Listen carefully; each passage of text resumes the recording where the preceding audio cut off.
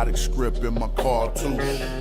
Roll through with them arches, hardcore, that's in my Shinu. I'm Bennu giving y'all truth. Iron core from meteorite should be chartreuse. Turbocharged the chariot and almost left Ferrari. The queen like almost Nefertari. Immortalize an image, put a figure in a figurine. Him at Netcher and hoop her. Them leopard skin kilts, yeah, the clan wear 'em. And I turn your knee suit to a fan bearer. Have my servants build a new stadium where I'ma slaughter you, surround your tumor line with boot cranium. Remove the organs, we preserve the dead. Mummify them, then carve them a reserve head. And all your internet mans who lied with you, died with you, sacrificed their life, afterlife with you. Now I'm all in your spot, and I'm calling the shots, while your soul get devoured in the hall of my eye. Ain't a night ballin' or not, care if you ballin' or not. I'm still gonna tell you guys, go to Kemet like El Shaddai. You ain't no king, you're like Cambyses the Persian who couldn't draw the Nubian bowstring. Melt the jewels in your crown into a gold ring, refashion them after smashing the whole thing. You're like Pepe II. Too old, king. If you think it ain't black, then let me just check them. I know the syntax, every morphine and phoneme. The scholarship top line, dog, and the flow mean. And my debate to make a fraud quit the internet. Sometimes I wonder if I saw to fix this window yet. That's what you call repair, re-end. They heard the king of Medu was a scary man, and he is though. I'm telling you, you better contain him, man. He's busting arrows at all these Mediterraneans, killing them. Now we ain't getting no views. Yeah, them flip-flops look like Tutankhamun shoes. And y'all just wiki, thinking I'm enthused. They turned Egyptian temples to churches and still say, I'm enthused. It's crazy. They just wiki, cause they lazy. So they can call me pseudo, it don't faze me. The page monetized, so crushing you clowns pays. You dig? Magi Archers. What's up? Dead Perry. Peace to the people. I know you just getting ready for a cool study session. I've been studying Medu all night. I don't know, I've been getting obsessed. I guess that's a good quality. They would probably call that compulsive, obsessive, compulsive disorder or whatever. It's not a disorder. You just need enough time to obsess and passion in things that you love in order to become a master, whether it takes minutes, months, or years. Damn, I'm a rapper. Maybe it takes minutes, months, or millennia. Like, if you're starting off with an alliteration, you can't end and just go minutes, months, or years. Find that other M. But anyway, we're going to keep it popping. You know what I'm saying? And I'll play this joint. Then we get right into it. Make me smile. I've been bout my papyrus since I've been in it. Put me in the debate, you know I'm gon' win it. If I scream black power, don't get timid. If I say black city, I'm talking about Kemet. If I say black city, I'm talking about Kemet. Primary research and we done pushed it to the limits. All you dudes finished. The king counting cattle up with brother Reggie. When I'm in Oakland, smoking, bro, they love the Chevy. Back in the day, it was the spokes on the chariot. Long procession when the king got carried out to every spot. Woman looking nice as ISIS. I read ancient texts, so my advice is priceless. Nubian gold, your ice don't entice us. Beating me harder than counting grains in your spices. Your heart was beating, but your brain dead, you're lifeless. Yo, they ain't nothing like us, yo. Don't try to make me mad. Make me smile and say you love me, man. That's real right there. Come on. You should listen to your main man's advice. Do a YouTube and apologize like Dice. Or the back fade coming like the Antichrist. Egyptologists sent me reading and said that I'm nice. I got a Stella with your name on it. I'm like Sargon. You the type of dude wake up and your car gone. Told, cause of the money you owe. Before you stream, you should clean up that humble abode. Like I'm not in city for my woman in gold. I keep the pseudos running, people coming in droves. You catch me on a live stream with Pan-African James. When we building, call us by our African names. I'm for the children. And ain't nothing happen to change. We on that black hype, so we still packing them things for protection. Got connections, My complexion, pure black, that's the S.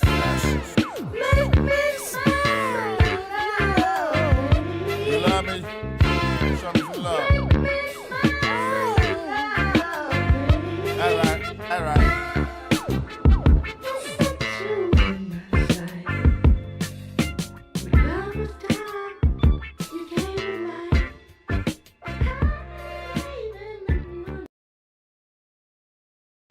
First of all, the tunes you heard you could get off the album Fights Over Egypt.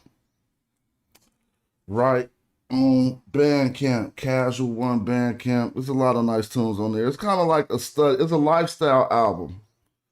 So, you know, with a long career, I ain't even promoted this album to hip hop because that wasn't the lifestyle genre for this album.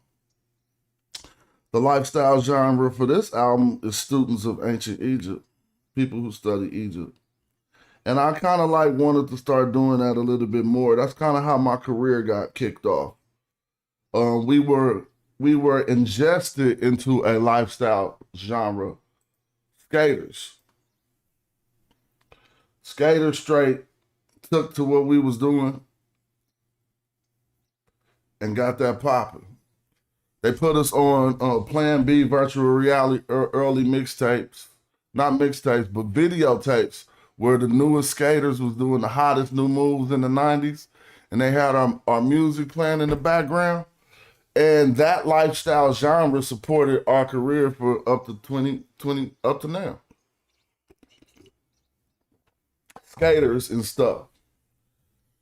And so, you know, it is what it is, but that's that album. But what's up? I'm just been studying all night, and I said I'm just about to go live. It's all good.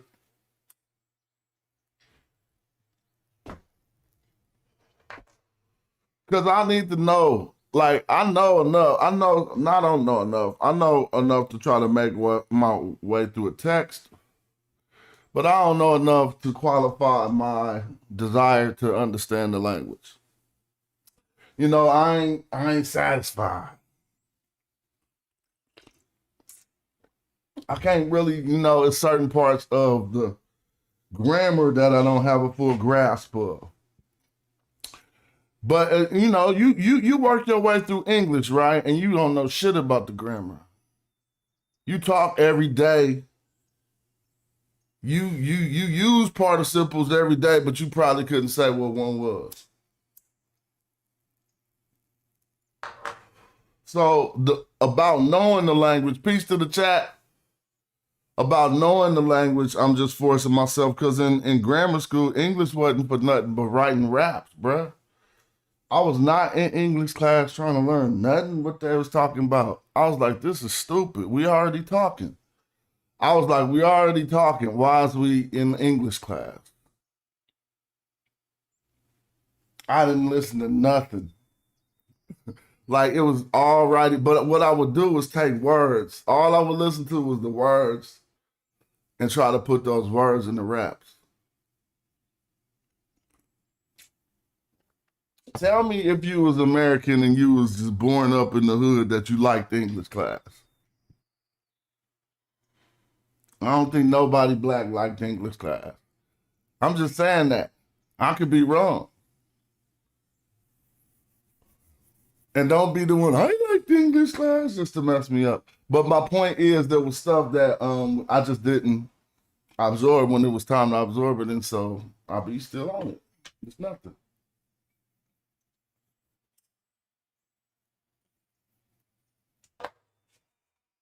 I came to, this is one of the tools, and this is a very useful tool. Thank you. What's up, Mr. Rich Shaz Move? Sadiq, always hold me down. What's up? Who else I see in the chat? Oh, Sunu, I see my man Medu, live from from Paris. All right, that's what's up. I'm using the St. Andrews text corpus, and if you are using this work, if you're going to participate in this workshop, At home or later when you see the video, you can just visit the St. Andrews text corpus to look at the text, whichever text we choose to look at. And so basically, if you look at how they got the text, they tell you what's in the text you're about to see. This one says it has the hieroglyphs, the English, and the transliteration. Oh yeah, hold on. Let me give you your wrench real quick right now, Chesma. Hold up. Let me see how to do that real quick. It should be easy. I should be able to say make moderator, right? Add as moderator.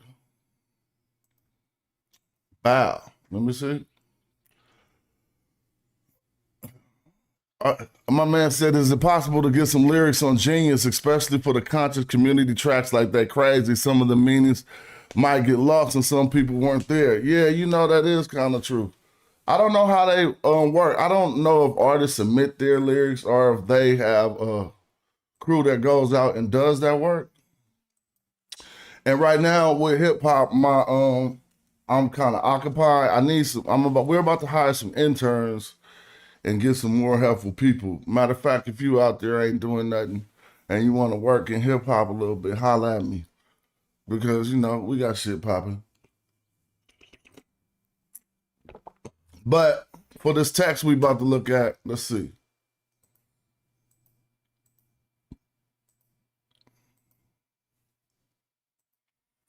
We're here at the St. Andrews corpus, and these are all, not beginner texts. These are all learner texts, study texts. And again, it tells you what they have there. So sometimes you might come to one. This one only has the English and the transliteration. Not as useful. And some has 4 categories, but it will have the phonology, right? But let's just find one that has all 3 like this and tap into it and start to see what we see. Now, obviously,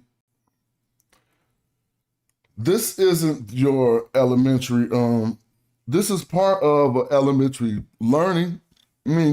Excuse me. You should be able to get through a text like this after your first, I'm thinking in 3 levels: beginner, intermediate, advanced.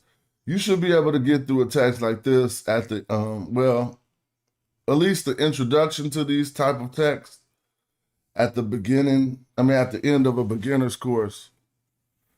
Texts like this are so good, obviously, because we got all the training wheels we need, right? It shows us but sometimes the translation will fall off. It doesn't always line up to what you see in the glyphs above it. So when we see this glyph and this series of glyphs, which is giving us the Ren-Pet Sep right there, which just says a year, I often get confused with this. And these are the things that Rita Lucarelli in the building. What's up? Shout out to you. Yeah, these are some of the things I get confused with. Just elementary. Sometimes you will see Ren-Pet Sep, and you will call it the regnal year, when simply they talking about just a year right here, right? We in the building. Egyptologists is watching. Smash. Got me juice. I'm over here smiling. But yeah, so sometimes I might step to a text and I might say the regnal year when they simply talking about the year here. So and the dictionary I'm going to be using is Mark Vigas' dictionary. And you'll be able to see the difference. And these are one of the mistakes that, since I make it, I'm just trying to help people not make this mistake. Now, if you notice, if I come to this dictionary and I put regnal year, you're going to see what appears, it looks like the same exact glyphs. Look. So how do you know the difference when you see that and this That's a good question. Well, a lot of the times when they're talking about Rignal year, they simply talking about the reign of in the. I'm an Egyptologist too. Shout out to you. Word up. Um, well, when they talk about the Rignal year, they talk about the reign of the king, most likely. And sometimes if you see Ren Pet Sep, they just simply talking about a year, the way we look at a year, not necessarily the year in the reign of the king. Even though in this one they're going into the first month of the season of the harvest of what we got, Jetcher Kara, right? Amenhotep or whatever.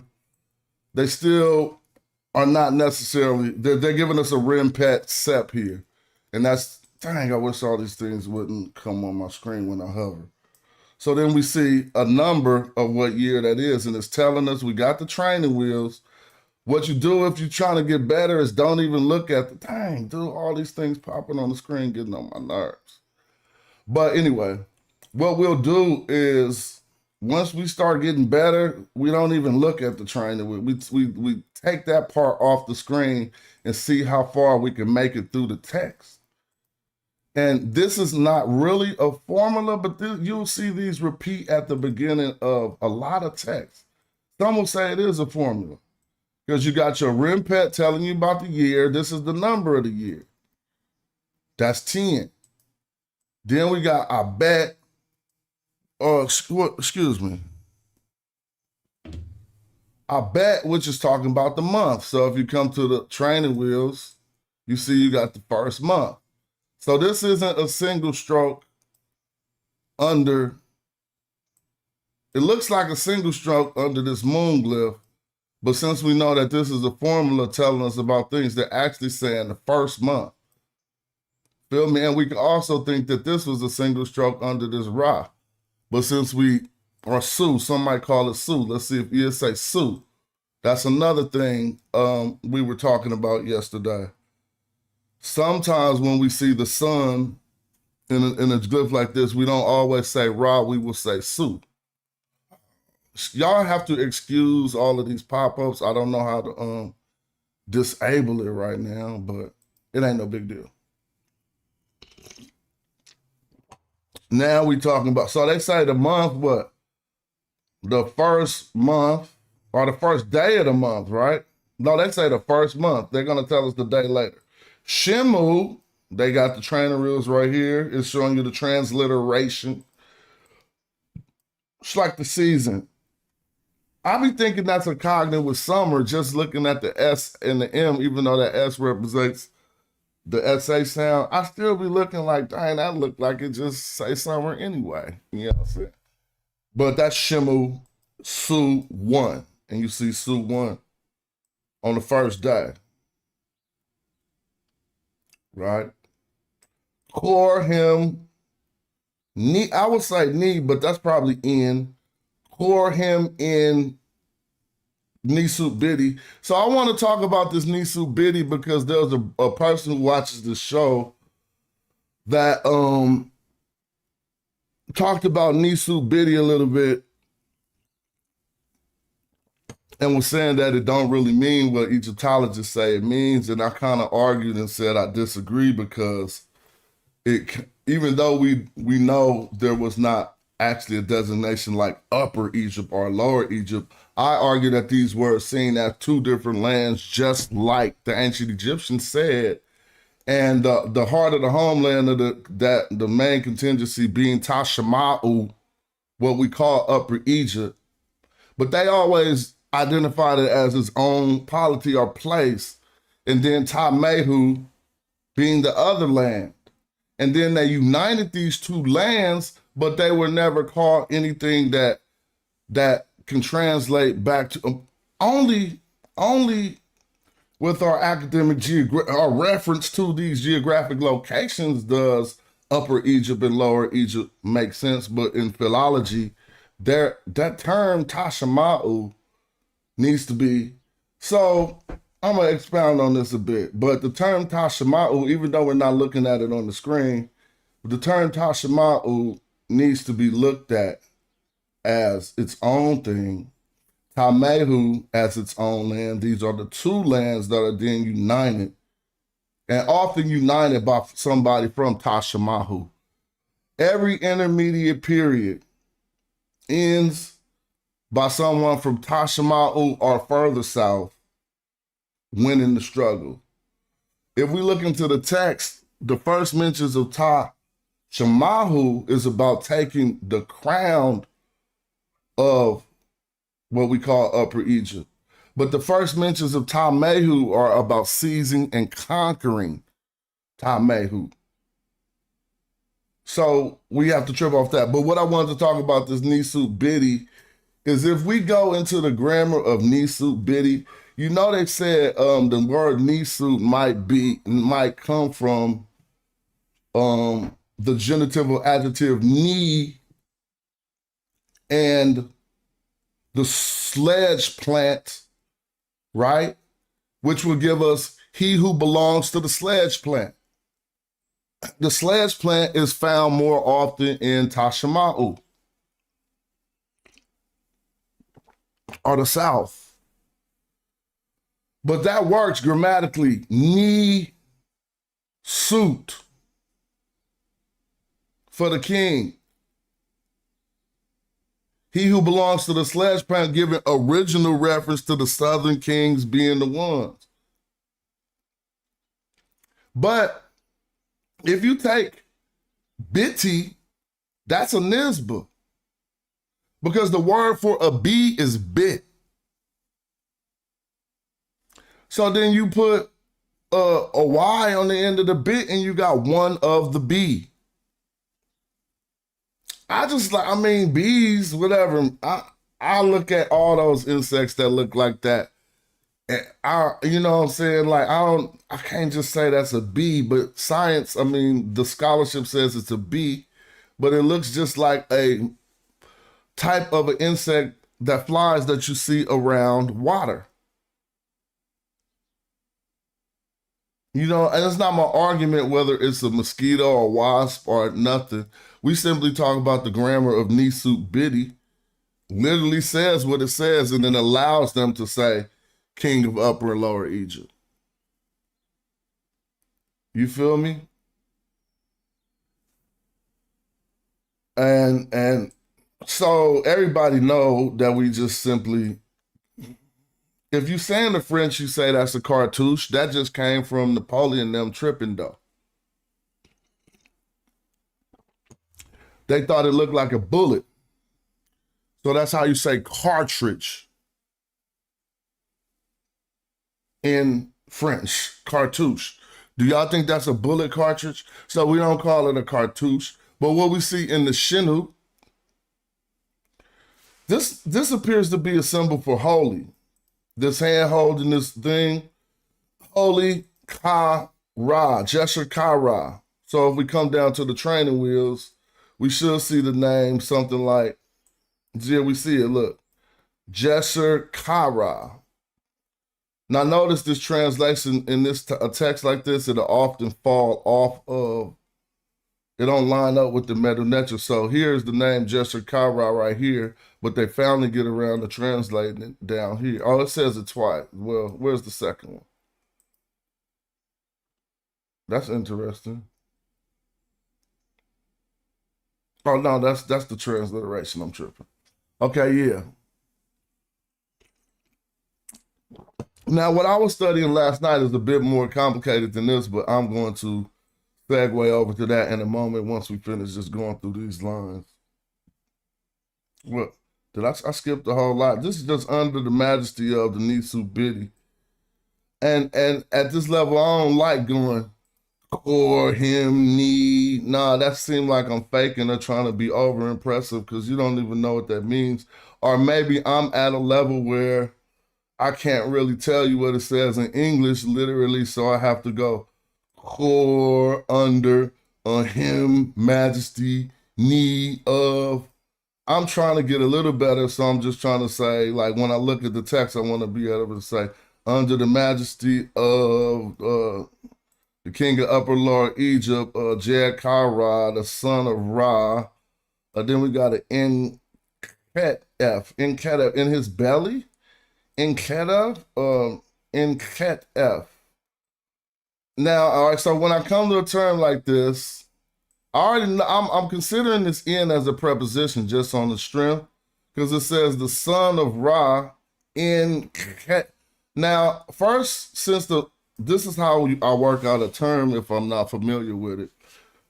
I'm going to default. This is just me. This is not an instruction. I default to the tri-consonantal root, even though I know that this could be a suffix f on the end of a word, that means belly. But I'm not going to go there because I got the knowledge of that.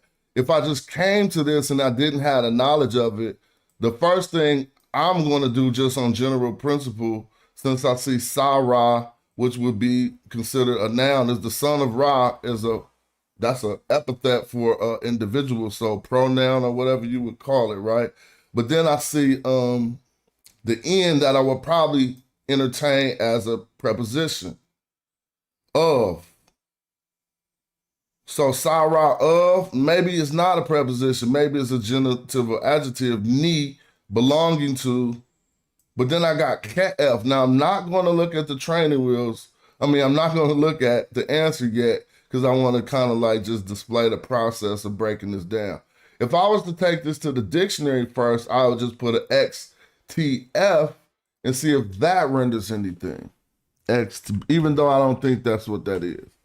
And you see, with a lowercase x, a t, and an f, we get nothing. I'll put a capital XTF just because it might be me, and it's not me.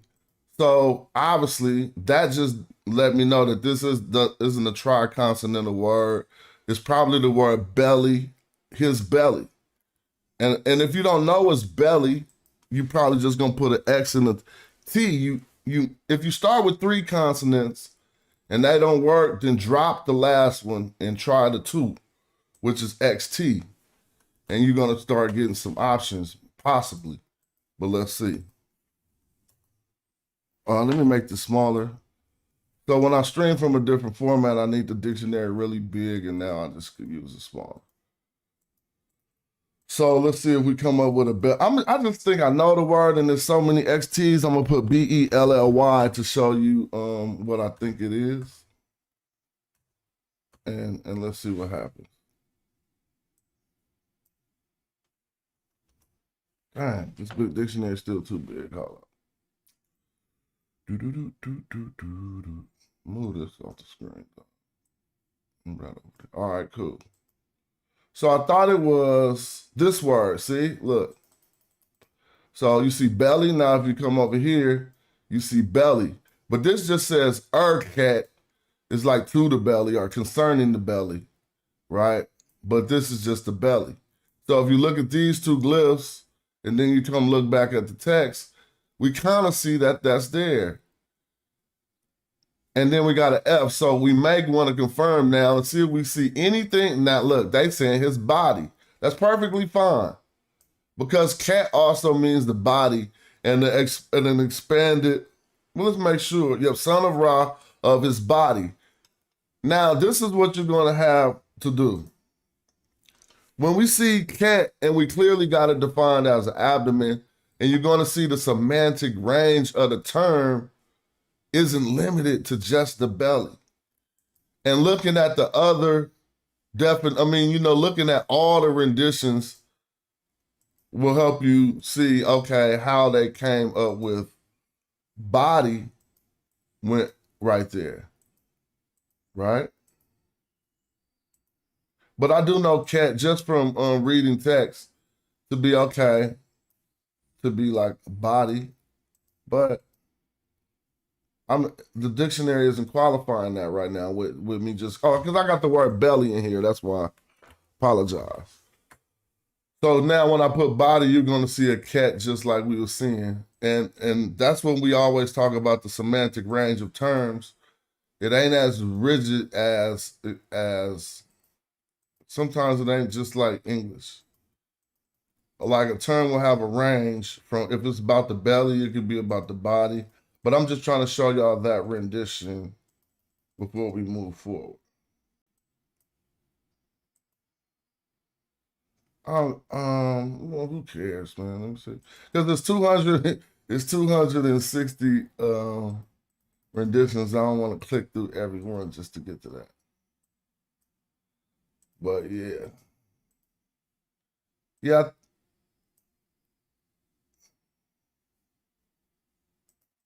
So I want to see it for my own self now. Because I was stuck on belly. I do know it for body, but I just, there you go, look. So you also see people, belly, womb, body, sole of the foot.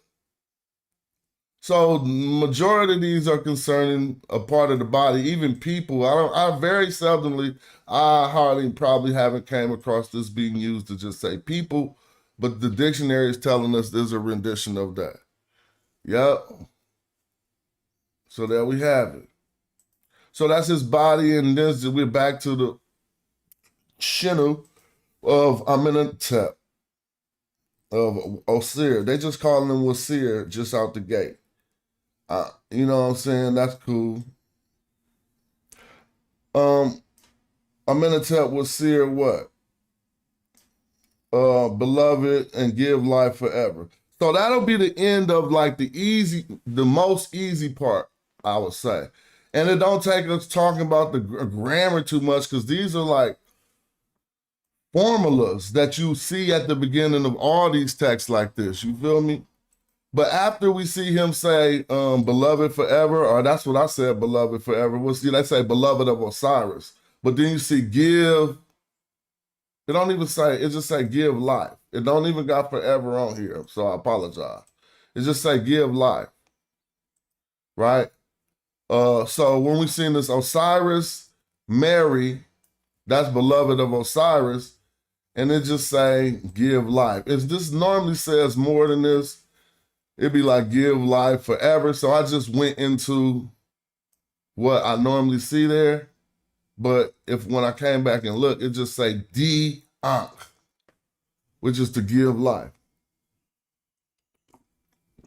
So notice this don't got no, let's just start right here.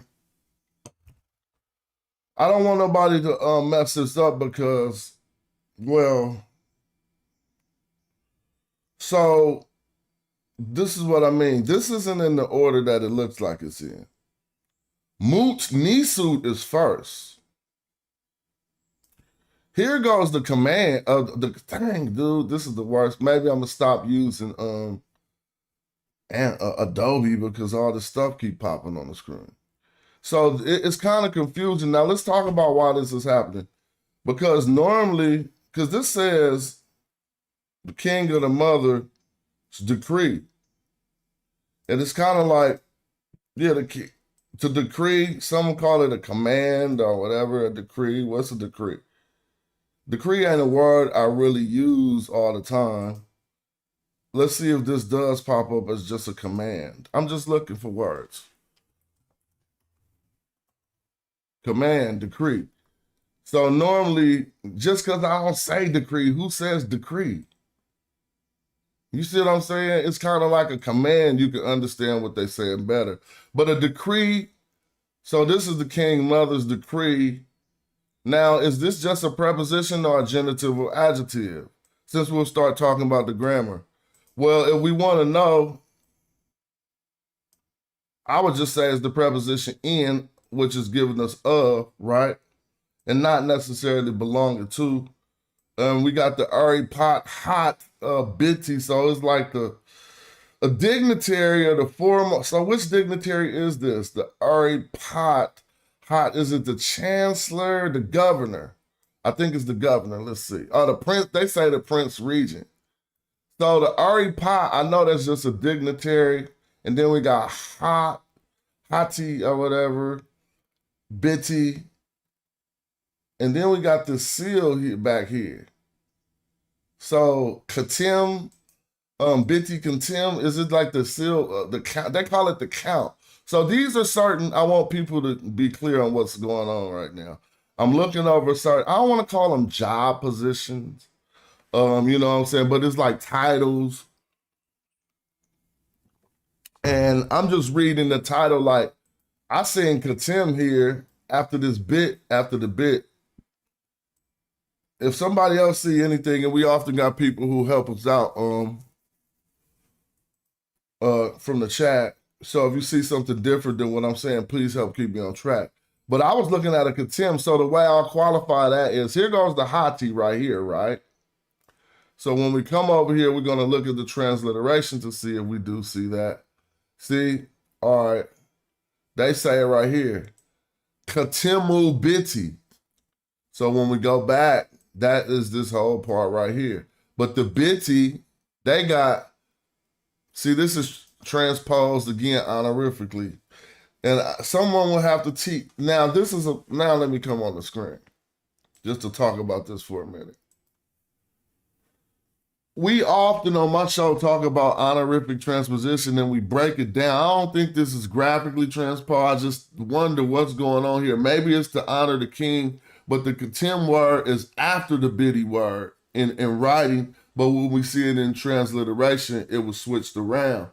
And normally that's something we learn called honorific transposition. You could just break that down like we always do, changing the position of terms to honor something. But that's not the only reason why you might see glyphs switched around like this. If there is nothing honorary there, then the biddy probably is honorary. You see what I'm saying? One who belongs to the B they talking about. That's probably, but if there's nothing honorary there, there's another option for things to just be graphically transposed because of space and stuff. And if that don't look like the reason, if you say, okay, well, this could have been there, why would he have? He's not out of lack of space. It probably is some case of honorific transposition. Now, the reason why I'm not all the way sold on, I don't want to say I'm not all the way sold on things that I don't all the way understand. I do understand it. I got a grasp of what Egyptology tells me about it. But when I encounter anomalies in the text that don't work like that, for instance, the name of Amenhotep isn't written Hotep Amen. I mean, it's not graphically transposed. And it's not honorifically transposed. And there's certain other phenomenons that make me say, what's up with this? So a theory could be right if it's not, if it's 95%, 90% of the times it occurs that way. And then you see that other 10% that make you question, well, why ain't this honorifically transposed? Or is that just something that we came up with to say when we don't understand why they're switching things around? I'm on the side of it, but there's certain points of it that I just don't understand. Like, for instance, go do the name of Mer and Ptah like we always do. And when you get to the second part of his name, the Hetep hair, Hetep hair Ma'at, if you look at how it's written all in the Shinu, it break hella rules of what they teach us about reading the glyphs. So what we need is we need consistency. You can't really act like something is translated if you have to break your own rules of consistency in order to render another translation at another point in time. I can't tell y'all nothing mean nothing if I can't display some type of consistency. It don't need to be no book, no secondary source that needs to qualify what I'm saying. If I can show you some consistency, like look at how this is. Now let's go to this other text. And then we got 3 or 4 more texts. We start to develop a pattern. You'll start to see for yourself that some of these things is facts. Let me get back to the text. And this ain't even the funnest text, but it's good to illustrate some stuff. I was on something else though. I'm trying to make me, so I'm working on participles and I need to have them on the back, like, I mean, I got them though, but I need to have them like the back of my hand. Because it helped me when you step to reading something, maybe you in a museum and you want to be able to say it exactly right.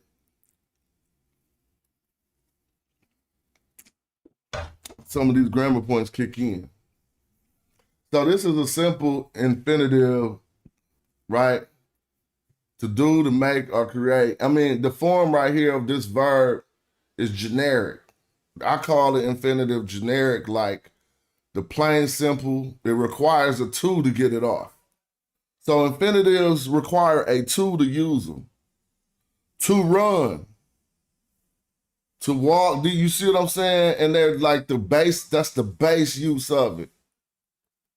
You know what I'm saying? It's the simplest form, right? And so, and a lot of people will say to do, to make, to create, but we even can expand when we get, all right, I hate to use the same terms over and over, but the semantic range of this is also not limited to do, make, or create. It can be allow, let, permit, because there are things that are associated with doing, making, or creating. When you see this eye like this, it's often ear. Not to be confused when you see this eye over a throne, then you're going to be dealing with seer.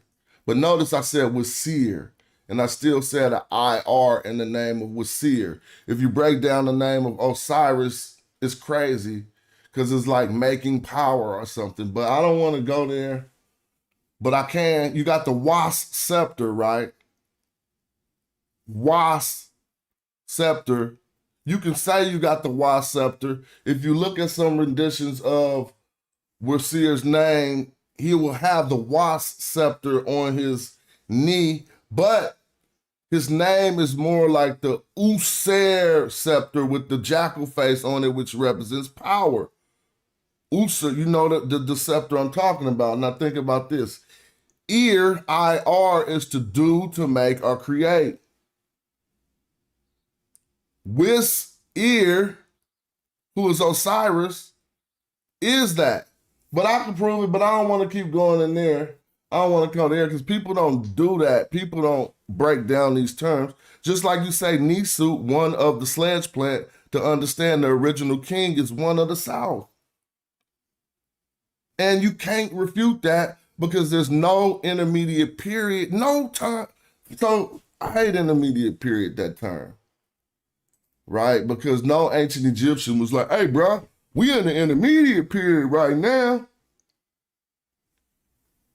That's an Egyptological term to help us understand what was going on. And since the form, well then, I'm about to coin a new term right now. Intermediate period 0. If that's the case, because let me prove something. They say the first crown, they say Nubians and Egyptians chose the same symbols for kingship. But they find the Egyptian symbol for kingship 400 or 500 years after they find the white crown down in Cousteau, about 3400 BC. They find a white crown on, not the actual crown, but insignia with someone with the white crown on his head, found in the areas of Nubia, 3500 BC. Ni Sut, the king being one who belongs to the South. I don't even want to, I'm going to keep it going. Ni Sut being the one who belongs to the South. We find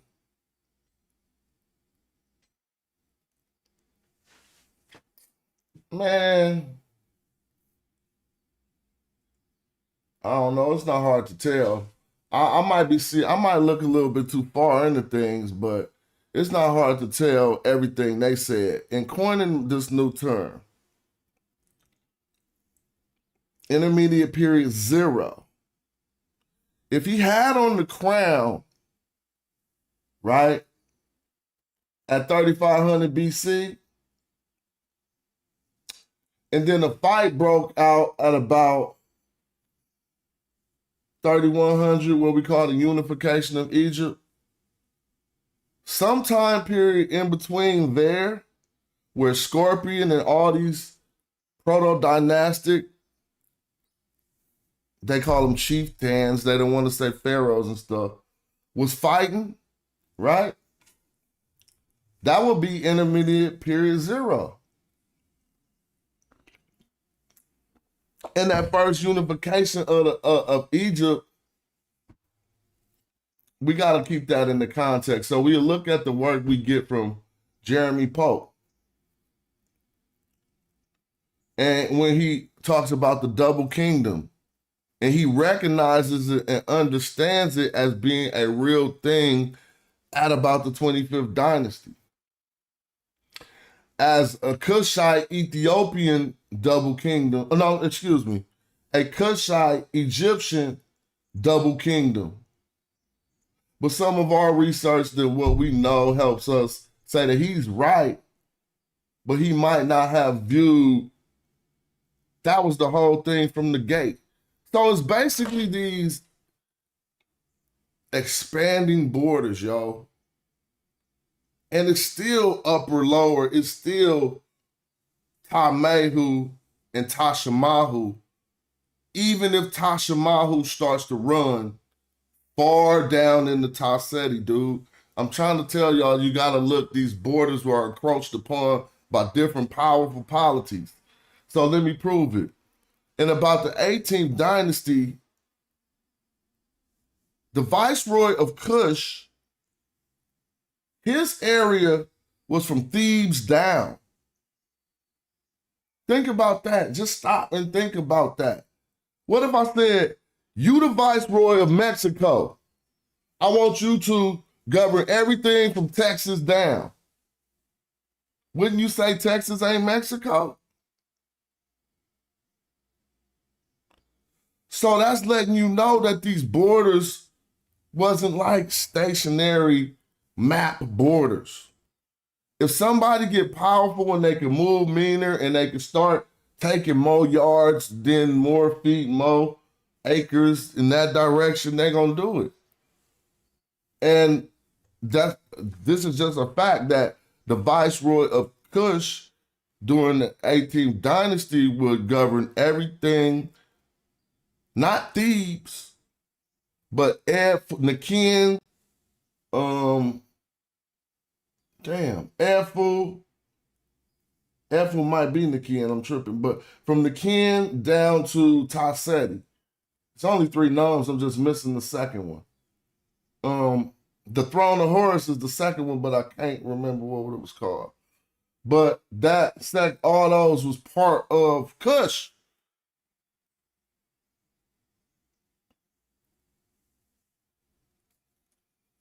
So when we talk about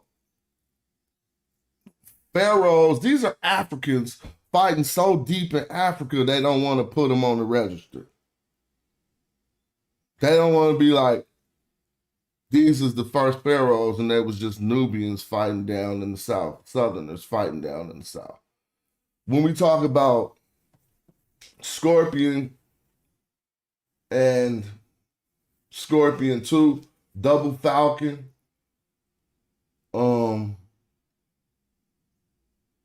I don't even like saying the Lion King because of the stupid ass movie. So we say Mai Aru, a standing fighting lion, Ru, a recumbent lion. We say Mai was one of those pharaohs. He was significant. He was found on more palace than Narmer. Narmer ain't even found on hella stuff. This being, and I'm sticking to my point, and I want this point to be made. The intermediate period is crap. What would happen, from what I understand, the North start getting out of line. Yeah, of course. The real power would fall because a dynasty only mean a family. If that family didn't have no heir, then they was like, who next? And everybody start putting in their bid, but not democratically, forcefully. What I mean by this is a natural thing. So it come back to the cattle count. And the cattle count is taxes. Imagine if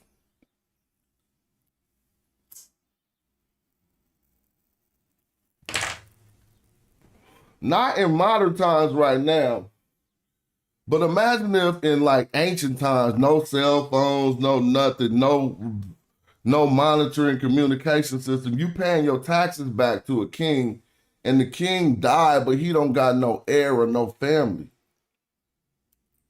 The first thing the average person thinking about is not paying their taxes.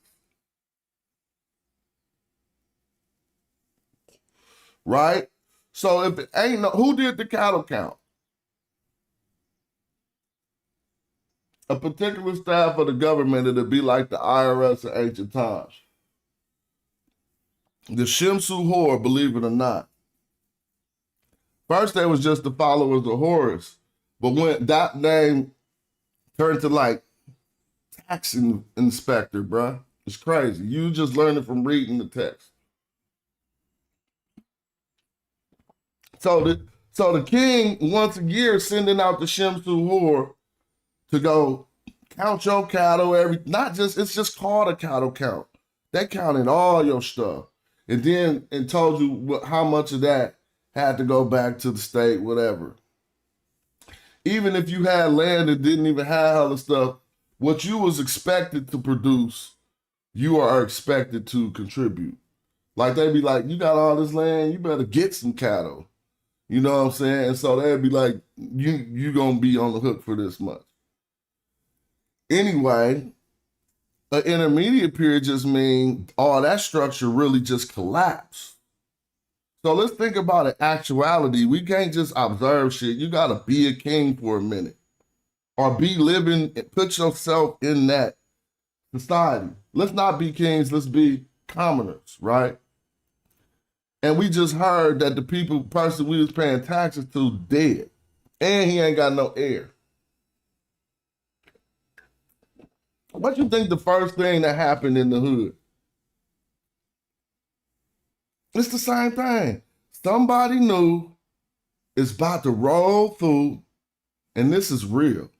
This is how it happened. Somebody would roll through that had some power. It would probably be a nomarch, and they'd be like, pay y'all taxes to me. They go out and tell people, I'm the new pharaoh. No, everything ain't collapsed. They got they boys still, they still got some muscle. They not moving as mean as they was when the Nisu was alive, but they out here. And then somebody else was like, nah, y'all pay y'all taxes back to us. And you can start seeing this in what they call the first intermediate period, to where it was big. From stop thinking dynasties, because it make you think time periods. Think families. Then you won't be thinking time periods. It's only 125 years, right? It's either 125 or 150 years, the first intermediate period. So that's not as long as you think. If somebody say the 7th dynasty to the 11th dynasty, you start thinking that's hella long. Well, a lot of them coexisted, and some of them was like funking. We talk about it all the time, and I'm just making my point that what they call, first I'm talking about what I'm coining intermediate period 0. What I say, it started with the unification of Upper and Lower Egypt. When we look into Maria Gatto's work, we see that they messed that up. It was, because when you say upper and lower, you make people think it's the geographic regions we call upper and lower today. But she was like, nah, the northern contingency, Maria Gatto's work says the northern contingency was around the areas of Nakata, and Abydos and Thinis and all that, just right above Nakata, a few kilometers. She said they went south first, as we can see from the material culture. They went south first, got in the beef in the areas of Tasseti with the people from Kom Ombo. Now, the funny part about this is we talking about two of the biggest archaeological excavations, extractions, whatever you want to call it, coming out of Egypt. Reisner being in Kom Ombo and Tasseti, breasted being in Nakata. Breast is saying that Nakata is the oldest Egyptian, basically. You know, you could go back to the Tafarian, Badirian, but they're talking about the actual civilization that made what we know as the Egyptians. Nakata 1 through 3 or whatever, right? 3C, whatever. And Rajnid with his Nubian. Notice he called it the Nubian A group through X group. They line up exactly what Maria Gatto say, that the ones called, for lack of better, I'll just say Nakadians, even though she didn't use that term, went south first and fought. And then after that, for some reason, the contingency of fighting went north. So just to be clear, south, the unification of north to south at that time was between the areas of Nakata and, man, let me get this clear. Nakata and Kom Ombo, Nakata about Abydos area, and Nakata's called Nubwet in ancient Egyptian. But and here's the funnier part. I need y'all to know this, because no one speaks about this. Nakata in ancient Egyptian is called Nubwet. NBWT. Check this out. Kom Ombo, Taseti, the particular region has a name, Nubyet. NBYT.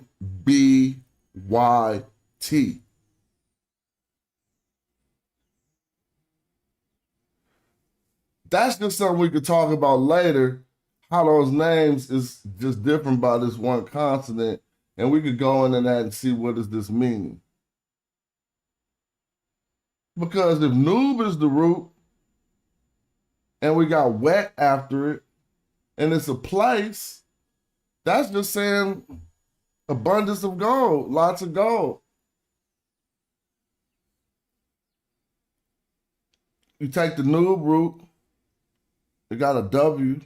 The W can mean plenty other things, but it could just be Nebu. It's still just in a place of gold. But they say that about both of those places, but I don't want to get off track, because I'm talking about this unification thing. If that was the area, that's all in Tashama'u. That fighting that took place to bring forth Egypt wasn't between no damn, nobody had nothing from the Mediterranean, had nothing to do with that. It was so deep down in Africa, they don't even want to tell it this way. And then she even put in the document about cultural entanglement, Maria Gatto, that it would not be safe to assume that the people from what was called the north, the area of Nakata, Abydos, no place in Lower Egypt, but she said that it would not be safe to assume that they migrated in from the north, these people. They was just there. Now, this is me. Now, she didn't say this, but this is what I say, because it don't make no sense. Why? Because I know how it worked. Why did the fighting go south, have a fight, and then go back north? I said this is just me saying it because they lost. The dudes who came, and then, I don't care, history, I'm saying something different. I'll tell y'all when I'm saying something different than what Egyptology says. Because if I'm just on my own hunch, I gotta tell you, it's just what I think. So this is just what I think. Because I'm like, why'd you even go south then? Think about it being a king again, and think about leading men and having to walk hella miles and shit, right? If your goal is to go conquer what's up north, then why did you start out going south? There's a few things that happen. This is why, I think. Because every time it's beef, The ancient Egyptians go south, get some more of their partners, some more of they get archers from Mijat, Wawat. They even get some Patati archers from, I think they're from a region, but I don't know where they're from. And they always, it's not one time, I don't know why they don't even teach it like this. Tell me where I'm wrong. What period did they not do this? Go to the south, get some more Africans, come back up and mash out these people who was coming in. When did that not happen? So let's talk about the first intermediate period, where we learn of a term for the first time. Coming up out of that intermediate period, we get 3 terms that we didn't have. We get 4 or 5, and they all significant to it. The first one, Kemet. Coming up out of the first intermediate period, we get Kemet. This is the reason why Dr. Mario Beatty argues that this is a geo-socio-political term to manifest, to give, I don't want to mess up what he said because I'm doing that now. I'm messing up his quote. But he's basically like, it was a need for such a term in the face of the incursion of all these Asiatics that was coming in. It was finally a need to say Kemet, the black, this is the black community. This is what it is. But that's Dr. Mario Beatty's statement. Let's talk about some of the other terms that prove what I'm talking about. We don't have a beloved land before the 12th dynasty. Go look it up. Maybe, well, let me qualify some of my words.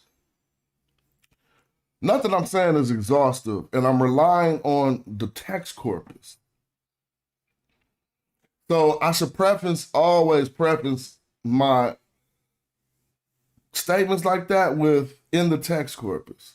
Because there are Shabbatis, there are little other places where there are texts that we might find something that is not included in the text corpus yet. But what we have to scholastically go on, that ain't in there.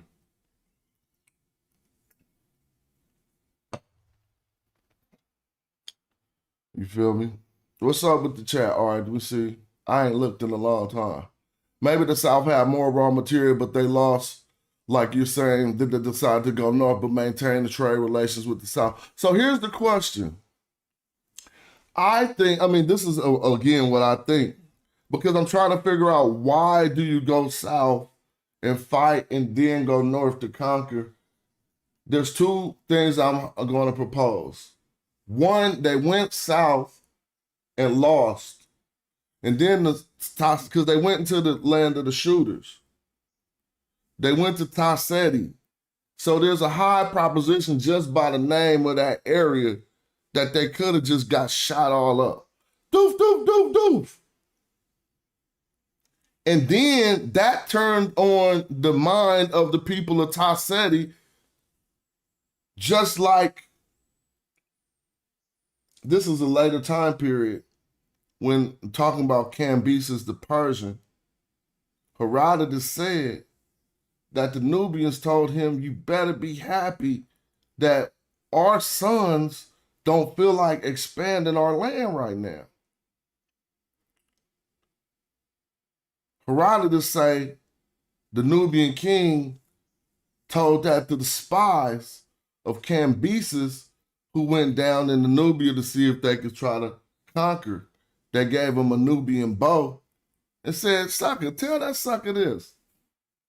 And that's why I love these stories. Because this is like, it reminds me of culture. Dad's like, bro, we caught y'all suckers. We not even gonna kill y'all. Come here though. Gave that man this bow. Archer. Magi archer. Gave that man his bow and said, check this out. Take this bow back to your little punk ass king and tell him when he could pull this motherfucker back, that's when he should attack. That's a bar. He told him when he could pull his joint back, when he could pull back the string of his bow, that's when he should attack Nubia.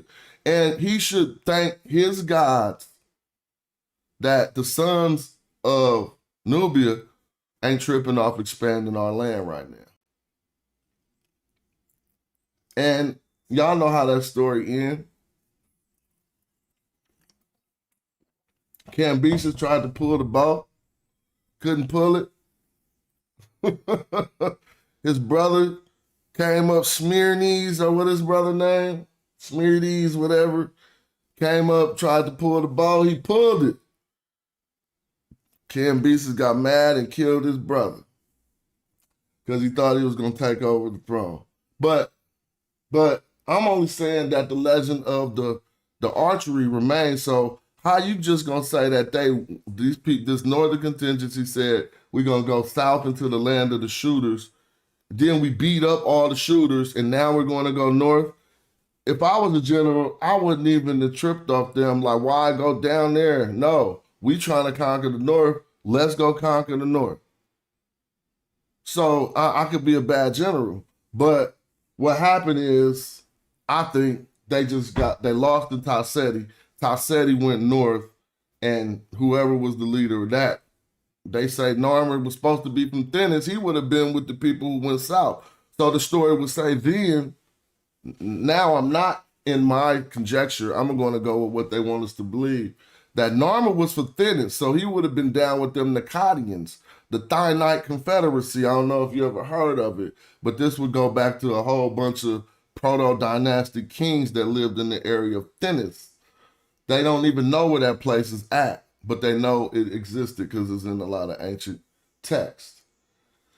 Egyptology would tell us they went down and beat up the people in the area of the shooters and then went back north and beat up everybody in Tamehu and unified Tashamahu and Tamehu into what we know as Egypt.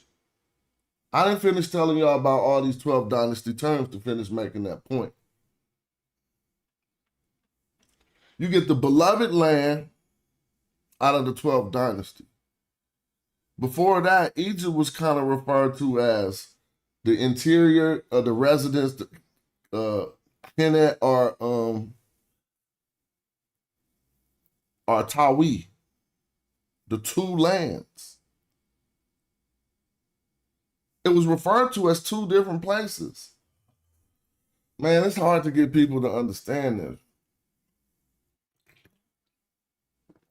So the unification of the two lands did not make the term Kemet. I'm trying to get us to understand, please. The unification of the two lands supposedly happened in Dynasty 1. The term Kemet occurs with the 12th family, 12th dynasty. Timeri occurs with the 12th dynasty. Guess what else occurs with the 12th dynasty? Kush. They don't have Kush before that. It's safe to say they didn't know about Kush, but they knew the heart of their power, was in the south because of who they would encounter the more that they would go south. You know how this happened, right?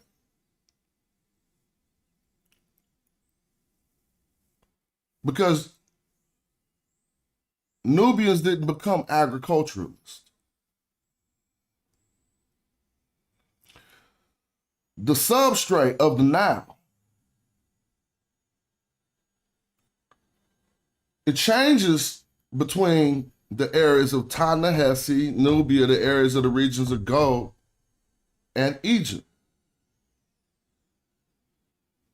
The difference between a limestone substrate and a sandstone substrate allows a floodplain to be carved out in the areas of Egypt. A floodplain that'll provide for agriculture and all this other stuff. So you can put down your bow and arrow and just put some seeds in the ground and store that grain and never have to hunt. Now do that for 1,000 years and let your boys down the street keep shooting bows and arrows at guinea fowl and anything they seen flying, knocking stuff out the sky, and you're gonna develop a skill with the bow that eventually became the chief military asset for the ancient Egyptians. The chief military asset for the ancient Egyptians were Nubians from the land of Mija throughout history. If you want to argue during the time period of Ramses III, after they took over, they had some fierce fighters come in, but they lost. But they was bosses, though. I mean, you know, you gotta give respect to warriors, boss. That when the sea people came in, that was a problem. But y'all don't even know how we beat the sea people. How did the Egyptians beat the sea people?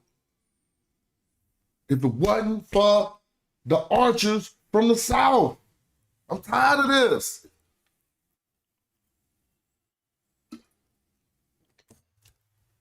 Go read the story about the sea people and see that they let them fools come down the delta on their boat and choop them up. 1,000 arrows in the sky coming towards their boats. And they let them fools go all down and now, like, let them keep going. Let them keep coming. Them boys got to a certain area and it was, all right, is it the Battle of Jahi? Man, come on, man. Y'all gonna make me look up some stuff. Let's go to the internet. Them boys got doofed up. Who was it? The Magi archers. My initial point, I'm still arguing. There was no period of time in Egypt when Egypt prevailed and did anything without going into the heart, closer to the heart of Africa, bringing back some shooters. It don't even make sense. They say the land of the bow. The land of the shooters. Cassette means to shoot. A bow is a pageant. If you want to talk about a SETI bow, you're going to have to talk about a particular type of bow that shows that people in these areas of Africa even knew about getting more poundage up out of your bow by turning the top and compounding the bow. Go look at a SETI bow in the glyphs and go look at a pageant. Pageant, a standard bow carried by some archers. They was hard too. It's not disrespect. Like the Patati archers, who they would dispatch into Canaan, 50 deep. Bruh, they would send 50 archers into the Levant to control everything. Like, reading real history is crazy compared to Bible stories and all the fake stuff and stuff. I'm going to show you a text from the Amarna tablets, right? It's a king named, he's a vassal king. His name is Rib Hada or Rib Ada. And he getting beat up by his little town getting beat up by the Haparu. His town is getting beat up by the Haparu. His kingdom. And guess what he asked for? Bro, he asked for like 25 to 50 archers.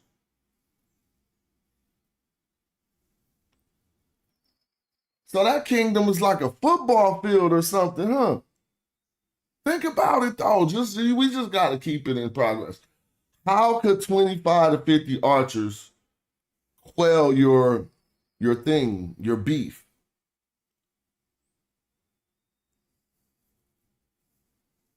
I don't know. I'm just building. I just got juice. We're supposed to be talking about the grammar.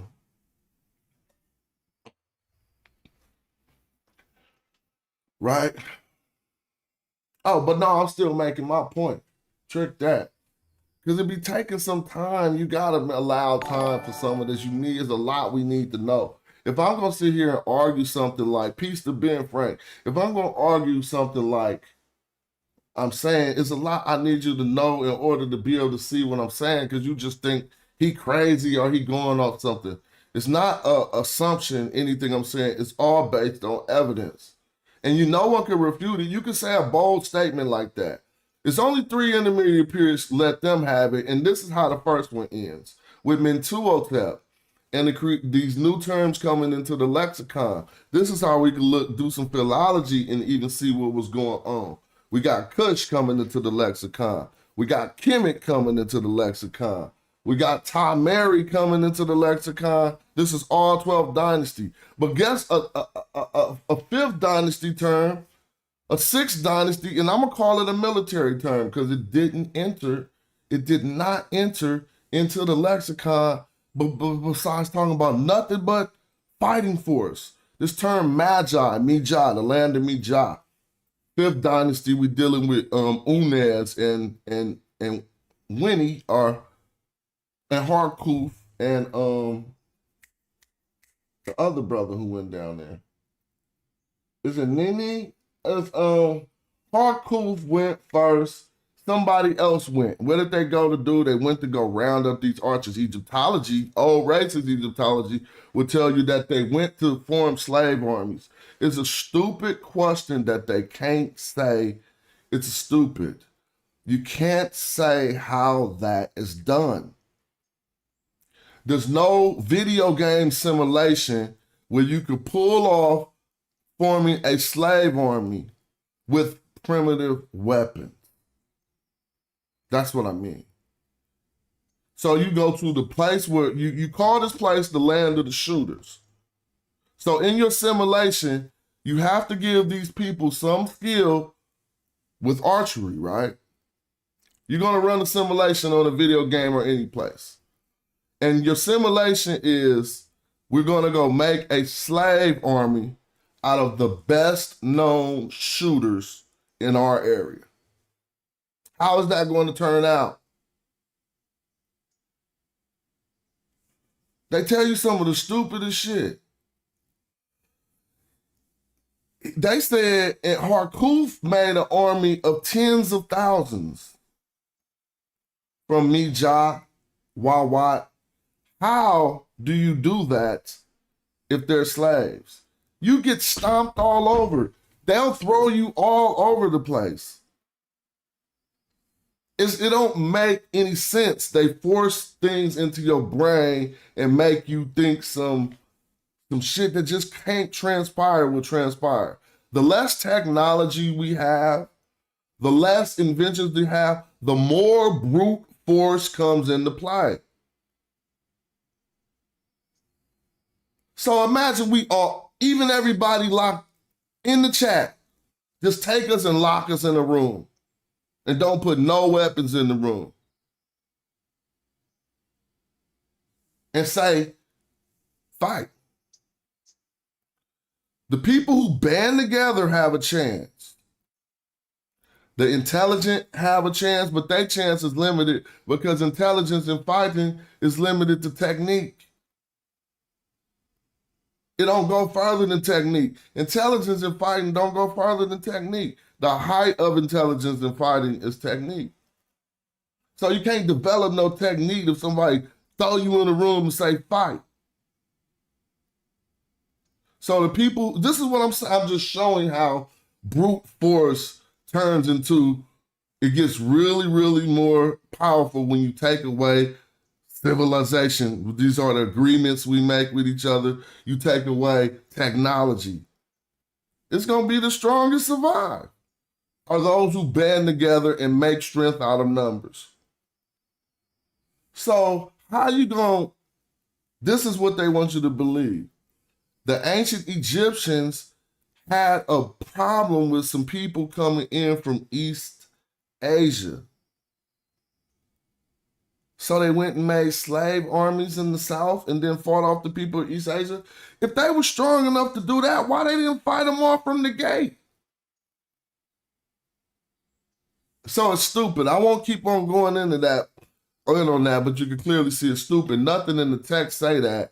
And really what was happening is they go to the South, talk to their cousins, their homies, say we got some beef and go back north. That's how we get Mija coming, skipping all this time period. The only time we see the term is when Winnie, Harkuf, and them 5th and 6th dynasty was going down to get some archers to fight Asiatics. Then the term popped back up in the 12th dynasty, right along with Kush, right along with Tamari, right along with Kemet, and all these other terms that just teach us BS about. So why is it significant? Because in archaeology, it was so abundant in the 12th dynasty, there's an archaeological name for it. The abundance of these shooters coming into Egypt in the 12th dynasty is so proliferous, is that a word? Y'all know what I mean. That they got an archaeological name for it. What is the name? Nubian Sea Group Pangrave Culture. Nubian Sea Group Pangrave Culture. Nubian Sea Group burials a pan grave, a grave that looks like a frying pan. Not so deep, and you always find particular things in pan graves. One thing is a Nubian, this is one of the least talked about things. That's why I started with it first. A thumb ring. An archer's thumb ring. Is the Nubian lion god named Apemadek or something? Y'all know him. Go look at his thumb. Pay attention to detail. Go look at the Nubian lion god Apemadek's thumb. He has on the Nubian thumb ring. This is the thumb ring of an archer. You find an ostrich feather in pangraves. You find Nubian beads and stuff, sometimes some arrows, whatever. Found so much.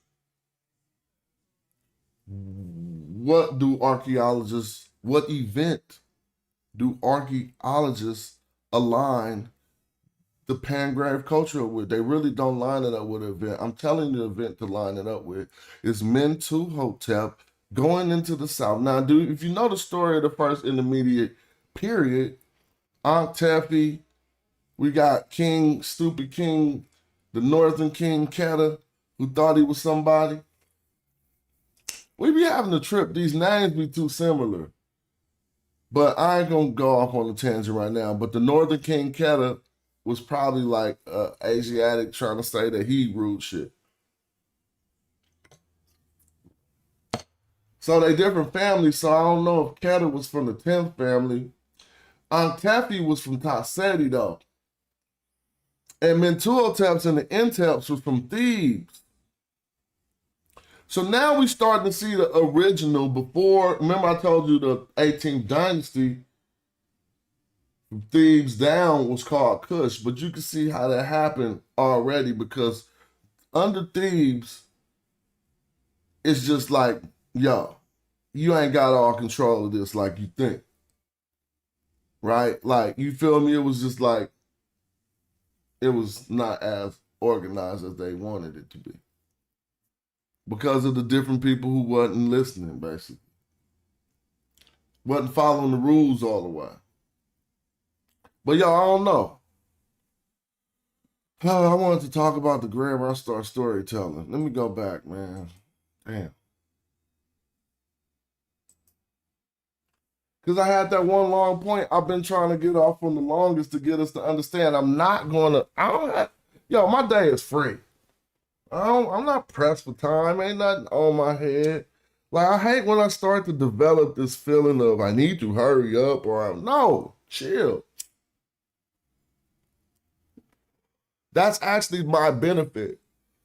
It's one of the benefits that I got the time to go over this stuff and there's nothing pressing on me, but I always be putting this thing on top of my head to hurry up, hurry. No, shut up. Get out of my head.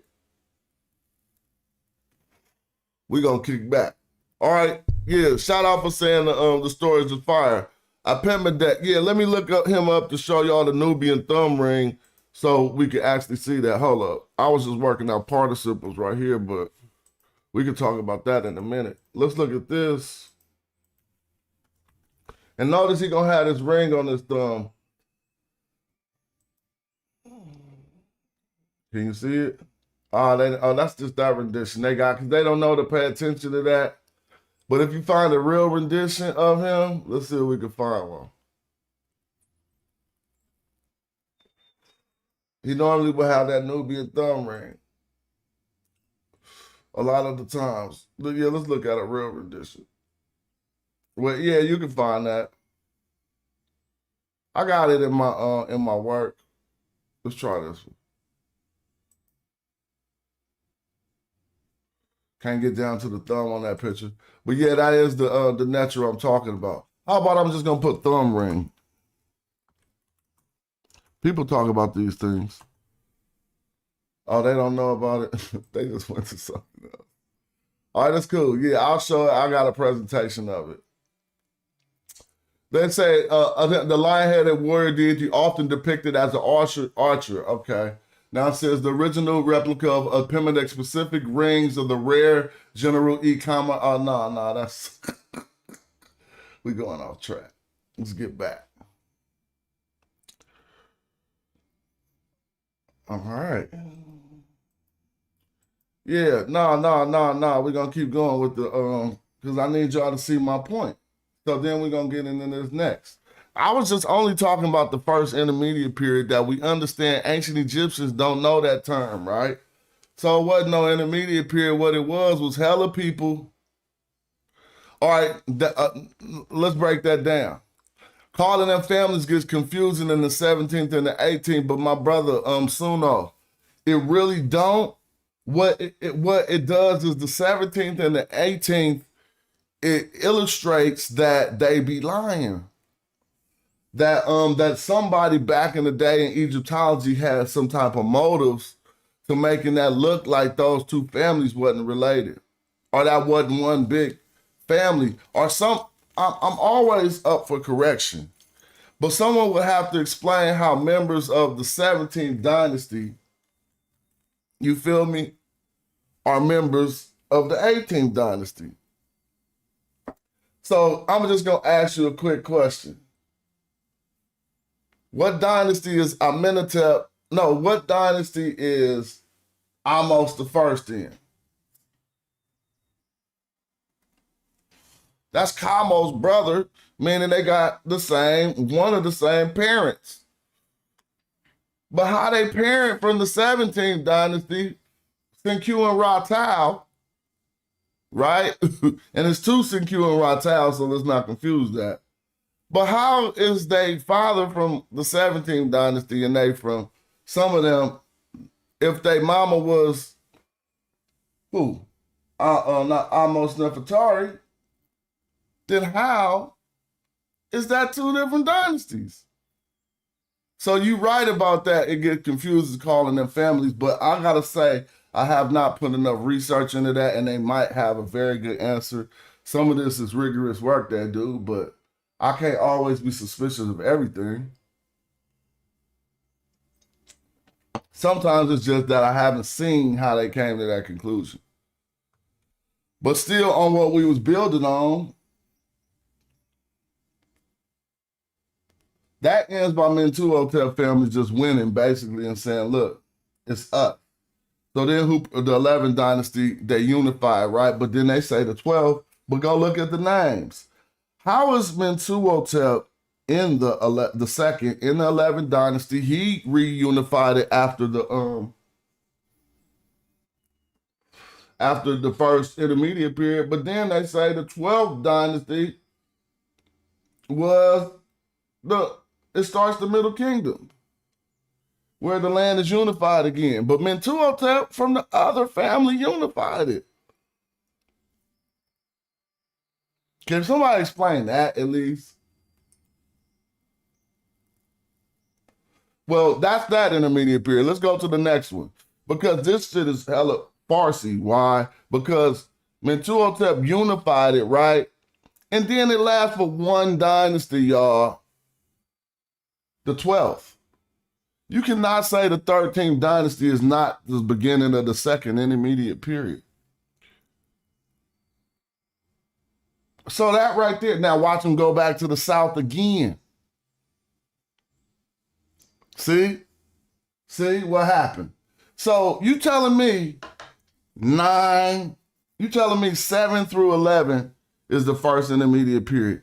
12 starts the Middle Kingdom, but then 13 through 17 is the second intermediate period.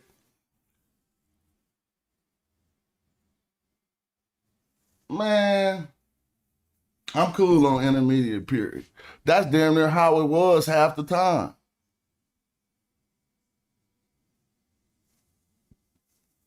I'm saying, I know I got this on the screen I'm saying, let me see. So then let's talk about the second intermediate period and let's see what happens. What happens? Egypt fall apart again. Ain't nobody there. Oh, okay. Now but the problem of these Asiatics coming in, as you say it, from the ancient Egyptian perspective, was getting more and more problematic. He just found the link to one of the rings. I appreciate you into, so we can show people what we're talking about. Oh man. But my thing is that the page isn't available. But people know they can just look that right up and find that. We could keep moving up. Yeah, you seen the adjective screen, my bad. So look,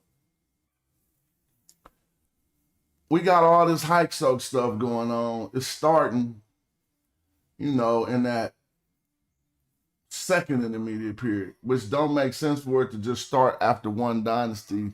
Y'all tripping. But let's keep going. We need to reclassify them terms and be like having people know. But anyway, peep game. Yeah, I am gonna reclassify them.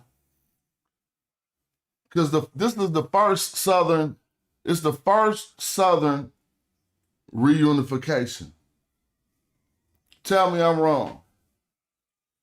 The first intermediate period really is the first time, well, the second, because we got intermediate period 0 that they didn't account for. And we could talk about all that. Those kings was doing the same thing, fighting for the land. And somebody won and unified it. Now we got the first intermediate period that they call the Mentuhotep family, the Entep family won, 11 dynasty won, 12 dynasty got some unity going on in the land. It fall apart as soon as they fall off. 13th dynasty, we back in the second, and we're in the second Southern revival or whatever I called it. Because why? Because what happened then? We actually have a prophecy, dude, from this period, a prophecy from prophecy of Nefertiti, right? The prophecy of Nefertiti. Where they say, man, I know it's crazy out here. Man, we get so many texts from this intermediate period that tell you what's going on. First, let me not go to the prophecy of Nefertiti.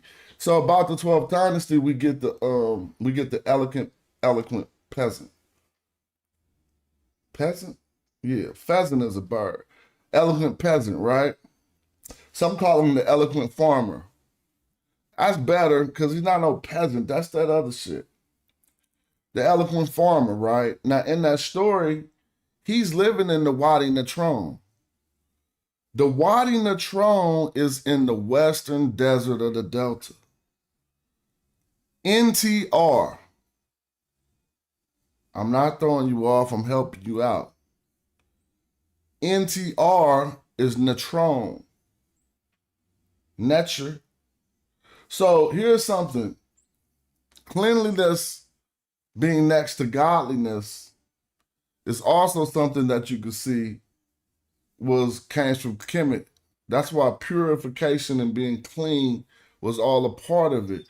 So one of the key ingredients in soap, and probably not now, they do different shit, but for centuries or for millennia, it's been natron. NTR. Look it up in the Medu Netter. It's still NTR in the Medu Netcher. Now that's hella weird because a NTR also has something to do with divinity, and we can see how it is linked to cleanliness by just the use of natron, which was also used in ancient Egyptian soap, which would have to do with purification and cleanliness too. But I don't want to throw you off. He was in that area, as a desertous area, salt fields. This will be inside of the borders of what we know as Kemet today. But, I mean, as Egypt today. But in the text, he says he's about to go down, and more accurately, he's going to descend to Kemet. But he's in the Wadi Natron, which is already inside of what we know as Egypt. How you gonna be in Egypt and say, I'm about to go to Egypt? Imagine if I told y'all I was about to go to California right now.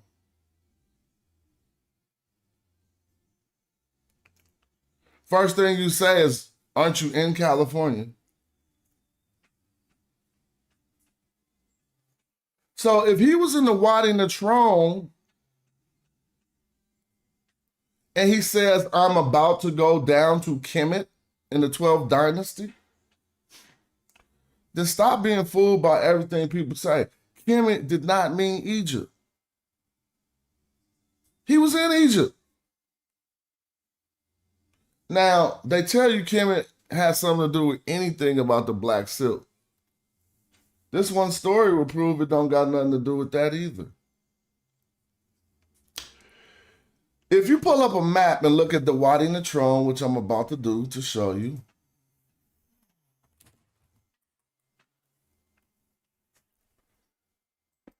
I want to ask you just a simple ass question. We always think about airplanes. See, we always think in the context of modern travel, bro. Like, do you know a shortcut was really a big deal at a part when there were no cars and there was no, imagine knowing another path that was shorter. That was a militarily strategic and everything. But peep game.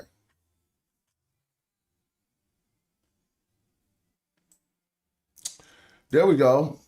The Wadi Natron, right? Now, this is just, don't get this off. This is just like a field of minerals, of particular minerals. But if I take you to natron, it will be NTR in the dictionary. Now, suppose if Kemet meant black silk. Just think about it already. You're looking at the map. He's in the desert and he wants to go to the black silk. When he said, I'm going to go to Kemet, let's propose he was talking about he wanted to go to the area with black silk. He's here.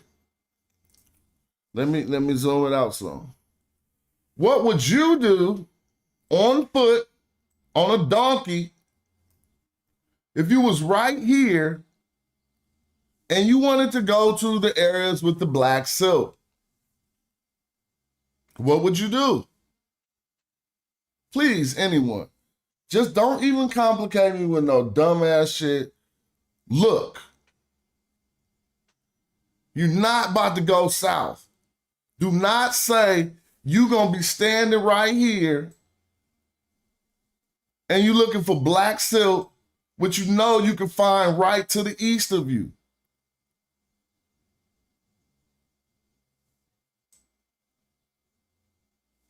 On foot, on a donkey. Maybe if I was in an airplane, I could pick a destination location of the finest silk that I want.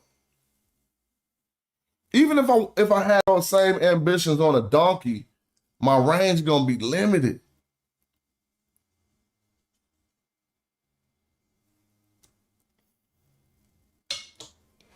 So I'm asking a very simple question for you. You have to put it in context. Be an Egyptian just for a minute. And you live in this desert over here. Where are you going to go to get to black silk? Don't you think it would be more black silk in this area than it would be in these areas? Well, no, or maybe how about this area? Why you gotta go way down here? Well, if you read the story, this 12th dynasty story, he don't go east. He start on this path way down here, and this is where he gets robbed.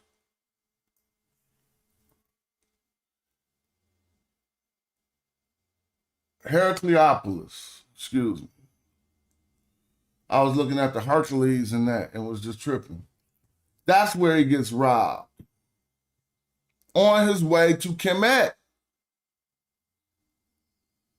Now, if I could show you that in primary sources, that's why we skip secondary sources. That's why we don't listen to what they be saying no more. What part about your brain will make you think that he thought he was in Kemet first? He said he was going to go to Kemet. So this to him was not Kemet. That's established. Now, we still have an option for Kemet to mean the black silk or a black town, black location, a black community. Black land, we beat the brakes off of that already. No one can come around here talking about no black land that's going to look bad. Right? So, what could it mean? Well, logically, I don't want to go that far on a donkey. Especially if I could probably get robbed. Which he got robbed. But it might be that it ain't the best black silk right here. I'm just trying to go with the black silk argument. And then maybe he had to go south more. Silly.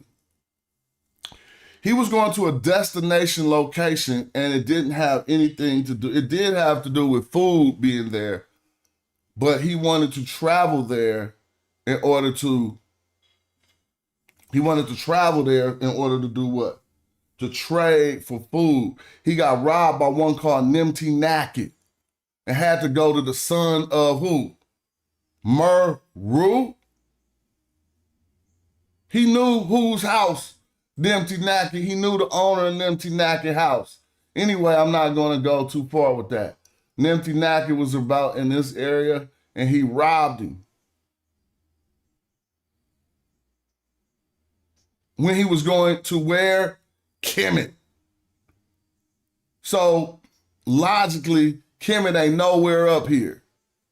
Nowhere above Heracleopolis. It cannot be in the 12th dynasty.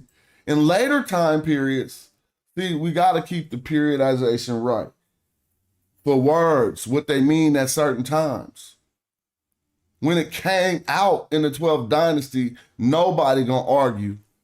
The toponym came out in the 12th dynasty. No one's gonna argue that it could be, they might, but they're gonna be foolish. Because the text tell us he was going to Kemet and he got robbed before he got there. And he was in Heracleopolis. So that means logically Kemet is below Heracleopolis because he never reached Kemet. That's just the first text of the 12th dynasty that we using to see what was going on.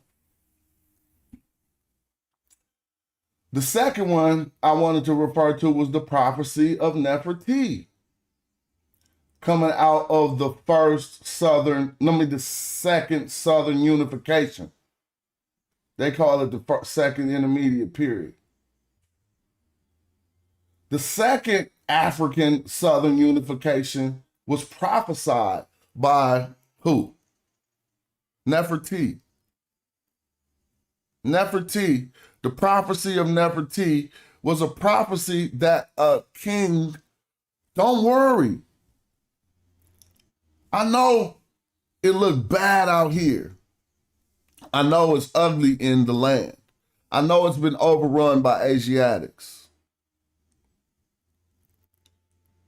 I know. We now down in Tashamahu. But guess what? A king will come from Tashamahu. The son of the woman of Taseti. From the heartland of Nakin. He gonna come back. Amenti. Did I say that right? We're gonna look up that text. Somebody know the text already. Who is it who come back? Amenti. He gonna come. And we gonna take back Egypt. Did that happen? Amenti didn't come. Who came was Kamos and Amos. And that was like, man, I don't know what y'all been doing. We getting these motherfuckers up out of here. They gone. Get ready. Where we gotta go? Back to the south. Go get some Magi archers. I'm about to pull up the text. Now we can start that part. That's what we're going to start with. Think I'm making this shit up? Watch this. Look. Let's open up the screen. Shout out to the Black Raven for the contribution. I appreciate that, and all contributions to this channel are much appreciated. Now, check me out. We're going to find Kamos. But this says text on the spearhead. We want, why it ain't on here? It's in the caves. Let's find Amos then, maybe. His brother. Not the son of Abana. Son of Senkuinra, right here. Right? Inscription on the statue.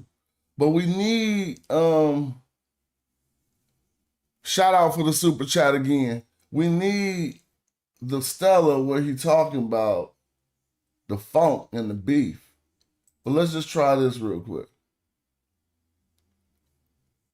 Super big. Let me make it smaller. Yeah, this ain't even it. So I can pull it up in the TLA. It's time to go into the text corpus, man. So one thing I want you to notice is how I get to this text in the text corpus. And sometimes I get to certain text by words that I'm familiar with. And the word I'm going to put in here is, hopefully I do it right now. Oh. Well, let's see what's up. First, I want to see something. Right, all right, I'm sorry for translating right now wrong. Let me see. What do they want else in there? Maybe a J for this, or I. Well, I'm just gonna put Maja, right? Oh no, that's me. I did that wrong. MDA. There you go. MDAW. Okay, I had to freshen my memory. All right, now they might want a dot after the W, but I ain't gonna go there. I'm just gonna put Mija, right? So we got Mija here. Now we're gonna go to Magi. So this is the land. See Mija. I'm gonna tell you they're gonna go here all the time throughout history. See, this is a Magi, one who belongs to the land of Mija. You hear me talk about Magi all the time. Now they were such the policy enforcers that they got confused to be known as the police, but that's not Maria Gatto. It's Kate Liska who does the work to show that this term ain't right. policemen, but they were like the policy enforcers. All right. At this time period, you didn't have to be born in the land of Mijah to be a magi. It just got turned to a term that was synonymous with policy enforcers instead of saying police, right? But look, because then you get a bad context from that. Right here it says, forget this average clouds. That's just ridiculous. They say a middle Nubian, somebody from Mijah, Magi. Feel me? I ain't tripping off that. They saying he from the area middle desert. Magi in the desert, an average Magi woman. Fine. So this is the term I'm about to scrutinize to show you something. And I think I want to go to probably this one. So one thing I noticed about this term, I only found like one or two texts that seem to be negative about talking about the people of the land of Mijah, right? Right, and I always tripped off that they would often reference them in a way that seems to have some type of reverence for this particular group of Nubians. And you know why? It was because out of all the people from the land of the shooters, they were the best, right? Or at least they appeared historically to be the best. They did have other rivals mentioned, like the Patati archers, who Rahotep was a Nubian leader of these Patati archers. But, man, hold on. I was just looking for the particular term. But the people, these archers was like the best. So if I can't find it in the text with that word, it's gonna be, let me see. Don't trip, we chilling. Shout out to the people watching. I seen a good friend of mine, Rita Lucarelli, in there earlier. And that was all good. A confirmation that we are on the right path, right? I'm just looking at all the things they say about, so here's one thing to learn. While I'm looking this up, I'm gonna toss out this jewel. Hike soaks are not any people from the Levant. The first time we see Hikakasut used was to talk about some Nubians. And they were from the land of Mijah, which is the land I'm looking up here. I'm looking for a particular text. I'm going too slow. We're going this way. I thought I would be able to find them this way. Let me just continue as I look up the text so we can read it. Because it's Kamos who finishes off, right? Or I want to say who finishes off. I want to say it's Kamos who brags about his Magi archers being mounted on the rooftops as he defends Egypt against the Asiatics. And he eventually expelled the Asiatics. And there's something said in his text that also makes us think that Kemet in his time period had not become all of Egypt either. Because when he's talking about the Hekakasut leader that is ruling in the time, he says he has the land of the Asiatics. Now let me show y'all on the map. This is gonna be crazy. And I think it's Danielle Canderola, I thought, who did the work on this about these hikes. So keep going. He says, hold up. He says this. They have the land of the Asiatics. So he's complaining about the people he want to fight against, this fake ass king that's putting up all these taxes and smashing out everybody. Right? Excuse my language, but that's how we do on my show. But look, he lives right here. Avaris. So he says they have the land of the Asiatics. But please know that this Hyksos ruler who was from Avaris, his reign went all the way down to where? Let me see. Dang, I can't see how far down it went, but it went down hella far. Like he was holding down. This Hyksos ruler was ruling all the way down to, dang, I don't see the name of the place. If that text come up, we'll see. It wasn't Abydos. He wasn't ruling all the way far down as Abydos. But he had a lot of Lower Egypt, damn near all of Lower Egypt. He had all of Lower Egypt, but he had some of Upper Egypt too.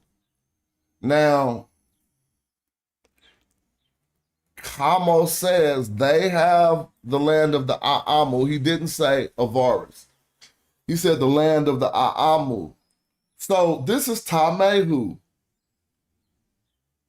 And we clearly see them calling it the land of the Asiatic in that time period. That's significant. And it only makes sense if you understand Egypt the way I explain it. Like, these is two different polities. Kemet wasn't Upper and Lower Egypt. That's only Egyptology that teaches that. It don't translate to it. To say Upper Kemet, you'd be like Kemet Hurry or something. You feel me? Like, you wouldn't be saying Ashma'u. That's a whole nother thing that Egyptologists made the thing because of the way. It's not bad to understand it like that. Once you get later, after Ramses' name and stuff, it be it's more appropriate. But in the foundation of these terms, how could it have been all of the land when it just came out? What type of information dissemination did they have in place in order to let everybody in the whole Egypt know it had a new name?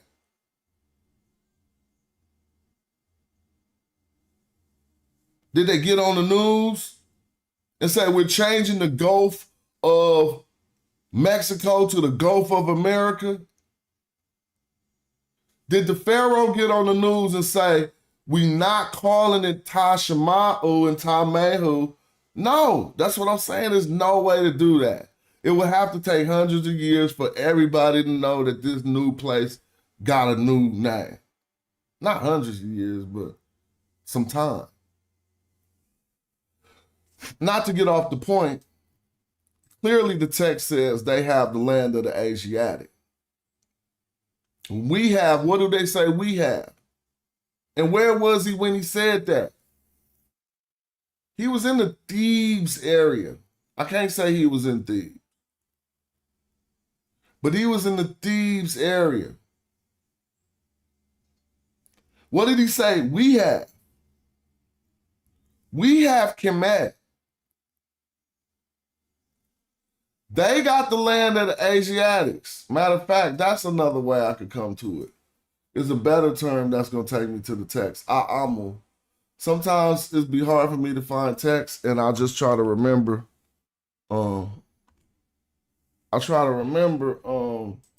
Words that lead me to that text hella quick. And you don't got to go too far in A'amu to find that text. Right? So I'll continue and I'll be able to pull up the text. There's only 118 occurrences right here. Now here goes some research to do.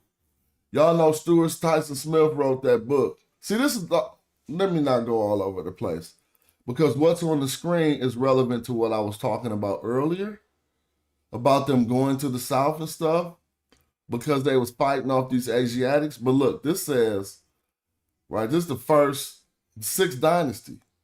It says, the majesty of my Lord also sent me to the land of the Asiatics to bring him the body of the sole companion, carpenter, overseer of the workmen, and acculturated foreigners, Anki, who had been building a sea ship there for Punt. So let's stop.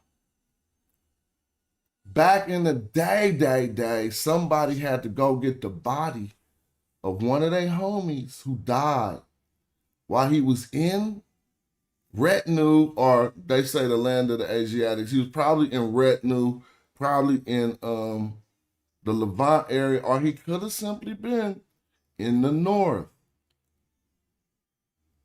Because he don't identify where this land of the Asiatics is.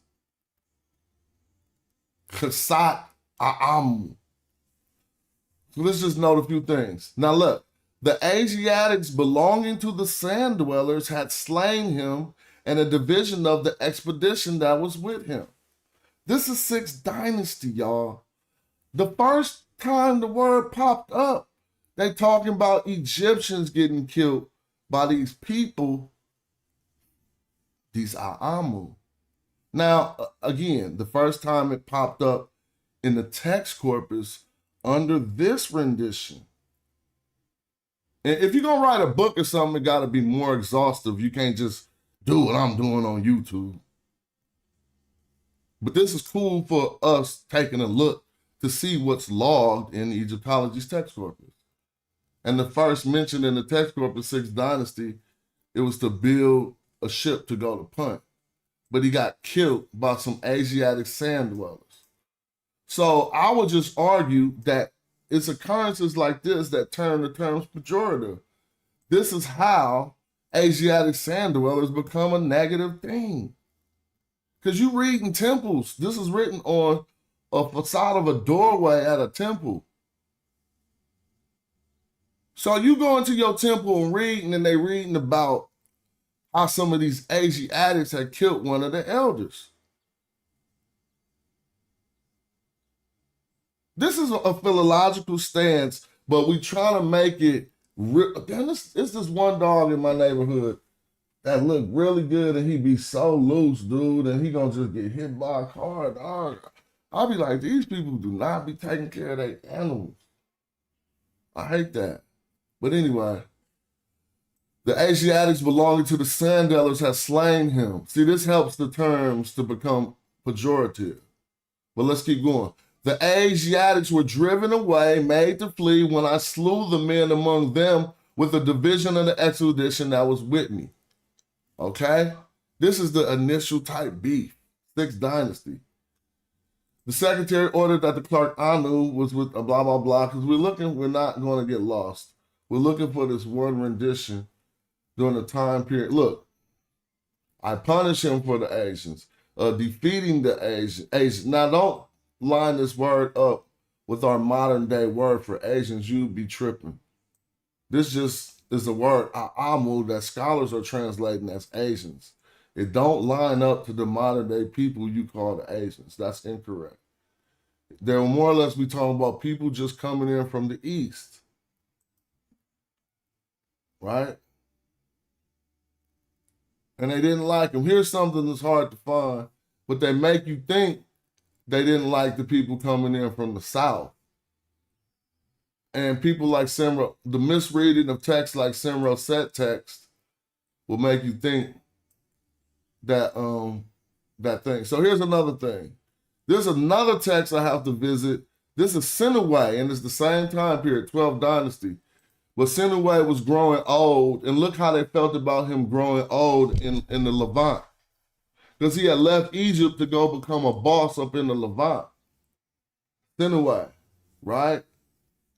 And look at how they thought about him dying and being buried amongst the A'amu. They're like, you need to come back to Kinet. That's what they called it. The interior, they called it XN, Kin, or the interior, right? And you should come back to the interior of Kemet. But people be thinking they just say come back to Egypt. And I even think that this text is telling us that Kemet was like a destination location, that he should come back to his home and don't let these Asians bury him. But that ain't the text we looking for. And look, they screamed when he came back looking like an Asiatic. Literally, look. And His Majesty said to the Queen Consort, look, Sinaway has returned as an Asiatic, as a creature of the Bedouin. Now, if I click here, the next line, all the kids in the palace is going to scream when they see that Sinaway came back looking like an Aamu. But that ain't what we talking about. We talking about how they revered the Magi, and I just ain't found that text yet in order to continue. Right? So allow me and pardon me.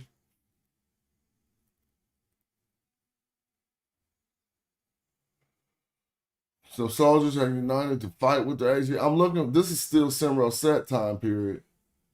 So the whole thing that I'm illustrating is it was a fight with people coming in from the east, and your contingency always included some people from the south. Let's leave out the group names that don't match up right, because you start thinking it's like some race stuff. Just because they put the land of the Asians, it don't. Here it is. This is it. Look, this is Kamos. See. Now, what is it saying? This will allow us to go do some Medu Netter reading now. Right? So, just let's blow this text up because we want y'all to see what it really say and don't say what the text say. This says, first read this, he holds the land of the Asians, we hold Egypt, but I want y'all to see what it really says over here. So we can't see these glyphs. This is what the brackets represent. Something there you can't see. They're telling us there's a Su and a Kur there, right? And that would be from another text that they got to go off of. This first, let's just ignore what it says over here.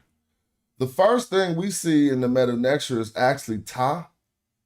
You don't have to ignore this. Ta, and you can corroborate that right there. This is land, right? Now, land is a noun, right? And Aamu here is a noun. So that's giving us a particular type of construct we can see here. Because we have an N here, but we know it's not an N because we got a noun separated by this noun is going to give us what's called a indirect genitive. This is a phrase of possession, so this is a genitival adjective ni, meaning land belonging to Aamu. Now look, this says Aamu, but that say Asians.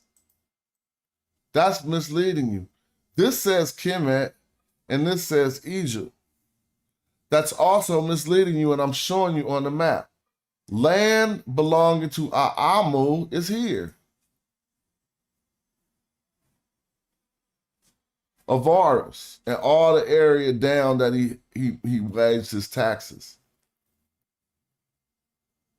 Okay, be clear on that, because this is also inside of the borders of what we know as Egypt. Don't let nobody fool you.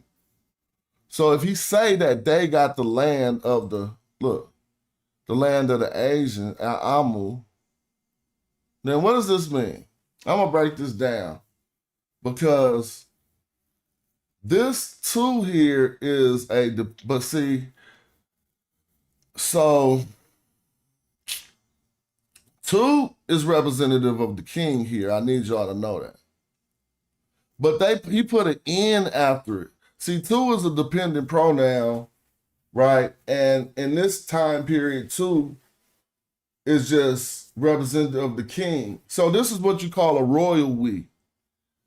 There's no book that's going to teach this, but you can see this by knowing these glyphs. Let me go to Hulk, because I do got Hulk open, right? And you're going to learn it a little bit by something Hulk will tell us here, or Hotch. But when I went to Germany, they said Hulk. I don't know what's going on. But he's going to teach us right here. And everybody going to get to see this. Hold on. Let me see what I'm doing real quick. I already explained this construct is a construct of possession. So this is the land belonging to the Aamu. But we're going to break this down, how this is the king and his subjects. So this is a royal we. And everybody won't notice as that. So let me show you how you learn that. It's because when we go to these, this is independent pronouns. We need to go back to dependent pronouns, right? That's the Nisba adjectives. But let me show y'all something. We're just trying to get back to dependent pronouns. And they're about to come, excuse me. And what you're going to see is two can mean one. But it's a certain time period where when you say two, is a reference to the king. And that's about the 18th-ish dynasty, and we right before that. And so I'm understanding that this might be what's going on. But I want to show y'all. Sorry, my eyes is doing the thing. Where my shades at? All right, here we go. So this is the dependent pronoun series, right? So what does that mean? They're not going to necessarily be suffixed on a word, meaning they're not part of the word, they're their own word, but they still depend on the word before them a lot of the times, right? They're dependent, they're not independent when they don't need nothing else. They need something else. They depend on something, but they don't depend as hard as they're not conjugated like, I mean, it's not like a F pronoun will be part of the word. You put a dot and an F. Sometimes you won't see, sometimes you will see dot two, but that's a particular verb form. Sagem 2F. That's not just this dependent pronoun being used. So you can see it here, it says second person masculine, right? But watch when you read about this. He's going to tell us something. Oh, man, my eye's doing the thing right now. Hold on. Let's see if I can find it. Well, he says basically at this time period, you're just going to get one out of that.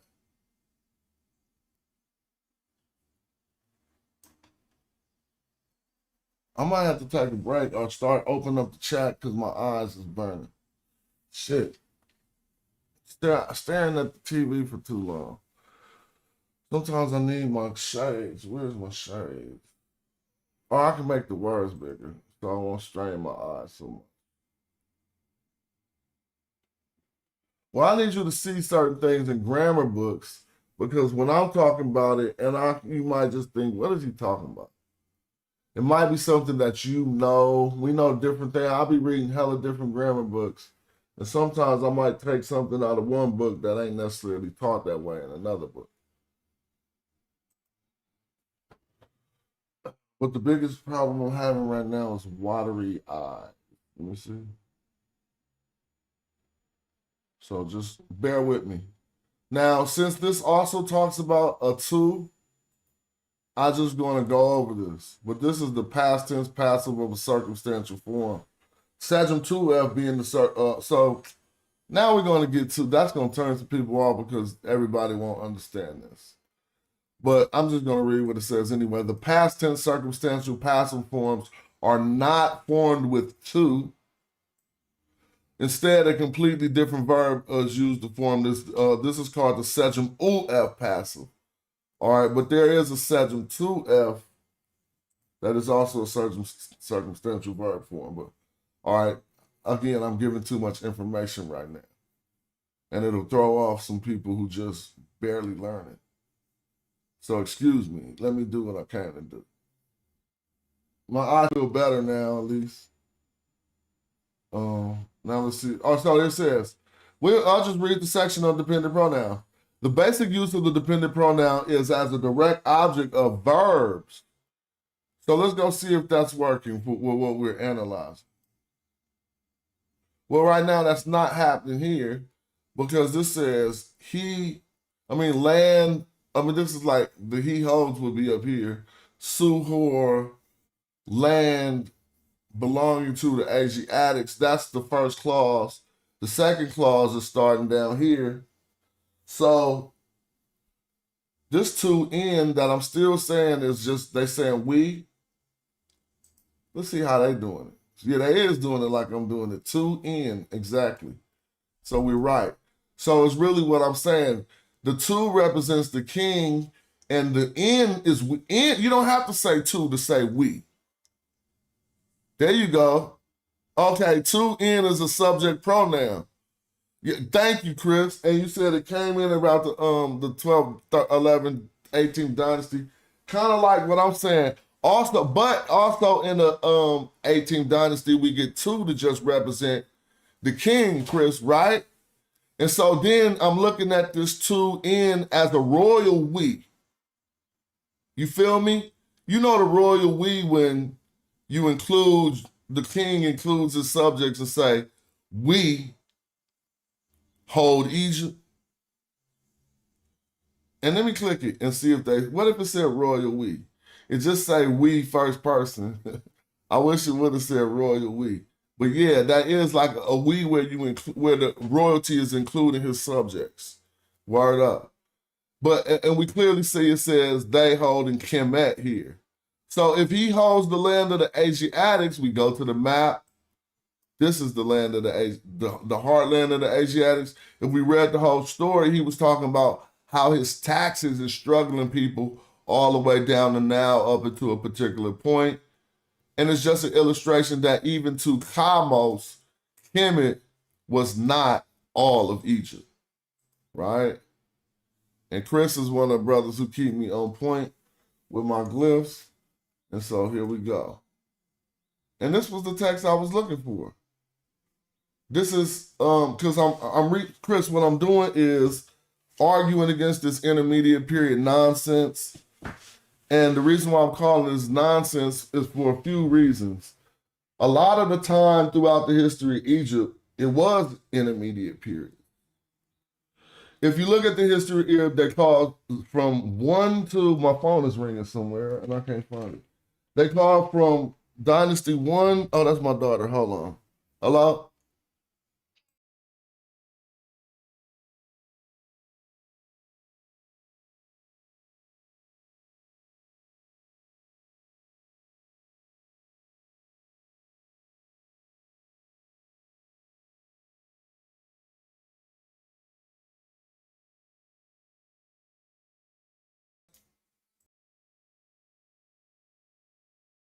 All right, do that right there. Ooh, kids in college. They be calling about like $100 Ubers and stuff. Stuff I could never do. But they gotta go places. Anyway, where we at? So at least I'm not, you can see that I'm not, if we're clear that the area he had was Avaris, I'm not making this up. This ain't Egypt. Don't say Egypt here. This is stupid. He was saying they had Kemet. I don't like that. When it's so easy to see, you don't need no scholarship, or I don't need nothing to show the average person that he couldn't have been talking about Egypt here. And it's Asians in Egypt. They want you to think a certain thing. He wasn't talking about Asians. Like, I don't like that.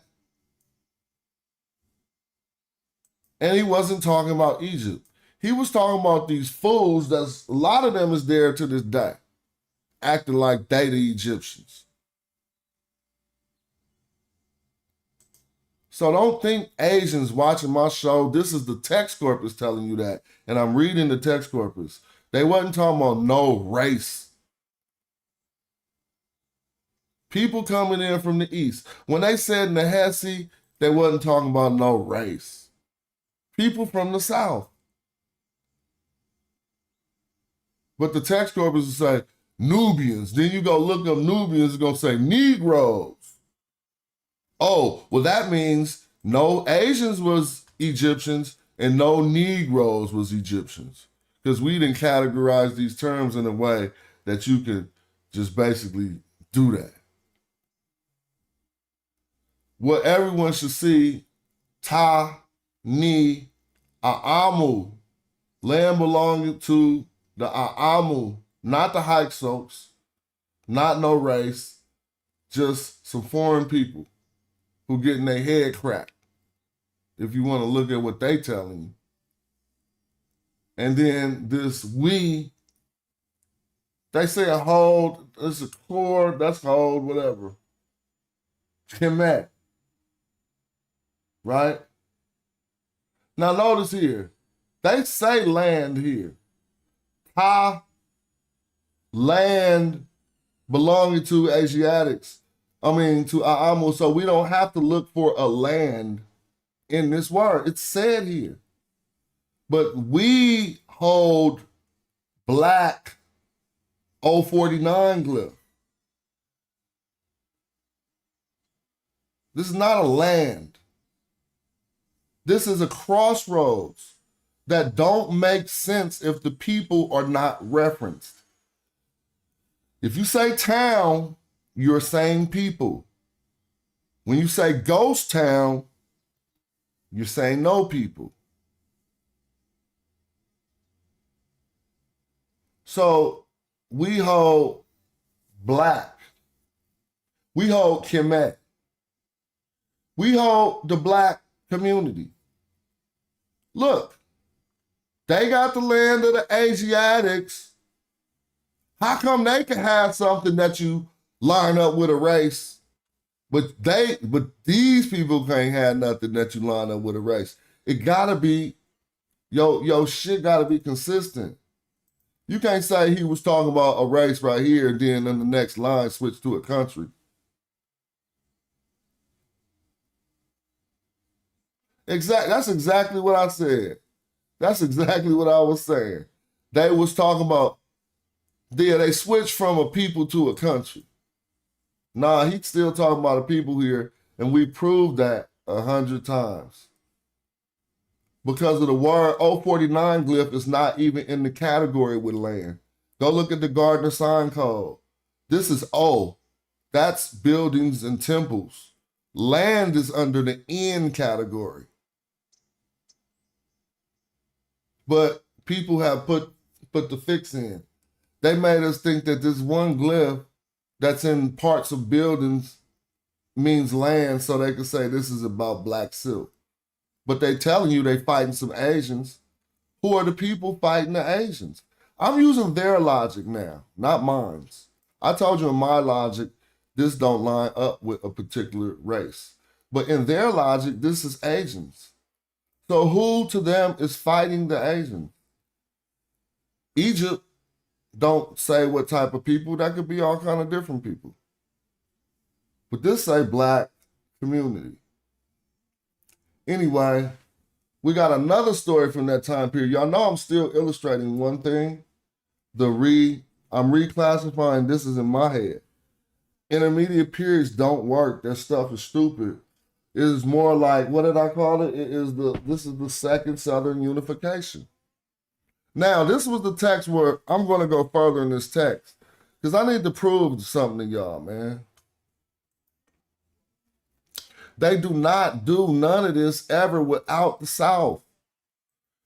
And they always boast of the South. Now, let me show y'all. So, look, first look at this. The mighty victorious king of the Theban nome. How are you a king of a nome? Why we not peeping game? He's the king belonging to the Theban nome, right? But look, no. Mkenu, the interior of Waset. So stop playing with me. They literally saying the king, and then they got this strike here. So they got that for naked, probably. Yeah, they got it for naked. So they got Nisu naked, Mkenu. This is in the interior, look. Look, the interior of. I told y'all. They telling you with their mouth. They not just saying, look, any place. They say, nah, you in the middle of Thebes. Waset. Mkenu Waset.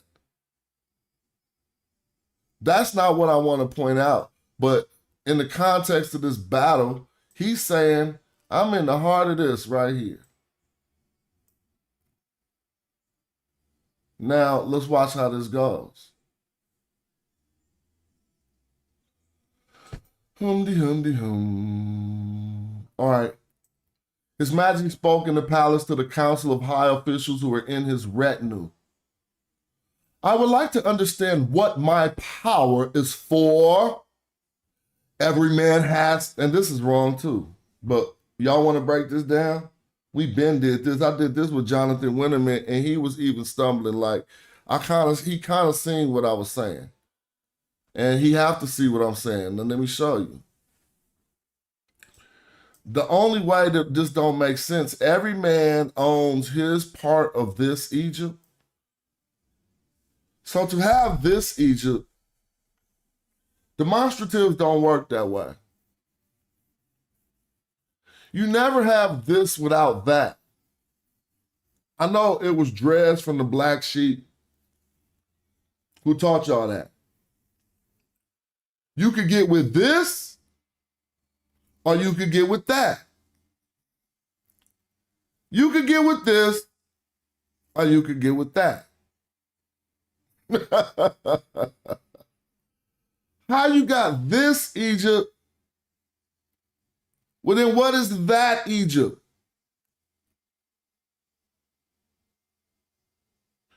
You can't have this car without that car. Because it turns to a definite article, the car, if it ain't a that car.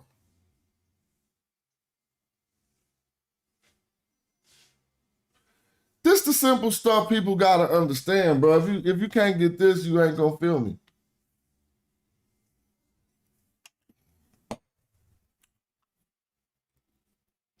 Now, it could be one woman walking down the street, and you can say, look at this girl.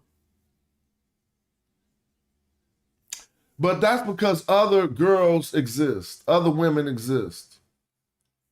If she was the only woman to exist, you're not going to say, look at this girl. Because in order to have a this, you need a that. So you'd say, look at the girl. Because she's the only one that exists. So how are you saying every man owns his part of this? That's why they had to put part of in parentheses. We don't do parentheses. No translation, we don't ever do parentheses. We don't ever inject shit in our translations. Normally, if you, and I don't have a problem with translating things into African American vernacular English, is Daniel Selden's work, okay? His hieroglyphic Egyptian book is like 500 pages where he tells you ancient Middle Egyptian and African American vernacular English are grammatical counterparts.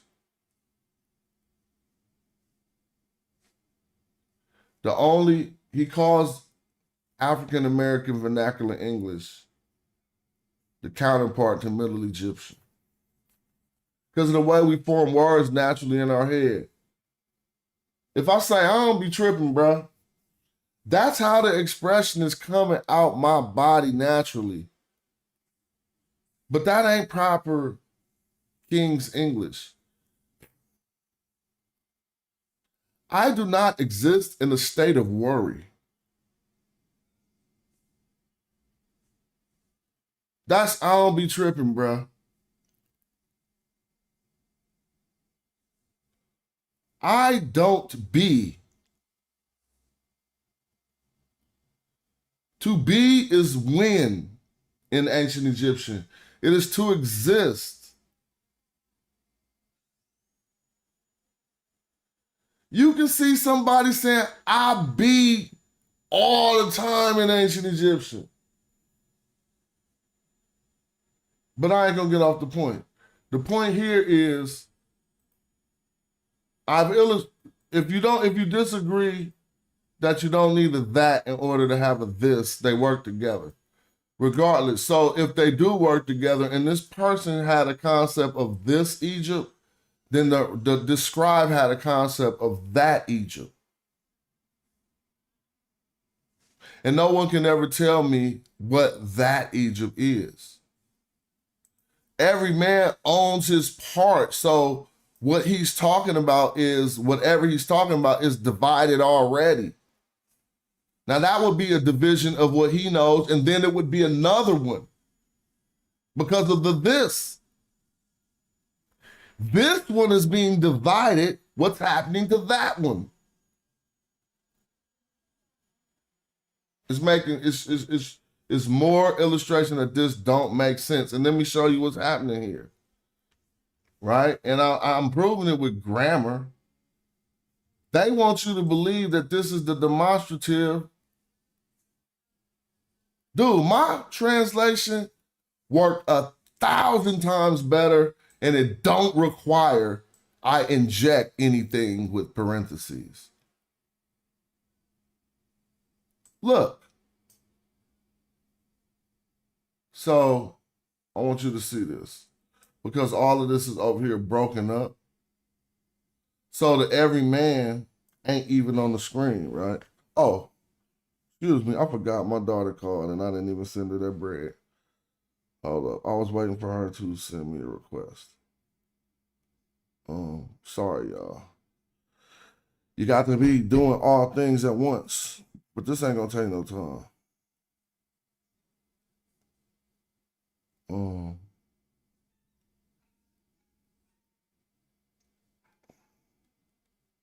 Excuse me. You know what I'm saying? I mean, dang, man, what's going on? Excuse me.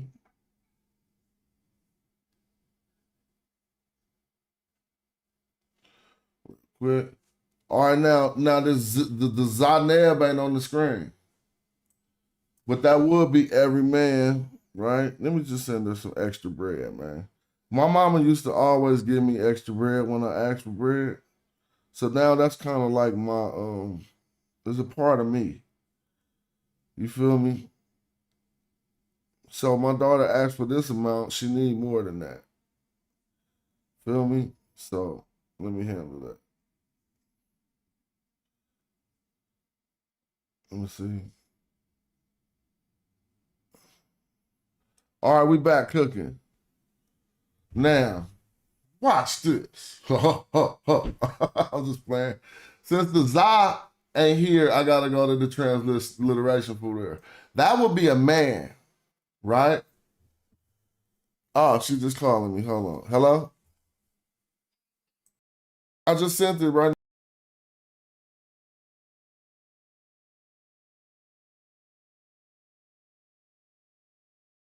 All right, cool. We in the dump. Now check it out. The Zaneb ain't there, and the Hor F ain't there. But Hair F, every man Zaneb, upon oh no, this F, no, that's not, no, this F was going to this next word. FDQ. Right? Now let's go to the dictionary to show how we do this. FDQ. Cut apart. So let's look. Portion. Slices. Sever. Divide. To part. So we don't see the every man over there, but we know the fakir was to part. That's going to end right here. And we got an F after it. His part. So every man, and we're going to assume he has his part, right, of, now they say this Egypt. Now, I'm saying that this is a demonstrative and not, I'm saying this is not a demonstrative. this. There's also another option for this. Guess what the option is? For this to be the definite article. The. Now that makes sense. If you think this says Egypt, it don't make sense.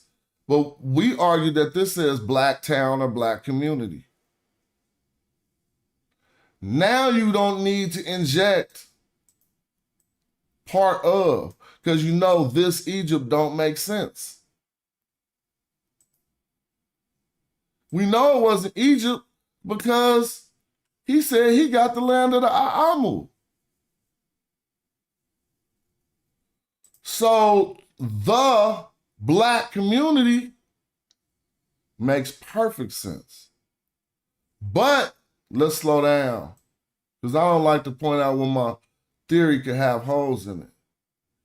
If you translate this as every man, and then you say upon dividing his it's going to deal with this word faked, right? To cut apart, to cut off, or sever, or slice up. They saying every man has a part of Egypt, but every man don't. It's only 2 men who do. Let's be clear, y'all. Slow down. This is not the text of Ipu-Er. This is Kamos. Kamos owned Kemet, and the other ruler owns his land, the land of the Aamu. So translate this as every man owns his part. Let's slow down. This is every man, Zaneb. But this hair, the head, is what we got to work out. Now, let me show y'all something. There's something we've been talking about in the grammar called hair plus an infinitive. If to cut apart is a verb, then why are they not entertaining this as a hair plus an infinitive? See? That's why they don't want us to learn the grammar, bruh. Let me take y'all to it, bruh. Now we fucking them up. Watch this. I'm going to take y'all right to it. I clearly see a hair plus an infinitive, and I know how to recognize it. So you tell me. Now, if they got this listed in his hair plus the infinitives, if it's that popular, because he got a list of them in here. So what? Here we go, right here. Let me show y'all. Mutable and irregular verbs, right? Peep gang. The infinitive as the object of a preposition. I just identified that. Look. This is a preposition. Oh, wait. Yeah, and this is an infinitive, to cut, to divide, to open. Right? I mean, to divide, right? So now let's read the book. The infinitive as the objects of prepositions. Now, peep gang. It's going to give you ongoing action. Watch this. The infinitive occurs after a number of prepositions, usually with very predictable meanings. These phrases include subsequent words since they are prepositional phrases. Since they are prepositional phrases, functions as adverbs. I don't think that was written right, but and occur in almost all places where adverbs do. Some of the more notable specific uses are as follows. Now look, if you see a R, the R mouth, let me show you. I think I got that written out already. R plus the infinitive, maybe, well, never mind. The R mouth, and it's followed by an infinitive. It expresses in order to do that verb's action. So if the verb was to hear, and you hear a R in front of the hear word, sejum, then you're going to have in order to hear. This is what R plus the infinitive gives you, right? But peep gang. This is kafet plus the infinitive. This is when we talk about that's why people be saying kafet mean win. That's true sometimes, but you're supposed to see kafet plus the infinitive. Then you can say when that action is happening. You see? So when plus the infinitive express the temporal relationship when.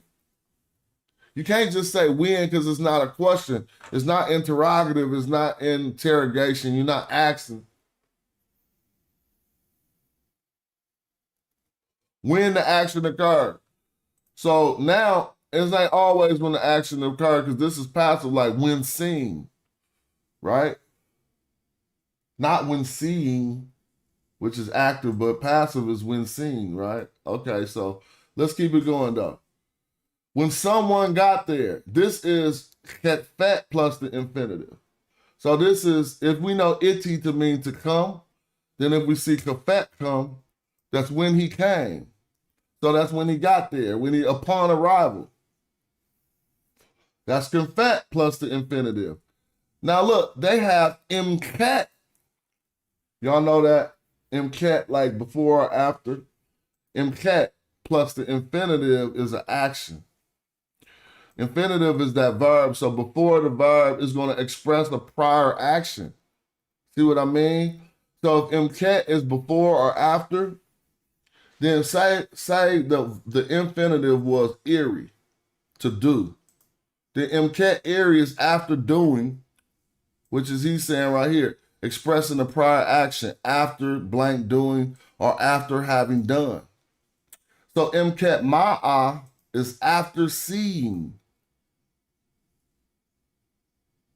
This is what these prepositions plus an infinitive do. Let's keep going. Now this is the most popular one. And this is what we're dealing with here. I'll make it bigger on the screen. Excuse me. Hair. Some say whore, but it sounds too much like a bad English word. So I say hair plus the infinitive. And it's so simple. Don't remember nothing else. Remember something else, but this is the simple part. Expresses action in progress. So if I find hair plus an infinitive, it should express an action in progress. Let's go back. Then why do we got hair plus an infinitive here? And they over here saying each man owns his part. Is this an ongoing action? That's not right. Wait a minute. I got to keep going. Sharing, that is right. They said sharing. See, they did good. Because sharing is an ongoing action, right? But they got that probably from another word. See, let me peep game. Nah, they did good right there. So we got to go back to faked and not the sharing part. That's cool. They did the hair plus the infinitive worked out. They called it ongoing, right? And if this was to divide or to share, then they gerund the share and put an ing on it to make it sharing is what you do with hair plus the infinitive. Sharing, so I don't have no scrutiny there. I need to go back to faked. Because that's the hair plus the infinitive. See? Gotti. I'm not dumb. You see this other hair plus the infinitive? That's the one we're supposed to be analyzing. And that's the one they don't do. Look. His part. Nope. Nope. Nope. Nope. Nope. Nope. How you going to do it right here? And I just showed y'all how it's done. You gerund the hair plus the infinitive to give the expression of the ongoing action. So they're sharing it. Why we got hair plus, let's prove that this is an infinitive verb right here. FDK. What is this? This is FDQ. This K must have a dot under it. It does, see? So it's the same word. So to cut apart is the verb, and that verb is in the infinitive form. So what do I mean by infinitive?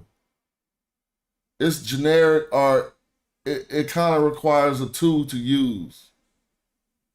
I mean, to cut apart, to cut off, to sever, to slice, to hack is right. But now, since it's here plus an infinitive, we need to gerund it. Whichever one we choose, we put an ing on it. Cutting apart, cutting off, severing, slicing, hacking up, or wasting. Right?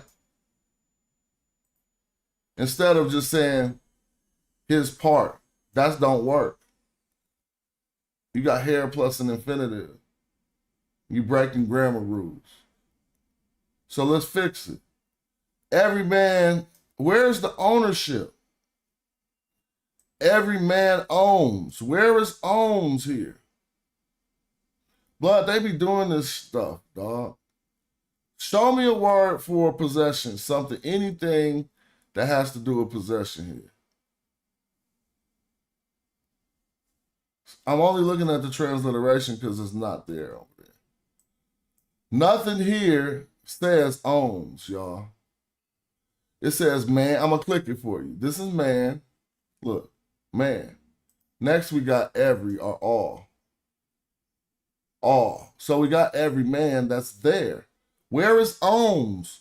When I click this here, they can't say this is to be under. This is a preposition. Right? So if you find a preposition, they don't supposed to go in front of verbs. Let me come on the screen. Prepositions connect nouns. This is how you know you're dealing with hair plus an infinitive. If you got a preposition and a verb after it, either that verb is a participle acting as a noun, or you got hair plus an infinitive, bro. That's the easy part. Now, I know I sound crazy, because it took me so long to learn this. That ain't the easy part. You know what I'm saying? But in the context of we talking about, those are your only two options there. If you got a preposition, it's supposed to be a noun following it. So what's following it is a verb. What state is that verb in? It has the option of being a participle acting as a noun, or the verb is an infinitive verb, and we got hair plus an infinitive, meaning that action is ongoing. So if the verb was to come, and it says hair itty or whatever, then that is coming. So let's look at the screen then. I'm not doing anything but understanding that. And I understand that you gotta follow rules. So they broke the rule, everybody see. And on top of that, there's no word for ownership here. You just got zod, neb, hair, fakad. So this is a noun. So this is, now if you really want to peep gang, we got the noun, we got the adjective just modifying the noun, every man. We got hair plus the infinitive, which is starting the predicate part of where the verb is contained in the sentence. And so how are you going to make this his part when it got to be an action in the predicate? Tell me, I dare you to tell me where I'm wrong. I don't dare you. I allow you to tell me where I'm wrong. They gonna say, nah, that's sharing this part. This is the dependent clause. You can't just say sharing the land with me by itself. You can, but it need to go with something that got said before it. Am I wrong? That could be wrong. You can clearly just say out your mouth, sharing the land with me. And people gonna be like, what are you talking about? These men over here are, sharing the land with me. Now that makes sense. But yeah, in that part, that's the predicate part, sharing the land with me. But another action took place up here that they're not acknowledging. Hair fakir. And it's not his part. Oh, well, this F. Okay. That's what his portion. So now let me slow down. That is crazy because that just turned it back to a noun. It would do that. I'm still going to try to argue this as hair plus an infinitive and see if something works. Can you subjugate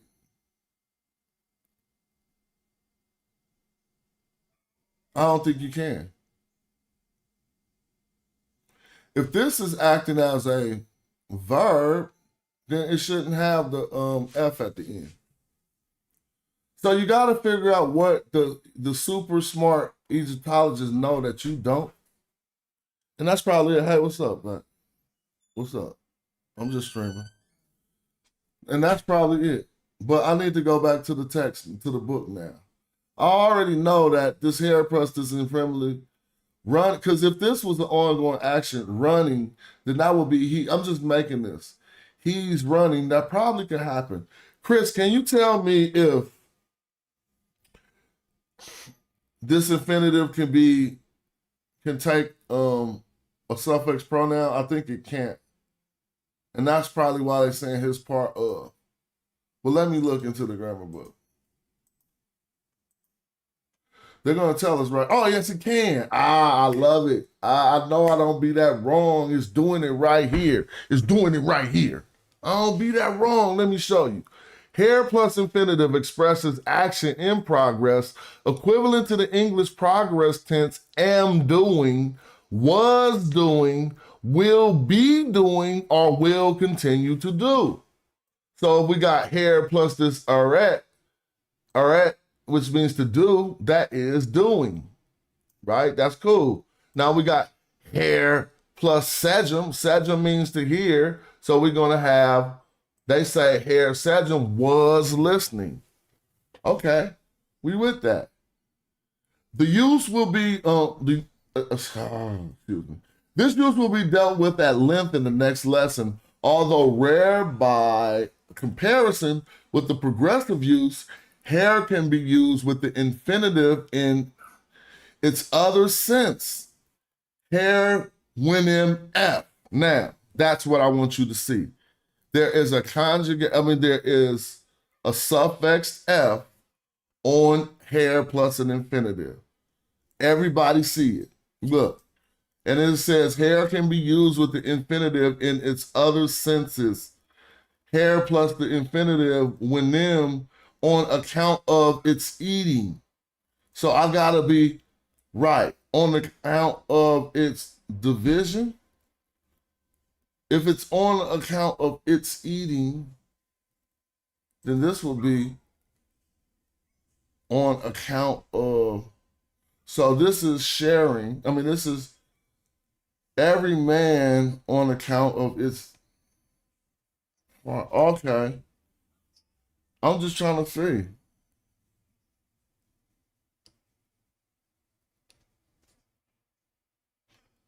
Owns, I mean, I guess that's why they forcing owns into here. Because if you just said, listen to what I'm rendering. Every man on account of dividing. Now I can go back to this, cutting apart, severing or wasting or hacking up. That word cared is the object of the preposition. Yeah, that's what I think too. But is that that's what I think. But that's you said kef cared. I don't see that, Chris.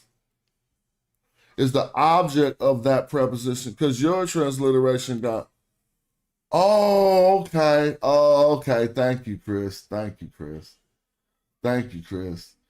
So yeah, thank you, Chris. No, you're right. Okay, see, look, this is the mistake. Look, the dot under is a dot under this H. There's a line under this H. Thank you, Chris. There's a line under this H giving this core.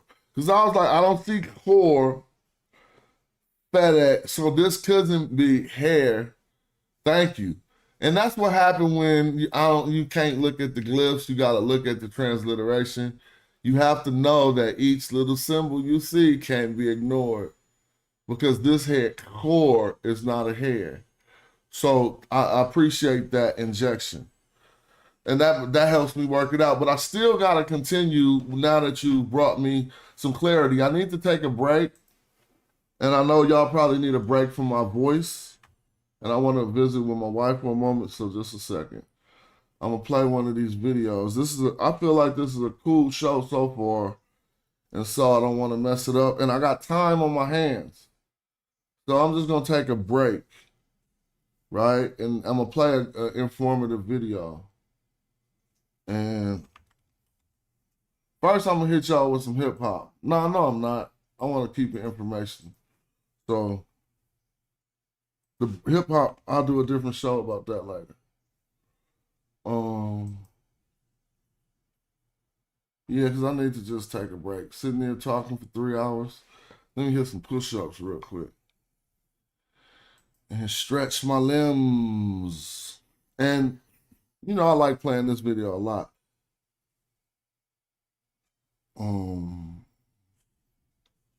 I will play this for y'all. Shout out to the people watching. This was, where did it go? Oh, here we go. 10 Egyptologists or 10 PhDs saying the Egyptians was black. This is just a video I have for back in the day for people who are new to that information, who thought that what I teach isn't qualified by academia. I'll put this video together for y'all. It's a cool little video. Check it out. I'll be back in a minute. A hierarchy of race like that developed by Morton Glidden and still deployed today by white supremacists cannot be sustained if not one but two great black civilizations arose in Africa at the dawn of history. It is therefore entirely appropriate and even necessary to confront constructions of race for Nubia and Egypt in the recent past and acknowledge both civilizations as African and black. So did you face any of that type of backlash or harsh feedback from your stance on ancient Egypt? So yes, but interestingly, I haven't received any harsh feedback from Egyptologists. When I go around and I give talks on this subject, the Egyptologists who've been in the audience of my talks are very receptive, and they think that this is really important work and that I need to keep forging ahead with it. But I have gotten negative feedback, especially over email from Egyptians. So it's an interesting conundrum where there are some Egyptians who will tell me, I mean, these are people I don't know who are just like finding out how to contact me and send me an email and say, what you're doing is wrong. The ancient Egyptian culture was not a black culture. Modern Egyptians are not black people. What you're doing is dangerous. You need to stop saying this, which of course, I'm not going to stop saying this. And I try to explain what my work is about. And I also try to explain, see, our perspective in America on what black is different from a lot of the rest of the world. And so I try to explain our American context of that word. But yeah, I've definitely gotten some harsh feedback. First off, the Egyptians, of course, were African, and we have evidence from Herodotus and other sources that Africans tended to be black, that they were a range of colors that would constitute black today, and they were actually, the Greek words that are used for them is black. Now, don't misunderstand me. I am not saying that the ancient Egyptians were not black, as we Americans perceive it. They were. The way we define black, with mixed race one drop rule, the way we define black as a positive thing, the Egyptians were black. So you're suggesting maybe these people migrated north Yes, or their culture did, and them. Really east to the Nile Valley, east and north. East and north. Yeah, I see. So today in Egypt, the archaeologists often refer to, and I've been there, to connections between ancient Egyptian culture and the Sumerian culture and the Crete culture and the Persian culture. Yet when you visit Egypt, especially around Aswan in the southern part of the Nile, you see mostly black people. Yes, yeah, and we know from the anthropological evidence that the people just predating the dynastic civilization in the Nabta region were black African people. I can sympathize with the impulse to sort of to be very strident, to be very argumentative, to be very certain, to act very certain about the blackness of the ancient Egyptians, because for the longest time, the very longest time, there was this prevailing idea that black is Africa and Africa is less than, right? That no matter what happens, no matter how you cast it, anytime you fall on the wrong side of that dividing line between black and not black, even not between black and white, whatever's coming from that black side is going to be less than. And it took people being willing to challenge that orthodoxy, and sometimes in a very ill-informed way, right? Sometimes, it just took people coming up and going, I feel like this, and so I'm going to say it and make it right. And it turns out they actually were in some ways, right? Because now we can look at Egypt and say the ancient Egyptians are an African civilization. These are people that, by and large, we probably would have looked at and thought, oh, these are black people. When it comes to the 25th dynasty, a lot of people are going to commonly call them the Black Pharaohs. You see it online, there's books written titled that, so on and so forth. Do you feel like that distinction has to be made? And how I ask that is, I've noticed online, a lot of people don't seem to think that for some reason you could be black and be Egyptian. And I've always kind of disagreed with that, because I feel like even though the ancients weren't colorblind per se, I feel that you could be black and be Egyptian. Would you say that is correct? Yes, I think so. For instance, as I told you before, this kind of, for instance, of Nubian warriors that were settled in Egypt. At some time, they were living a perfectly Egyptian life, and they collaborated with the Egyptians and so on. I don't know if you have in mind, for instance, it's the representation of people carrying a Colossus statue. And there are rows of people, of young people, young soldiers, something like that. And you find Nubians, Egyptians, Libyans, and so on. There was this kind of idea that the local rulers rule, in fact, over say, multicultural society, probably in which the military component was quite important. Military contingents made Nubians of people from Asia, from Libya, and so on. So I think it was perfectly normal that these people, they were black, so they married Egyptians, or inversely, Nubian women, they married Egyptians, and so on. I think there is some evidence, for instance, in the documents of the New Kingdom, of this kind of, of marriage between people from different geographical or cultural or ethnical roots. I think it was no problem at all. As I said before, they could reach very important positions in the kingdom. And for instance, in the late Bronze Age, it was quite normal that very high, Nubians, a very high local position, they built wonderful and excellent tombs in Egyptian style. They reached important positions in the Egyptian administration, so on. So why not, when black people or people from Nubia, they became far out, well, they continue to represent themselves, sometimes with their very distinctive physical characteristics, and so on. It was, I think, no problem at all. I've worked in prisons now for 18 years. That was my first time I'd been in a prison. And the teacher who picked me up at the stations, she said, well, you are looking at this as Africa. Now, and I was like, I have to stop at this. When I watch this video, I often think, I don't know if Dr. Lucarelli is still watching this video, but I often, when I watch this video with Sally Ann Ashton, I think she's talking about you. When she says, because she's talking about teaching in prison, and we have the privilege of having a scholar, PhD, who teaches in prison, and it was just in the chat.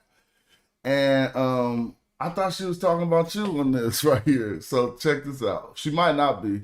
You can tell me no, she's not. But it just made me think about that. Check it out. Now for 18 years, that was my first time I'd been in. What? Now for 18 years, that was my first time I'd been in a prison.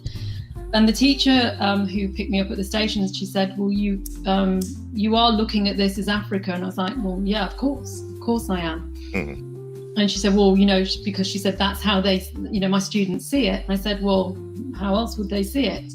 And I remember her looking slightly confused. And then the first sort of interaction I had with one of her students was he came in the room and he said, ancient Egypt is Africa. And I went, yeah, of course. And I think he thought I hadn't heard him properly. And he said, I said it was like African, as in Black African. And I'm like, yeah, and what's your point? And I think it was only really at that after that experience that I thought, am I in some kind of bubble here or something? And so I started to actually look into the sort of background, really, the sort of, which we're starting to talk about it a little bit more in terms of colonial approaches, but still not directly the racism that Egyptology is founded upon. And at that point, it was almost like a sort of light bulb moment. I thought, well, why is this still the case when we, are we still stuck, 100 years sort of previously in this kind of racist ideology? Why is nobody challenging this? Because other disciplines had. So anthropology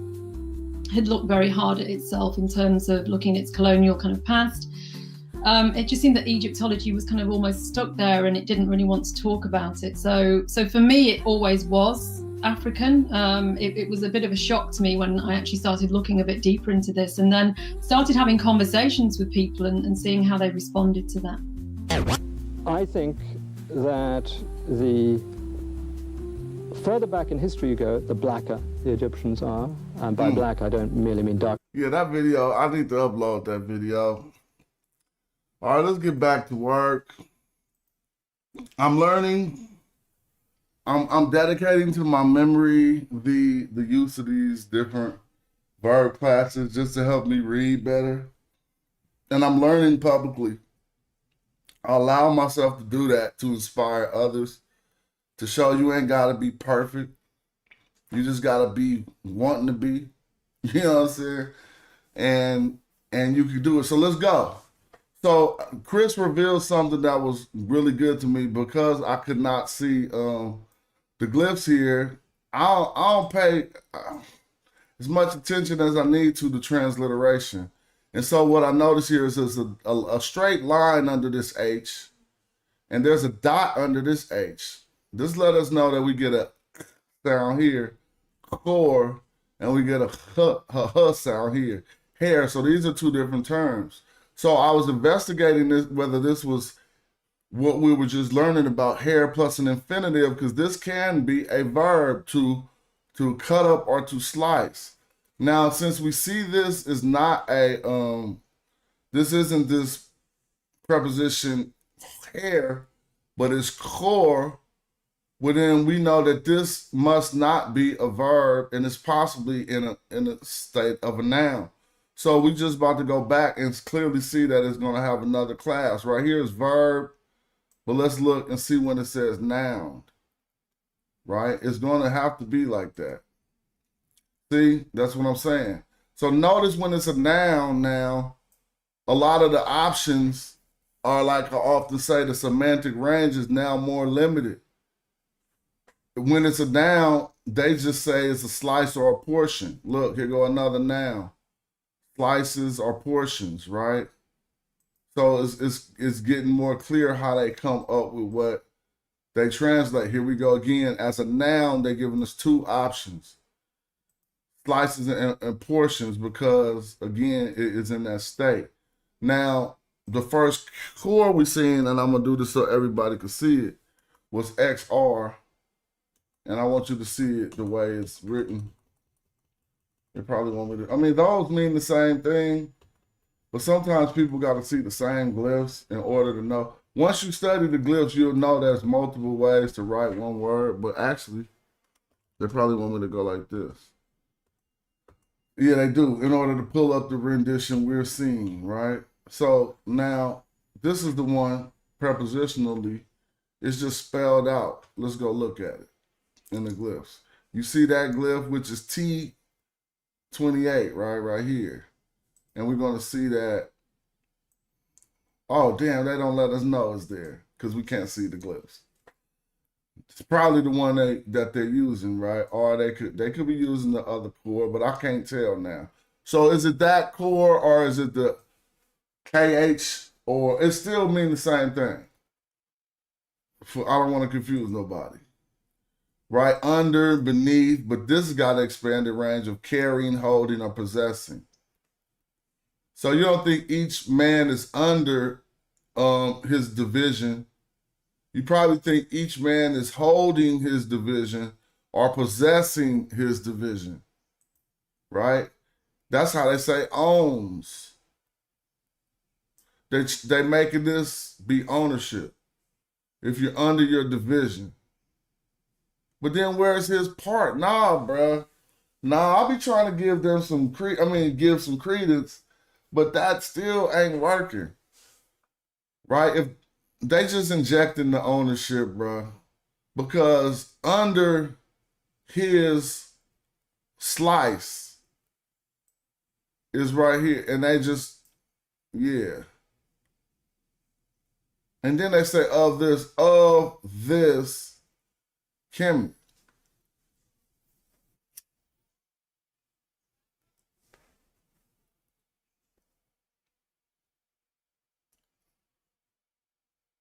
Hold on.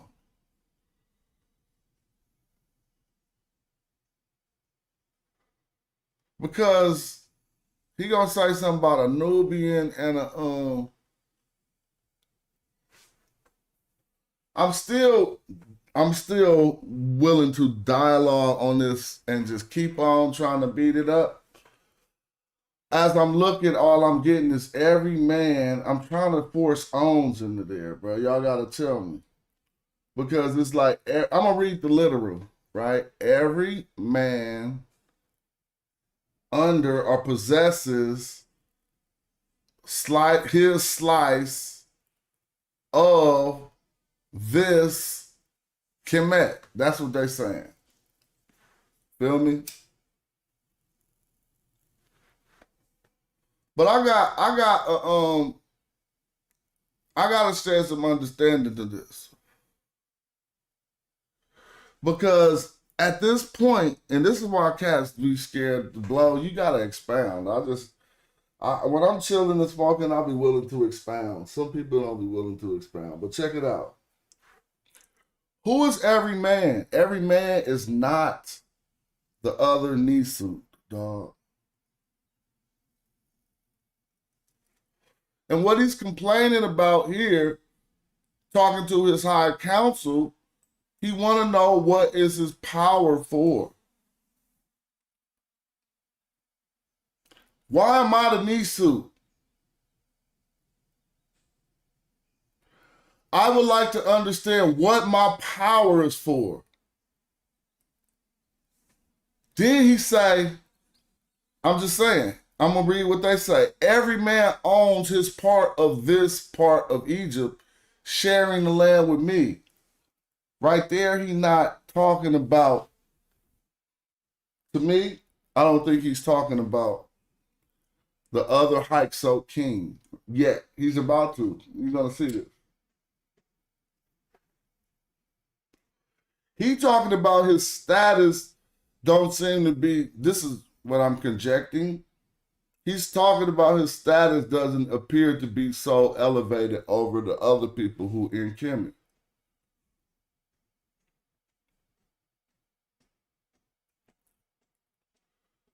No, he's talking about a literal division or a slice of the land.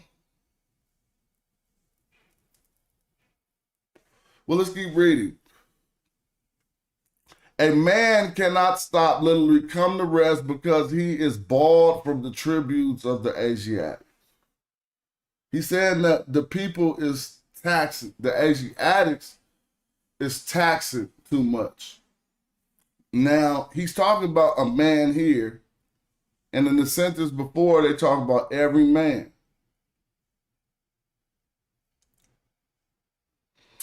This part of Egypt don't make no sense, because the taxes would have been not in that his part of Egypt.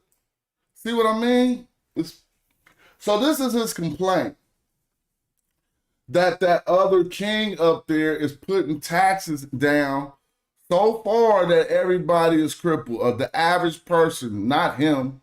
A man cannot come to rest because he is bought from the tributes. You know, he got to pay too much tribute to them Asiatics.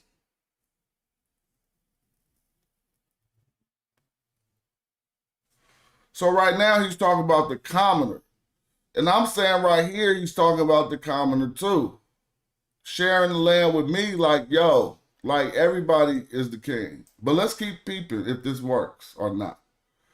I will meet him for a fight. Now he say, I will meet him. He talking about a person. So when that person came in, it came in right here. He is, wait. A man cannot stop, that's the man to rest, because he is bought from the tribute, or that's right here, of the Asians. The Baku Setiyu. This is they gonna call that the tribute of the Setiyu Asiatics. So this is the Setiyu who he's going to meet to fight. I will meet him for a fight. But I don't like how they say him. 2, 1, that's me. I guess they're using that to meet. This is to go towards, right? And then we got to chin. I'm not familiar with this word. It is to meet or to engage. So I to meet with him. It don't say them. Him, like a person. But right here, so I'm just saying, like, in context, he is talking about a person. When it come down, I will meet with him. But right before that, he talking about, oh, okay, I got it. Because obviously we know the tributes of the Bedouin Asiatics is run by one person. I'm peeking gang though. I'm just, this understanding is heightening. Because the tribute is, yeah, it's the Asians collecting it, the Bedouin, but it go back to the Nisu, their king. So he's going to meet with him for a fight, right? And after they had pulled out their tongues, after they had taken deep breaths, they spoke in unison. Well, this is his retinue, because he's still talking to his council. So let's see what goes on here.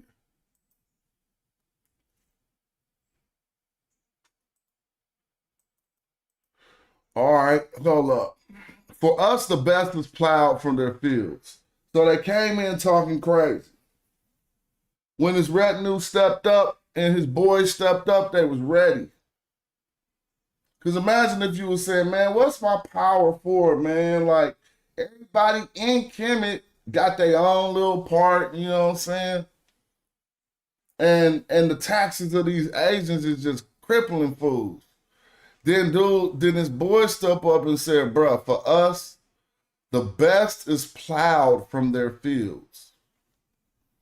So he's not really, he's saying prospectively.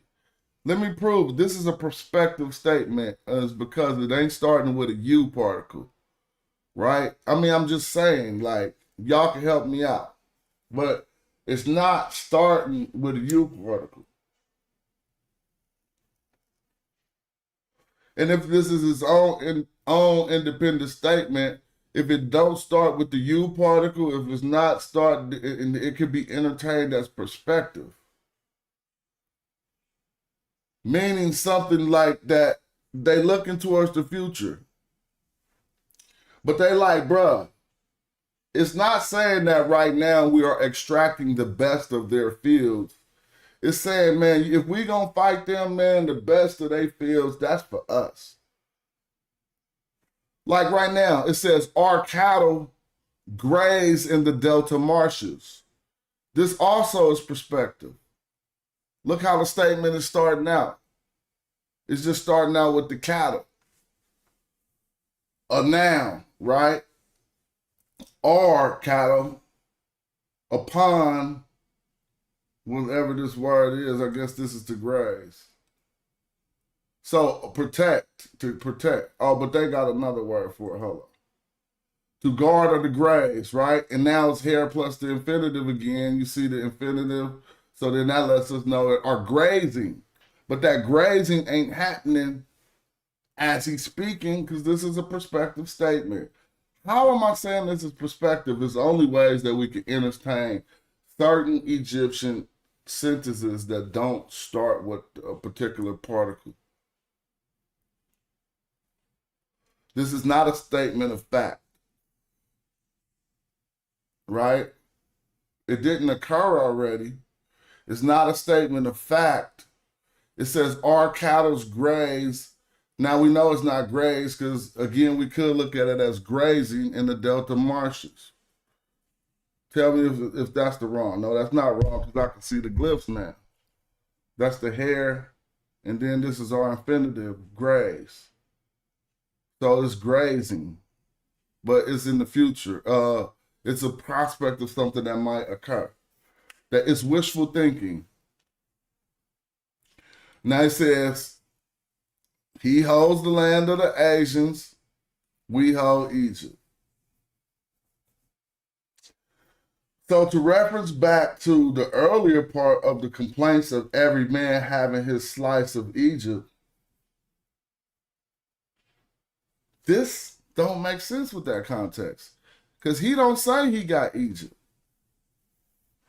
That's what I'm saying. So the every man part, I think, is the disarray of the king's power in that area at that point.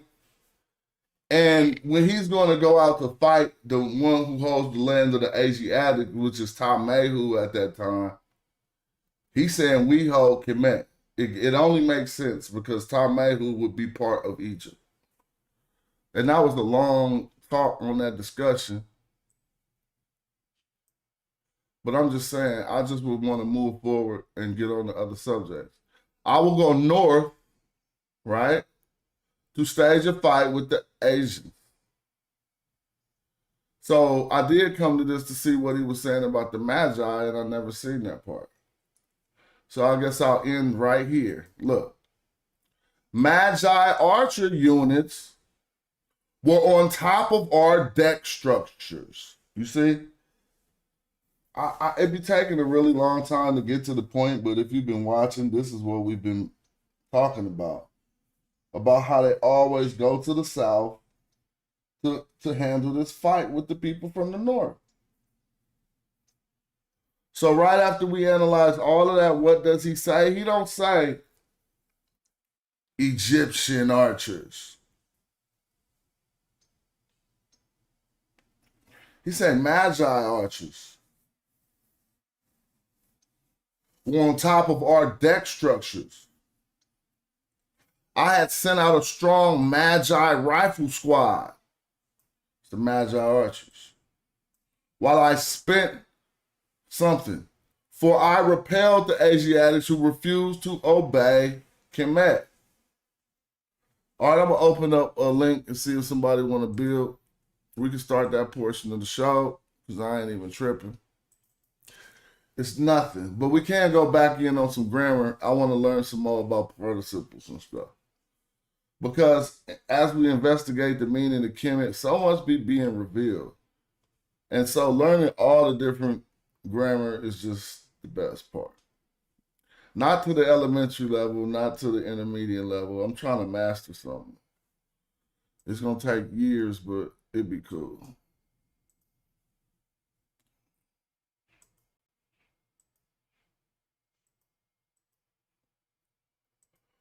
See if I can share this link real quick.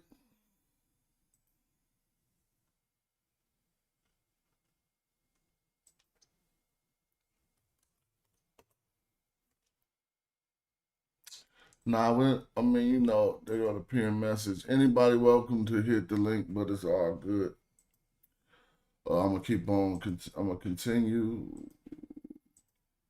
with the menu, and we pretend to be nothing but Doug E. All right, now,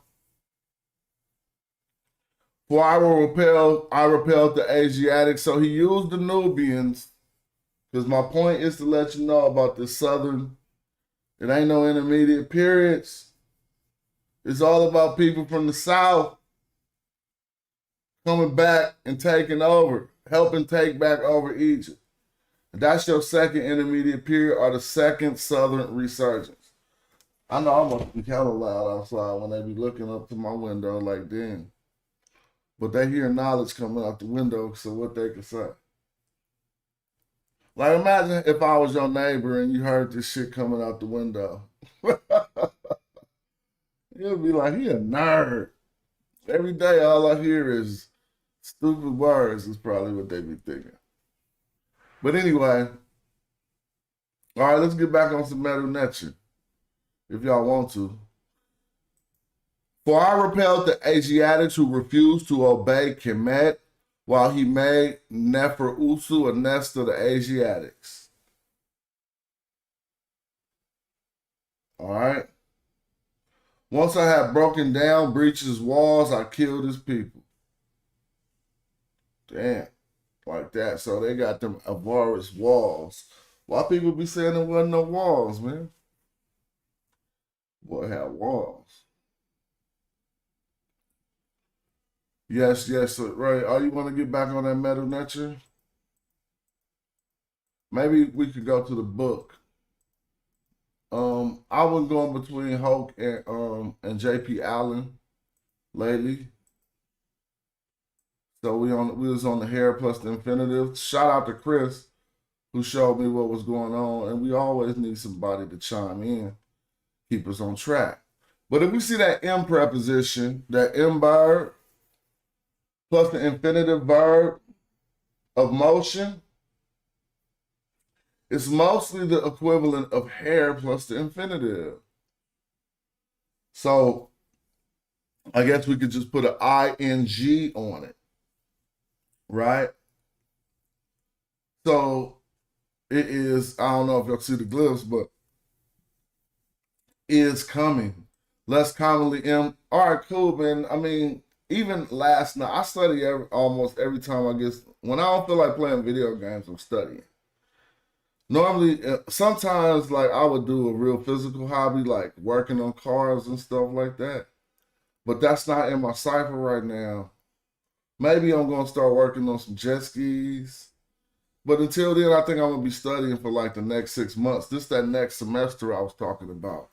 And in this semester, if by the end of this, all of this is going to be dedicated to memory. Like infinitive serving as direct objects of verbs. What that mean? So let me tell you. If you have let me try to go in. I ain't looking at the screen. So I guess the infinitive, which is a verb already, if it's the direct object of another verb, what's going to happen? Let's see.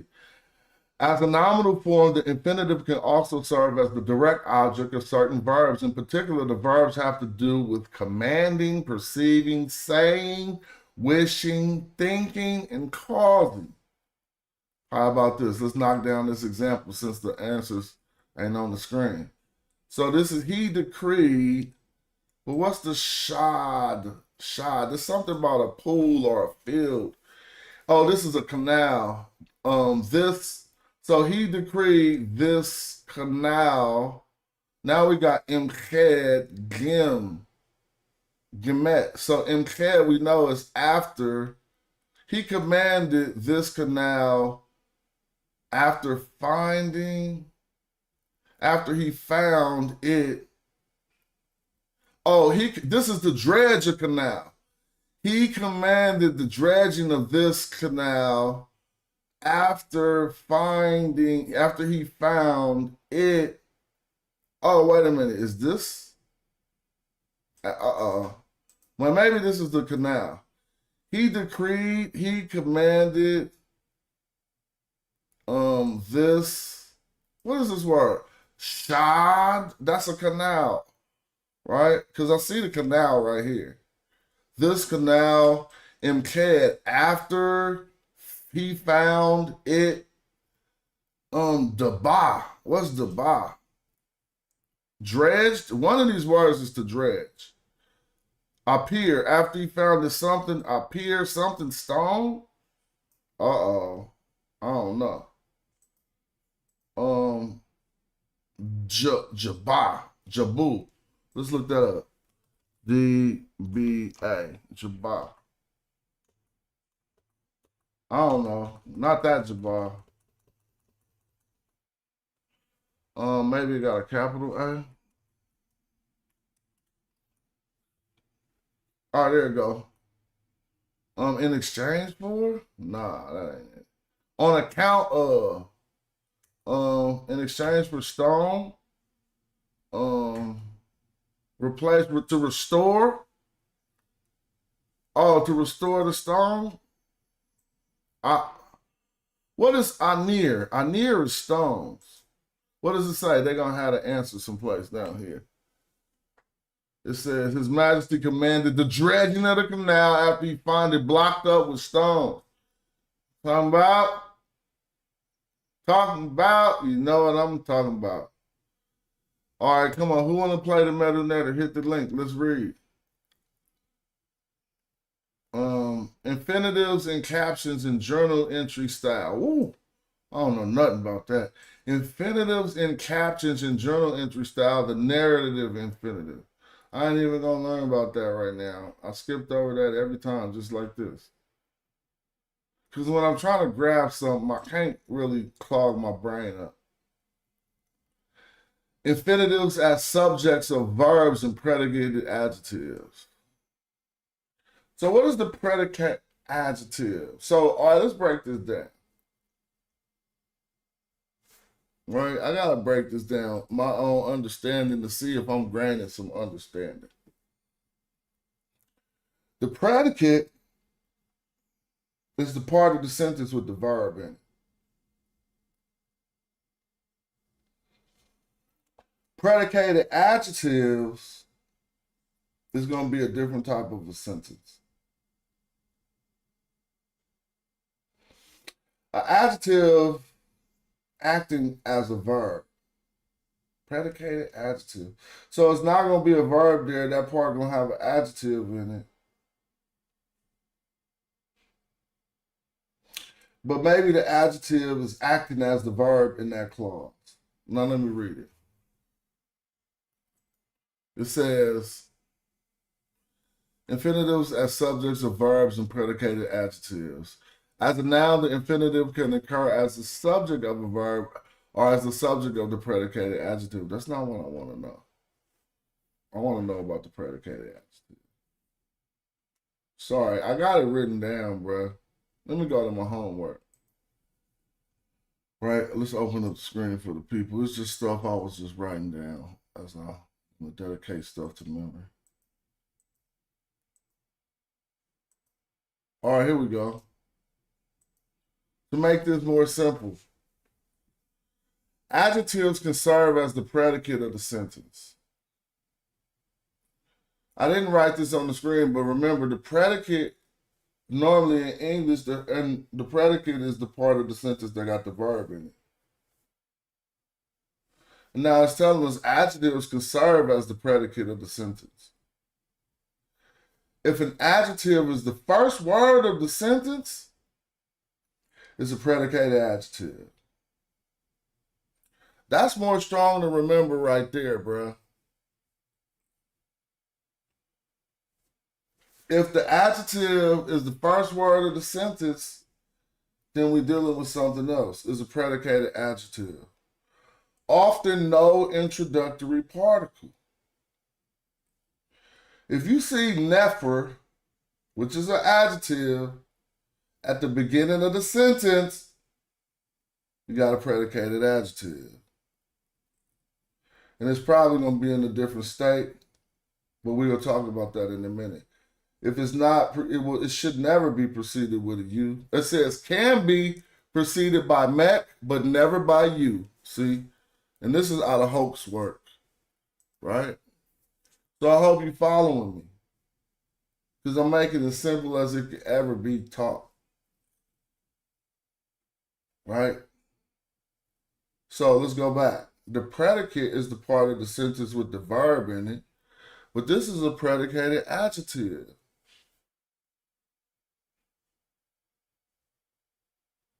Right? So now it's telling us adjectives can serve as the predicate of the sentence. So we know we won't see the verb, it's going to be the adjective.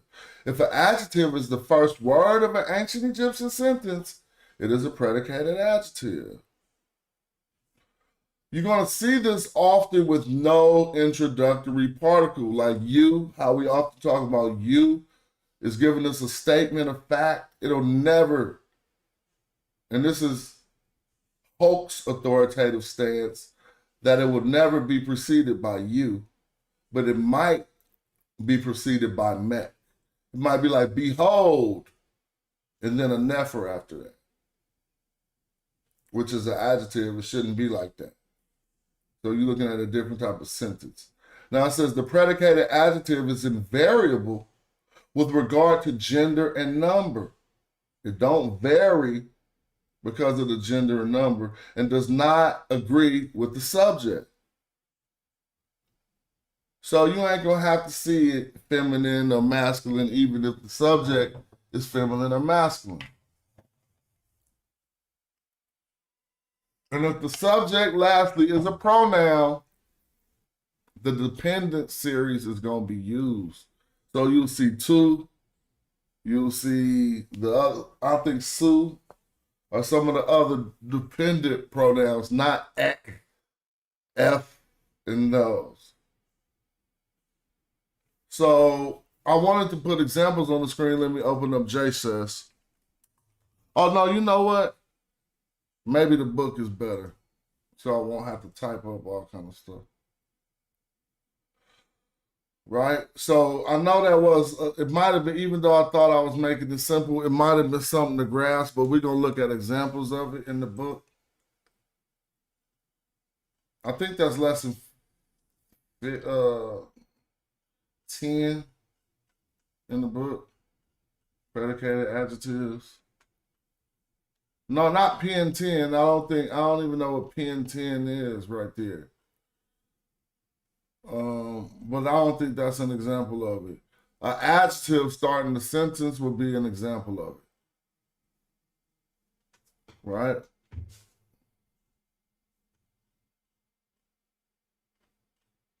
So I do think that's like lesson number, it's a ways away, so let me zoom up.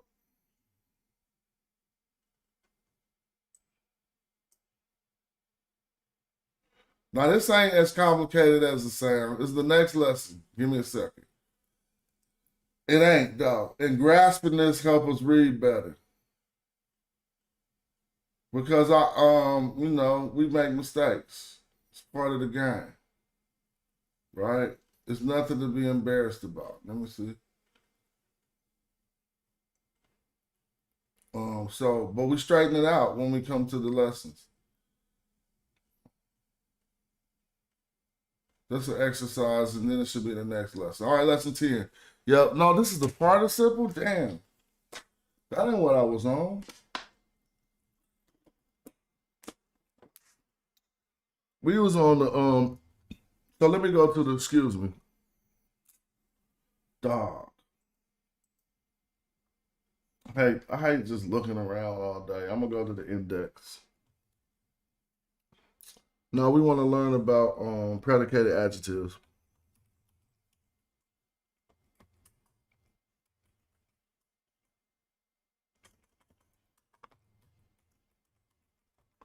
Oh, I ran the word together. Excuse me. Just one moment. So when we see never starting a sentence, we can address it correctly, right?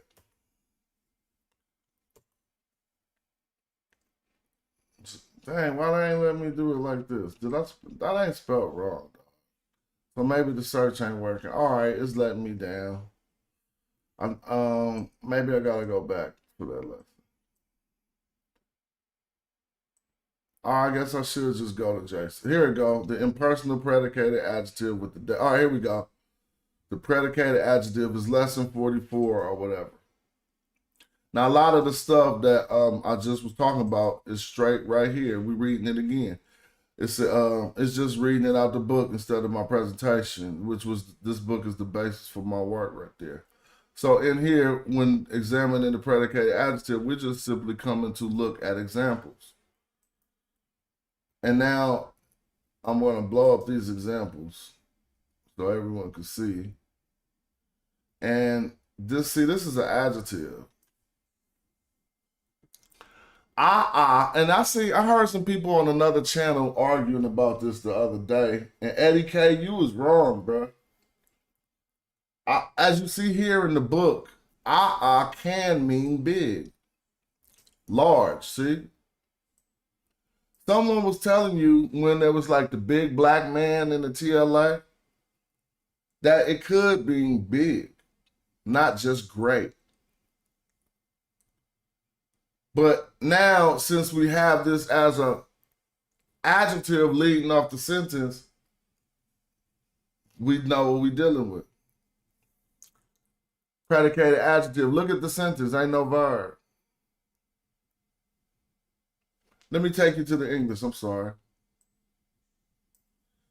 Where's the verb? It ain't one. This is what we're learning.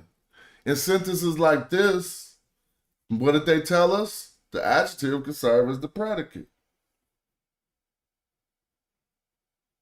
So then you're just going to say, is large is the predicate. Only relying on is as the verbal part.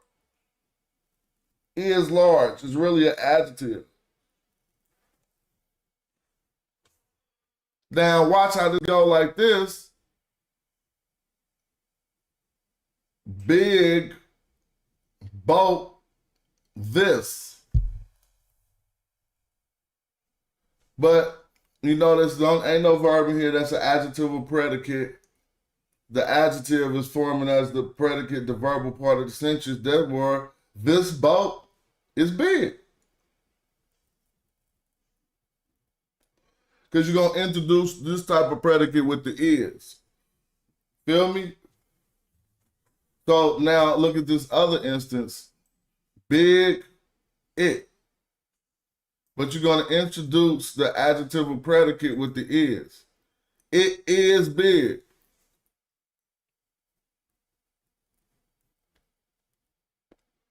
Feel me?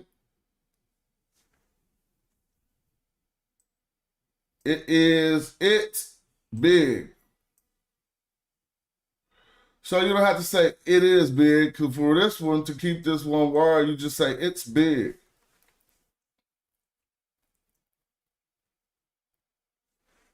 Oh, shout out to Kalam. You see, I'm trying to step my game up, Kalam. Hey, I'm coming back to see you soon, man. I think next year. So let's set something up. We're gonna come to Europe next year. We're gonna have something better than last time. Shout out to you.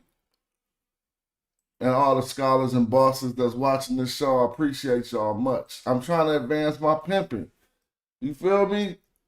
Like, y'all gotta have confidence in me that what you know of smashes out there, you know that boy gonna be cooking. You feel me? So let me continue. So yeah, let's do this. And we focusing more just on the grammar. Now we peeping game, because look, what is it starting with? Now we got one of these. This is one. See, it's starting with a Netcher. But there's more to say about this one, because this start to make you think a lot of the things we learned about ancient Egyptian word order is wrong. But the basic word order we use is for verbal sentences. Be, verb, subject, object, adjective, right? Or adverb. There's a lot more to that, but that's the basic learning we get for word order. So if we come to this right here and we don't even see no verb, that was the level I was at first. I couldn't get past this right here. Like, damn, what's going on? What's going on is the adjectival, some people just say nominal sentence, but an adjectival predicate, right? Where we got Netcher first, and then we got a house. And normally we're not supposed to say a beautiful house when we see it this way. But since this is an adjectival predicate, we know that we can introduce the predicate with the is, right? So then the house is going to be beautiful. But of the Tati, or belonging to the Tati or the visor. So how you say that? Let's do the literal. Really beautiful house or a good, nice house belonging to the vizier. So it's gonna say the vizier's house is nice. See? Now that is and was is the same thing. Think about it. I mean, so I want you to peep game. Ancient Egyptian don't got tense like that. You feel me? So to us, if it is nice, it's nice right now. Shout out to Shazmu. I didn't see you was trying to get in the room. I'm about to open up the chat and then we'll continue. They don't do tense like that in the Medu Netcher. So is and was is just him injecting that. It was nice when he seen it. It's not saying that it was nice in the past tense. It's just like that thing nice. The vizier's house was nice. But notice we don't see a verb here either. So what we're using to make this predicate of the sentence is was nice. Was nice is starting the sentence. Feel me? So now we know if we see that adjective first, we already know how to deal with it. What's up with Shazmo? You just went on mute. You went on mute. You need to come off mute now, if you can. But I'll wait until you get that. All right. So then the next one is just saying the same thing. They're injecting that was. Don't think tense. Hold on. You know. What you say? I'm off mute now. Can you hear me? Yeah, I can definitely hear you. Sorry about that, y'all. I dropped my thing. Let me turn up my mic. How you doing today? Everything's all good. I still need to turn you up a bit more. Okay, cool. Everything's all good. How you enjoy what we talking about? Oh man, you going in. I'm trying to learn. Go. Yeah, so now we see this adjective first, and then we see the dependent pronoun, and that's the end of the sentence. So we know that Sue right here is just it. If you have to make this be feminine, she, because if it was masculine, it'd be two. But sometimes feminine, you know how it's been happening since ancient Egypt. Sometimes objects take the feminine gender. Have you ever noticed? And something wrong if I hear any man refer to his car as a male. I never heard any black man refer to his car as a man. Well, I don't take this like a gender assessment or anything. And nothing I'm saying is absolute. Because sometimes you say he be running, but you kind of out of pocket. It'd be like she be running, right? If you're talking about a car that you own. What do y'all say? He be running or she be running? Or she hella fast or he hella fast? If it was per Netcher, Will we read the adjective? Yeah, it wouldn't be an adjective. It wouldn't be adjective. That's a good one. That would be standard. Because let's think about it. They're telling us, well, it will probably still be an adjectival sentence, but what we're investigating now is one type of an adjectival sentence, which is the predicated adjective. You feel me?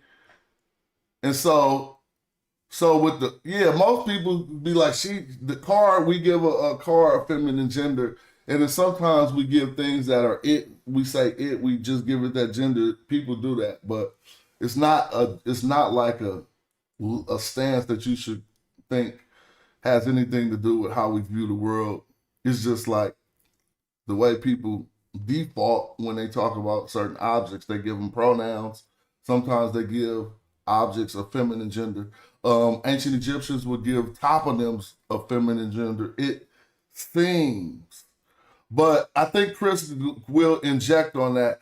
The type of adjectival sentence we're investigating now is with the predicated adjective. That'll still be it might be a nominal sentence if no verb occurs. Right now it just says beautiful house, but what's gonna happen? If the beautiful house got smashed, then a verb appeared in the sentence and it would change what type of sentence it was. But if the beautiful house was, if the beautiful house was near, then it ain't no verb there, you feel me? And then we would be dealing with a type of a nominal sentence. But again, I'm learning publicly, and so Chris got all that stuff down packed, and so maybe he could interject and chime in when we dealing with that. What's up with Shaz Move? Let me ask a couple questions. What's up? All right. So first of all, back in English, I know I didn't pay attention. I was writing raps, so yeah, we can learn that stuff now. So what's up? So predicated. What does that mean? Predicate. All right. So the predicate is the part of the sentence with the verb in it. Okay, so in this case, I'm looking at, there's not really a verb. It says, I know, because it's a predicated adjective. See? So it's an adjective serving in the part where the verb would be. Got you. Feel me? Okay, yeah. Because a verb describes a noun. No, a verb is an action word. I know, so peep gang. In order for us to do it, we inject the is. Okay, so I see in that first sentence, it says, in reading it says, beautiful, but it's got the man there. So I'm thinking, is it his beautiful? So I'm saying, so you gotta remember, house is, so the pa, I see the pa is the, and then wait, I'm lost. That's not a pa. That's why. Chati? That's chati. See, look at the transliteration. Okay, got you. Yeah, it looked like a pa bird, but that's that other bird for advisor. Okay, so the advisor's house is beautiful. Is that first? So we got two things going on here, and we need to break it down because this is also an indirect genitive, right? You remember that? So this noun, this is still a beautiful house. It's just an adjective describing the house in this adjectival predicate. Now, the adjectival predicate is just going to mandate that we say is before we say this part. And I hope I'm not confusing nobody, so let me just leave that out. Look. So I'm taking the N as that water ripple as is. No? Definitely not. Because even though we are entertaining predicated adjectives, you can't break another grammar rule. The other grammar rule would be that this is an indirect genitive. Why is that? It is because we got a noun, one noun, right? Right. The house. And then we got a preposition and another noun. So it could be entertained as, this is a genitive adjective. This is why they put "ni" over here. So this means belonging to. Yeah. Okay. Not is, but belonging to. So official house belonging No, start right here. Official beautiful house. But yeah, you can say official. Yeah. So here's official another one. house. beautiful Here's house. another thing. Think about this. Official belonging to the beautiful house. Okay. Well, no. The house belongs to him. Yeah. So look, let's do the literal. Good or nice or beautiful. And then we got house. Then we got belonging to. Then we got the chancellor or the beautiful house belonging to the vizier. But are we reading left to right now? What do you mean? Yeah. You don't see that? You don't. I know you're not tripping. Yeah. I mean, yeah, I do. Well, Which in way this, is the so man in facing the man? most scholastic documents just do left to right, just because it's just a scholastic document. We could read it. That's right. If the glyphs were faced the opposite direction, then we read it the opposite direction. It gets so confused because when we think we're in Kemet and we're reading right to left because it's in the east. All right, but I know you already familiar with that, so let's start over. So this is the beginning, you know that. Right. And that's never. Yeah, right. And that's normally an adjective, right? Right. But now it's a predicated adjective because it's in the beginning of the sentence. Gotcha. And so it's before, we see it before the noun, which isn't regular. Right. Normally we see it after the noun, you feel me? Right, describing, yeah. But we work that out, and what we're working out now is that this phrase is still what they call an indirect genitive. And so what's happening is it's about possession. Yeah. So I was trying to still read it with putting the adjectives behind the noun and, Yeah, that's what we're learning right now. That in this instance, when it's a predicated adjective, the adjective is serving as the verb part of the sentence, and then it's going to occur in the beginning. So I wrote all the easy points to it on this paper to simplify it. I'm going to go back to them again because it make it easier. Well, just looking at this real quick. Now look, adjectives can serve as the predicate of the sentence.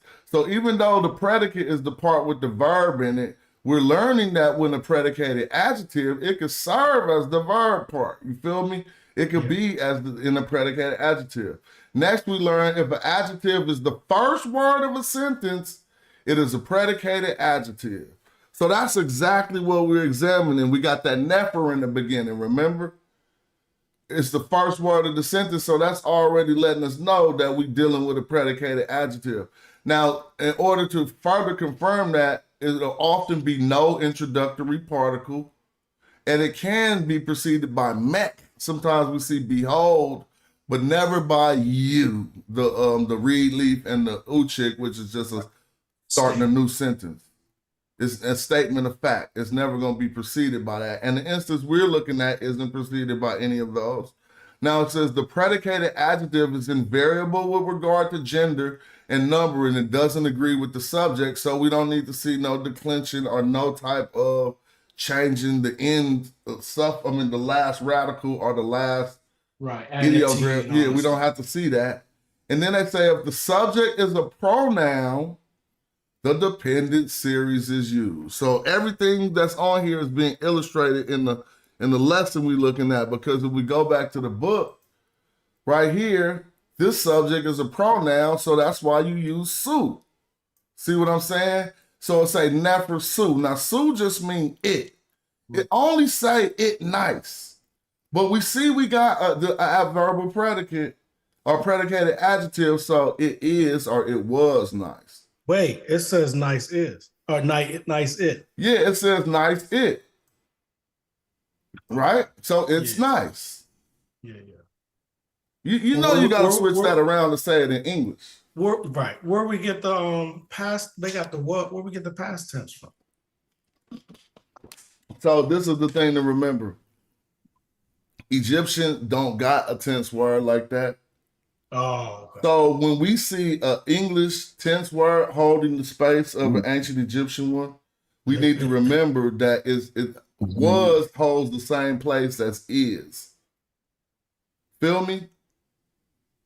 Because they don't, you see, it ain't no tense word in here. It's only two words, and they're injecting the tense. So I heard you say something about whether a house was destroyed or whether a house was built and looking nice, saying it nice it's saying it nice or nice it nice regardless of what state it's in, when you see it, it's still saying what it is. You don't have to add that.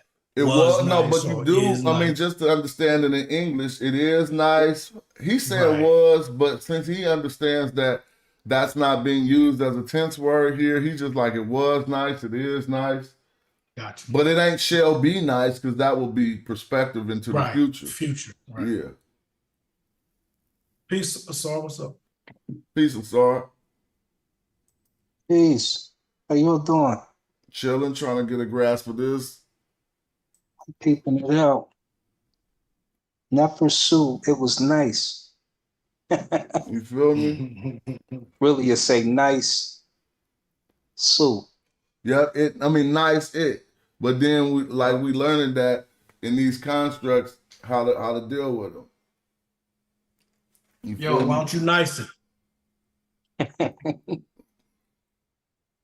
Like a Michelle A record.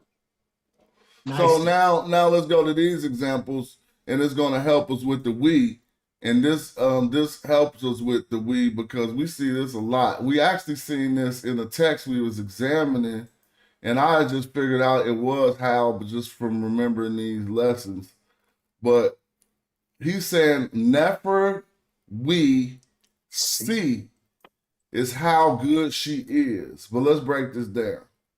But we still dealing with the adjective, Predicate, yeah. adjective or predicate, but it got the we on the end. Right. And that we right now is giving us a how. But guess what they're telling us? It did come from, because I used to get confused, and this is one thing to remember. I would get confused. We always dealing with these same suffix consonants. It'd be like a T, a W, or the Y. Right. And I would see a Y and a W and get that confused with the W and the Y concerning the order of the suffix glyphs. So I would get it confused with the plural or the, either non-plural or plural. And it looks like here it's dealing with that pronoun, whether it's male or masculine or feminine. Well, that's a good thing that you pointed out, because if we think about the TU bird in reference to the three consonants that could pop up, that often pop up behind, a root, think of the order that the TU bird is in: T, Y, W, right?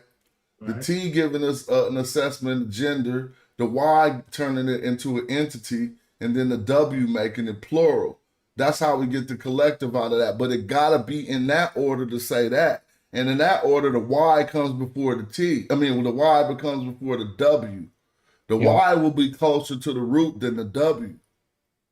The Y is the one who Well, you be looking at two plurals. Go ahead, I'm sorry. You'd be looking at two plurals anyway, because the W, the quell check, is going to make it more than one. It's going to make it three or more. And the two strokes is going to make it dual. So that's even double the so difficulty. in this rendition, that's not what we happen. It's coming from that, but in this rendition, we know sound. That it's giving us how. But they say that it occurred that in old Egyptian or something. So if this word is nefer, which is they're using for good, they say it would go back to an old kingdom double good, or twice good, or you feel me, making it more than just good once.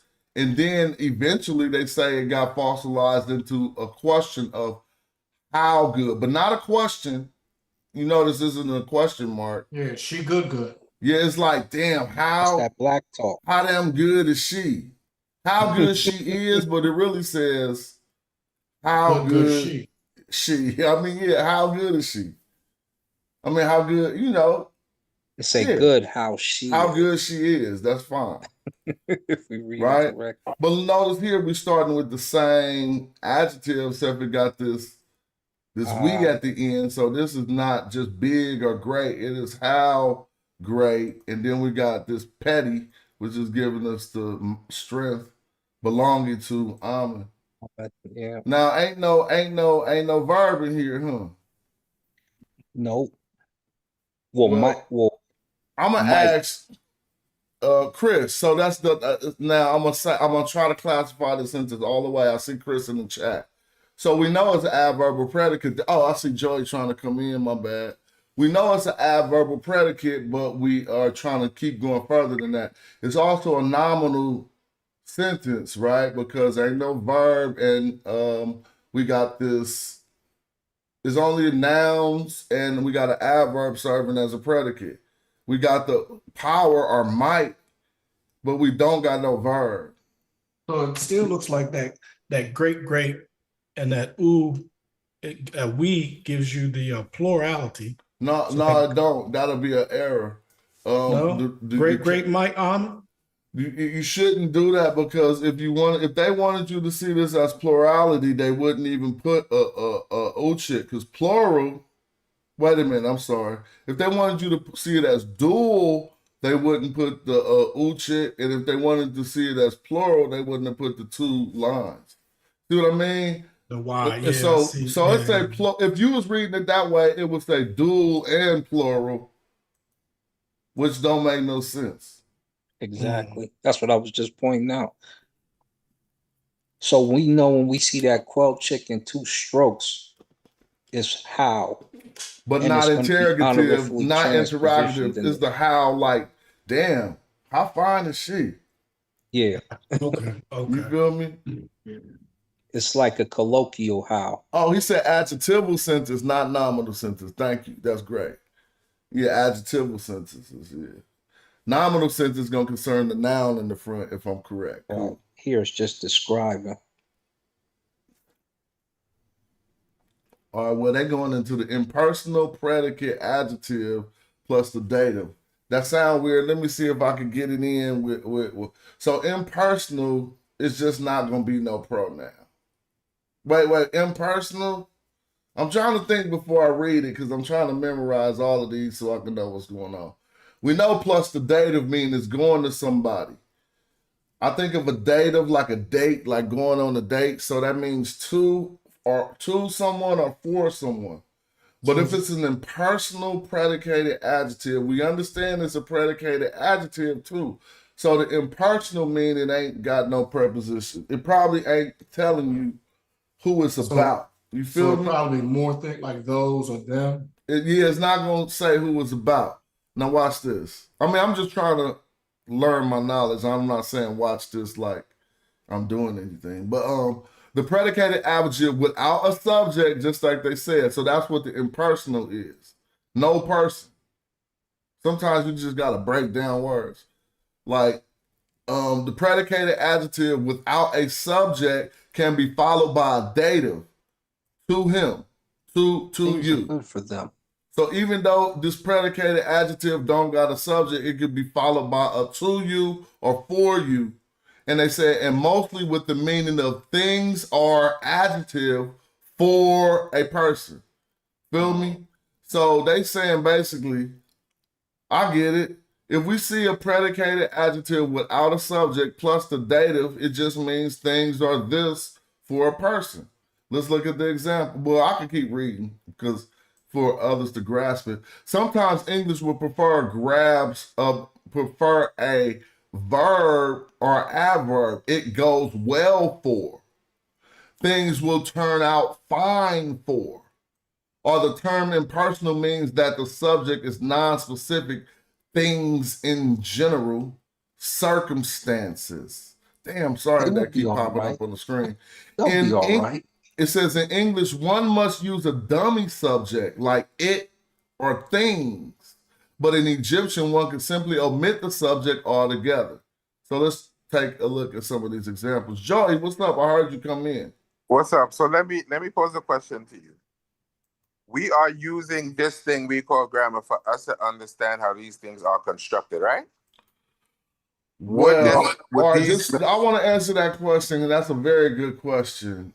And so the reason why I want to take some time to answer that is because of how I understand things. Grammar is a natural thing, first of all. Like when humans thought to put together words, they didn't go to no grammar books. They just put certain words in a particular order that worked to communicate. So the grammar is natural, is a part of the language. Is a syntax is natural, is the way that we put together words instinctively. That's why black people can say "I be chilling" and white people don't instinctively put together words that way. I am going to chill. So real quick, the grammar that we doing is an analysis of those natural occurrences in language. You see what I mean? And to learn the rules that are set forth naturally by communication. Like I'm never going to say to you, you'll never hear me say to you, bad was things over down. Because it just don't make sense to communicate anything to you. And I was gonna also ask the second part, which you answered. Jose, what do it say in the chat? Say it again? What do it say in the chat? I can't read the chat. Say man like Jose. All right, that's beautiful. Thank you. But what I was saying that because it applies to this lesson right now. Okay. Sorry. Okay, Asar is reminding me that I might be going a little bit off track and distracting you, but he just don't want to say that. All right, well, I want to ask a quick question for this quick class we doing. Just by looking at what's on the screen, can somebody recall what we're analyzing right now? The how in the let me shut up. Go ahead. No, anybody. I'm just saying. Just by looking, the how in the sentence. You remember, kind of close, but you gotta. I'm gonna see if anybody can recall what the subject of this lesson we're doing that we just read is by looking at what's on the screen. It can be impersonal. Yep. And plus what? Plus dative. Yep, you so right. And it's all on the screen. And so if you look at it, look, it ain't. Now, it says been right first. And we know this as bad because we see the spur bird. And then we see our same we at the end. Been we. How bad. Like, damn, it's ugly. But then, so that don't got, this how bad don't got a subject. It ain't a to after it because it would be from the dependent series or a su like in the other ones we had. Instead, we got an in and a man. So we should already know that that's dative. To me, for me. Period. Like that make it hella easy because if we understand this, then we already can say, oh, that's already, that's the, it ain't no subject behind this. And so now this is dative. So I could never know that, dude. And I used to be like, what's going on here? Now that's just simple. You see, so dative, if we understand dative, is going to or for somebody, bro. To or for somebody. So and that subject is right there at the end. It's the person at the bottom of that end. Yeah, but notice that since it's a dative, it's not a subject of this because it's separated by the that preposition. Feel me? So even though it is the subject of the sentence, it's not a subject of this word right here. That's what they was trying to say. Feel what I'm saying? Mm-hmm. And if it was to be read, this would be bad how for me. Yep. Bad how for me. Yep. And then let's see what the next one says. So this one is different, the asa NF, but that's still the same thing. It is the adverb for abundance, they say, or plentiful, or you can just say millions or a lot. Then we got a dative after it. But that's to him, right? Mm-hmm. So abundance to him abundance to him in, this is cattle, meaning that's a herd, in his herd. Abundance to him in his herd. They say he became rich off cattle. Feel me?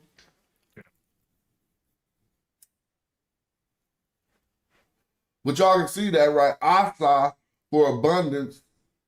And then we know, again, we're dealing with that in a dative. So abundance for him or to him. It might be for him. Because if he got rich, It was abundance for him concerning or in his cattle. So he got rich off cattle, bruh. Yeah. Feel me? Let's see if we can do this next one without the training wheels. And they got some training wheels here. Who want to tackle this? It's still the same thing. We got an adjective starting a sentence and no verb. Notice that. Oh, go ahead. Netteru. Netteru. Start again. Sorry. Neferu. Neferui. Neferui and Sutenper. How beautiful is the king's house? That's something like saying the ruler's house is beautiful? Yep. Something along those lines. Well, no, So you didn't say it right. You didn't say it right. Say it again. Say it again. Because you got Neferui. Oh, how perfect is the king's house? Yep. How beautiful, how good is the king's house? That's what I would say. Would y'all say that? Yup. Let's see. How good is this for the palace? Oh, so yeah, they just say king's house is one word, palace. That's fine. King's house is the palace, right? Yes. But look at this. We said something wrong. Right. We said his house was good. But they said how good it is for the palace. You know what we did wrong? We didn't entertain this as the verb. So we got to put the is in there. Remember? So remember it. So I hope y'all don't forget.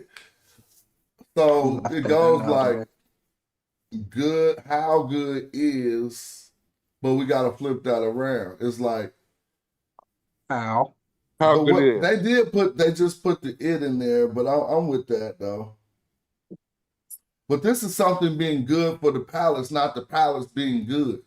And that's how where we make mistakes. They've got an extra thing in there though. Like we would have to go because there's only one in that is in place for that. Well, let me show you how to make sure we don't make that mistake. And they could have used Sarek instead of, Nasut. I mean, we know well, that's the no, king's house.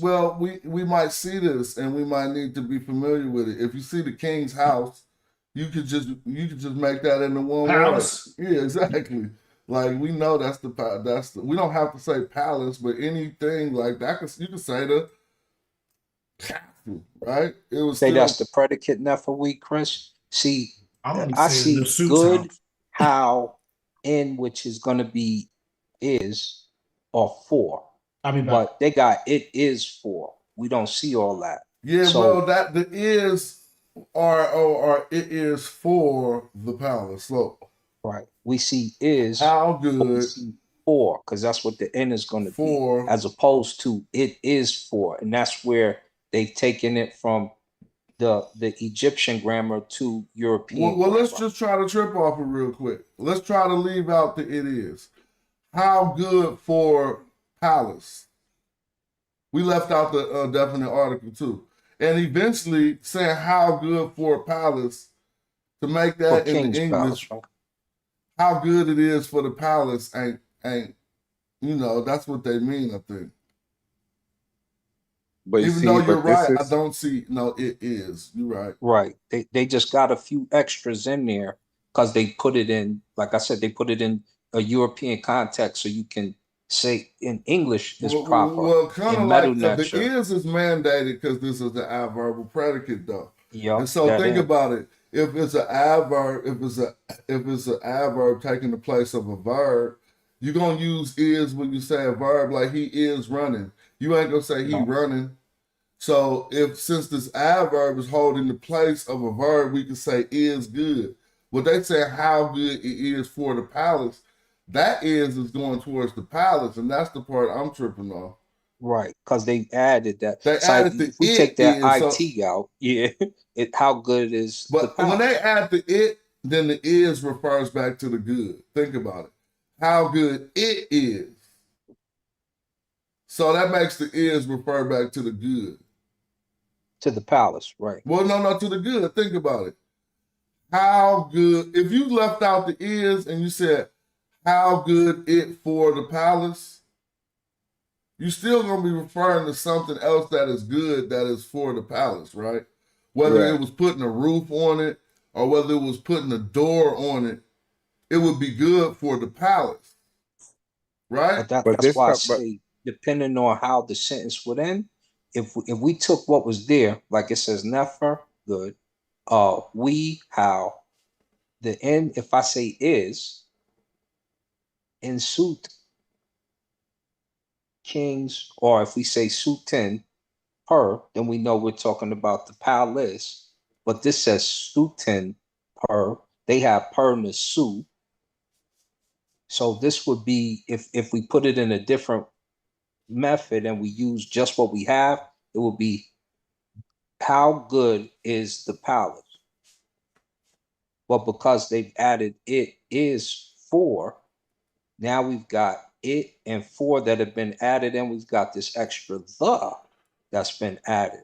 Yeah, that But could be added though. But I feel what you're saying. But if we just read what's on the screen, Right. it still just say how good for palace, right? Yeah. So let's just entertain what that means. How good for a palace? Were they talking about an event or something that would be good for the palace? That's why I was saying if they have more to the sentence, then we could actually Well, elaborate. this is a complete ancient Egyptian sentence. Yeah, but it has something that came before and after it, I'm sure, sentence wise. But that don't matter. That's just context. That don't mean that this sentence is incomplete. So we should, if it for just any means complete that sentence, we don't.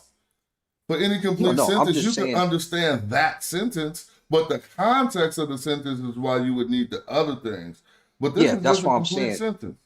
That's why I would say if we put it is for the palace, we would need that extra part to know if it was saying it is for the palace, or they could have just been talking about the palace itself and what they seen, which would be how good is No, how I good is the disagree. palace. The reason why I disagree is because if we just read the literal, right? Feel me. How if we agree that this says how good already, and we're not going to inject anything. Next we got for, and next we got palace. So let's just deal with that. How good for palace? Yeah, but that's literally what it says, though. I know, but I'm saying that let's just deal with that. That's what. So I'm asking a question. What does how good represent? Something positive. It represents it. It is something. But we don't know if it would be that if it was just saying, like, say before this sentence, it said the food was good, the dancers were great. How good is the palace? See, you still see that doesn't change the context of this sentence, because that would just tell us what the it is. Yeah, but that's why I'm saying we don't have the before, the after sentences. So let me ask you, why do you think that they're in a grammar book without including the before or the after of the sentence? Because you don't need it to learn this lesson. Sentence. You don't need it to learn this lesson. Right, but you just have the complete sentence. But to add the it is for part, you would probably need the context of the sentence because it could change into a different sentence. Well, so it's not. So it's what not does this saying word? that the What does this grammar's word mean incorrect. right here? That could be is or for. So we got for. So for is not a part of our scrutiny. Too, right? Well, we're just trying to eliminate things. So we do got the for, right? Now it says how good, and the simple question I'm just asking, like, that represents something, right? Yeah, because it's it for doesn't the take palace. away from what you just said either, because you've already done what you said is correct. I'm just saying there's also another way they could possibly be looking at it. But for them to put how good it is for the palace, they must know how the other sentences I go. know, that's what I'm saying, and I'm just trying to go through a process of figuring out how you qualify injecting these. We know you can qualify injecting the definite article because they just talking about a palace, right? And it belonged to the king, so we trying to figure out what qualifies the injection of it is. We already see the for, so we got that, and the is qualified because this is the adverbial predicate, and a lot of the times when you refer back to this, but this is where I'm confused. I was gonna say, because is it a short that the uchik with the two strokes, is that really a short form of two, TW? It's not. No, that's how. That's how. That's how. That's way. Remember That's way. remember we did that W-Y. upstairs with you. Yeah. That's what So we're analyzing. what it's saying says is it's saying if we were to read each block, right? It says good, how, is, or for. No, for, yeah. For, palace. So that's good. Now we all see that something is good for the palace, right? Mm-hmm. So check this out. When we hold on, start, because we got it right here. We all see that it's saying it's actually, and this is not a question. It's not interrogative. They're making a statement. They're saying, just like, how fine is she? They're like, how good for palace? So something. Can we agree that? Can we agree that something is good for the palace? Yeah. Yes. How is something represented? It's represented by it. Right. But then if we're making these arguments, we can argue that the word "the" doesn't belong there either because there is no word for "the" in there. We're just adding the "the" for clarity in English. It doesn't really say that. Well, literally. What you mean? Belonging to them. What you mean? No, but what I'm saying is there is no "the." It's just King's Palace. There is Well, no you keep "the." going back to that. Let's try to get some understanding on that. So, real quick, you're correct. They don't have a definite article because they didn't use the definite article at that time, right? So we didn't use it either. We just said for palace. Feel me? And so them injecting it is just putting it into a translation, which you put it in your English and you can inject that. But with our analysis, we just saying how good for palace. So what they inject ain't really a problem right now. We're trying to ask what's good for the palace. It's either an event, an occurrence, something is good for the we palace. don't have the sentence before or after, so we don't know. Oh my gosh, bro. How good house belonging to the king? So you telling me you need the sentence before to know that something was good for the palace? Well, No, not necessarily. No. You're right. Not necessary. That's what I'm saying. And whatever the other sentence is represented by the it. Well, I guess if fair enough. This is whatever is good for the palace in this sentence, we agree that it's represented by the it, right? Even though the Medu don't have the it, it say how good for a palace. So we know how good is talking about something. Okay, fair enough. We could rock with that in English. That's good enough for the lesson.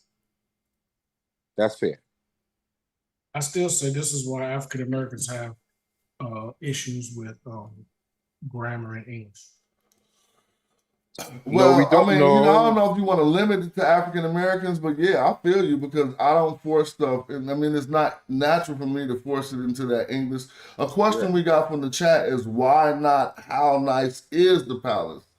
Because we be ignoring this for right here. So I don't never know of do an N ever get translated as is? Saying kingdom, it can be is, it can be for, it can be for, can all those prepositions. Yeah, but this is ain't one that you find. Notice we don't. If I ask you what's the ancient Egyptian preposition for is, you're not gonna really think of it. But it's normally represented by the particle you. Remember, we could do some simple sentences. Yeah, that's true. Yeah, so it ain't really no. If I ask you how you say is, you're not gonna say M or N or nothing. Now, let me ask you this. In the first sentence we did a minute ago, I don't mean to go back. It seemed like the how wasn't there. It was the it that was there. That's why I said to. All right, let's go back. Or tui. So it's going to be consistent, but notice. No, not that first sentence. The very first. Well, that's a different analysis. This is the imperative of this, the impersonal plus the data. But the it is still there. It was in both. Well, in the impersonal predicate plus the adjective, predicate adjective plus the dative, we're not gonna have that. It's impersonal, so it ain't the first term ain't gonna have no pronoun or nothing on it. It's not. It don't have a subject. Look, that's the first sentence. So the dative It's a subject in the dative, but that's not a part, it's not amended onto this. A dependent pronoun would come right after this if this had a subject. So if this had a subject, it would be how bad he is for me. See? But it's just saying how bad it is for me. Because the how bad don't got a subject defining what's bad. You feel me? I could put a sue right in this sentence. We could say Ben we sue. Then it'll be how bad he is for me. Feel me on that? I hope that gives some clarity. So it's not saying what's bad here. If it was saying what was bad, it'd be a dependent pronoun after this word, or it would be whatever is bad would be after that. So it's not telling us what's bad and they just injecting it because something is bad. So they're injecting things over here because they know something is bad. I hope that's clear, though. It's locked in. Let's move on. They say like it uses a dummy subject, it or things.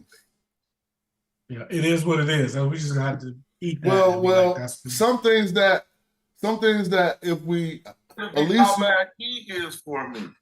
It'll help to that. I hope that gives some clarity. Oh no, somebody needs to press that mute. Bad here. Oh, somebody turn needs to press, pause your video. Thank you. Yeah. Get back there. Well, let's look at this one. Let's see if this confuses us more or adds clarity. I'm about to open it up. Hold on. And they got the answer on there. Now let's see how they came to this. Let's talk about the grammar because that ain't what's on there. But anybody want to break that down? I think it's my turn. Hold on. Oh, we got the answers. All right. So, beautiful. How beautiful it. Wait a minute. I'm looking at the past. Oh, the next one. How beautiful. Man, Haley, if you don't mind. I just did. I'm sorry. It's all peace to you. Bless up. But I was just saying, I listened to your brothers and I'm studying this here, but if you went back to how the introduction, what it said about what it is, then we would get rid of the confusion that Assad brought in just now about the actual words, because it tells us from the beginning how we should look at it. Yeah, you're right. I should have went back and read that over. I'm gonna just do it right now. It says the predicated adjective without a subject can be followed by the dative. We went over that mostly with the meaning things are adjective for a person. Sometimes English will prefer a verb or adverb. It goes well for, things will turn out fine for, etc. It says the term impersonal means that the subject is non-specific. So things in general are circumstances. In English, one must use a dummy subject like it or things. Right. But in Egyptian, one could simply omit the subject altogether. So it's not there in the Egyptian, but when we put it in the English, we using a dummy subject, it or things. That's why I was like, something is bad. So they have to tell them how bad is whatever the it is. They're saying, how bad is it? So in order to get this in the English, it's not a crime to inject that it right there. Right. It's not missing anything. It's just how you got to look at it. Right. That's why I was saying it is what it is. We got to just take that. And I started out with how in this one. So I guess that cable is it and not a your. Well, hold on. On which one are you question analyzing? is, Sorry that my screen is frozen. the extra. Yeah. Hold on. It's not extra. My screen it's not extra. It is extra because if it was not gendered towards something in the castle, it would just be like which one y'all looking at? How good is the palace? Sorry, I don't know which one you're analyzing. I want to put it on. Same one. How good is the palace? Good is the palace? Now what's extra? The things. You're right. It's injected. It's only in the English, and it's only implied in the Medu Netcher because they're talking about something that is good. Exactly. Oh, absolutely. So it's not that it's not a complete sentence for anybody who Right. was thinking that. It's not a It's that complete sentence for English. right. You have to make And it complete sentences for English. That's what I'm saying. It's not left out. It's just that we have to add it in. no, not even that. Because it can go in a different manner without putting the it is in there to make it a full sentence as well. That's why I Okay, say, both how of y'all good is right. the palace? Yeah, both of y'all right. It would Let's still fit. That's why I was telling Smash earlier. It's not that it's an incomplete sentence. It's that they must see the other sentences ahead of it and after it in order to add it is for. That means that they've seen something that we haven't, even Nah, though that's this not is a true, complete bro. I'm No, that's how sorry. you got it wrong. That's just no, not you got it right. right. I'm sorry though. You got Because it if it wrong, says Asai. how good is the palace, it's still correct, and that's still a complete sentence. So yeah, you're Except it right. wouldn't That be is a something. complete sentence. See what And I'm saying? notice that we got it as a I complete got it sentence. right. But notice we don't even know what's good for the palace. We Right. just know that something is good for the palace, and we refer to that something as it. Exactly. So we don't need to know the rest of the sentence. I mean, Exactly. well, I didn't even mess it up. We don't need to know the other sentences because this is a complete sentence. Yeah, Exactly. that's a complete sentence. But to know what it is for the palace, we would need Yeah, those other definitely. sentences, That's which is what I said 100% in the right. first. It could be You know, food good. They could want to paint the palace. We don't know about that, but we do know it as something, and that something in this sentence is represented by the it. Exactly. Word So up. there's nothing left out. It's just we have to put our imaginations to the task. Okay. yeah, So how about this one, Joey? You gonna knock this down, or Patah, or whoever? Yeah, I can go. Nefer, Nu, Aha. Hold on, you said what? Neck. Why you say nuke? NK. I just pronounced it Nu. Nah, that would be one word. You just pronounce it. That's like two. That is. Remember, we're doing the impersonal adjective or predicate plus the dative. The dative is always something going to something. So this is like Nefer NK. for you. All right, so Nefer NK. So let's read the English. Good for you. Green. So they're not saying good. They're saying well.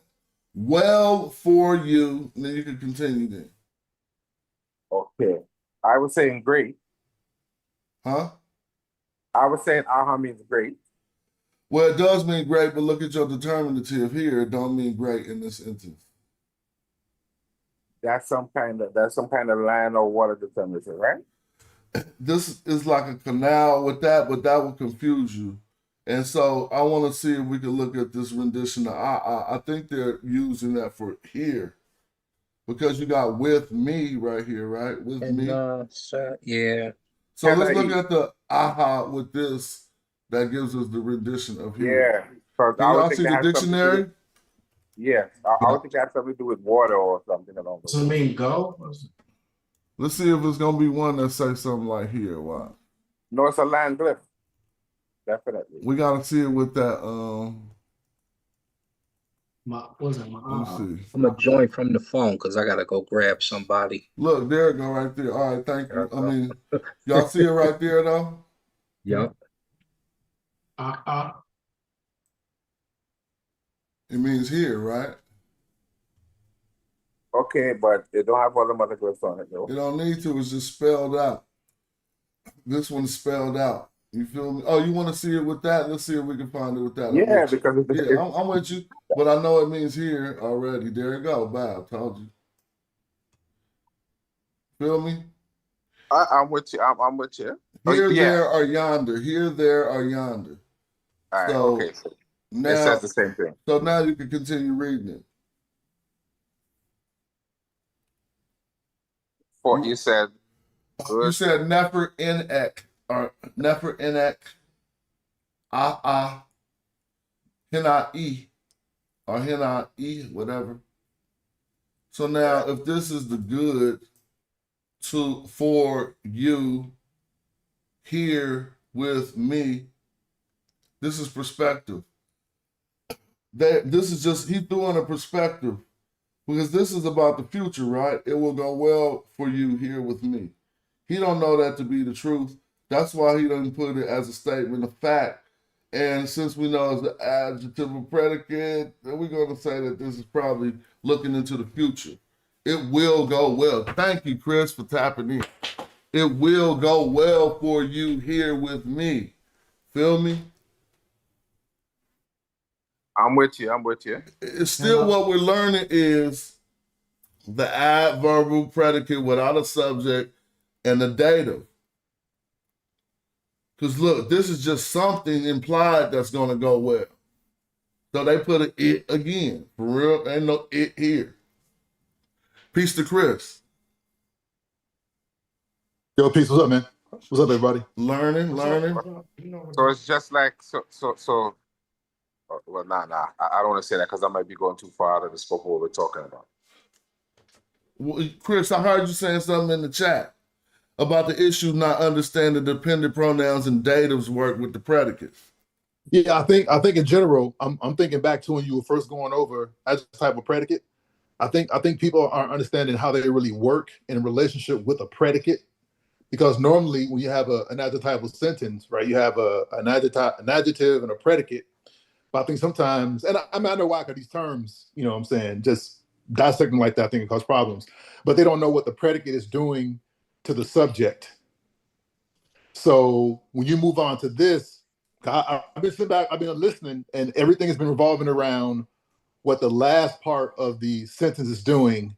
And I can see how it's not really how the mechanisms of how dependent pronouns work and how datives work is causing the issue. So fill us in. Come on. That's why we happy you're here. I'm about to press mute.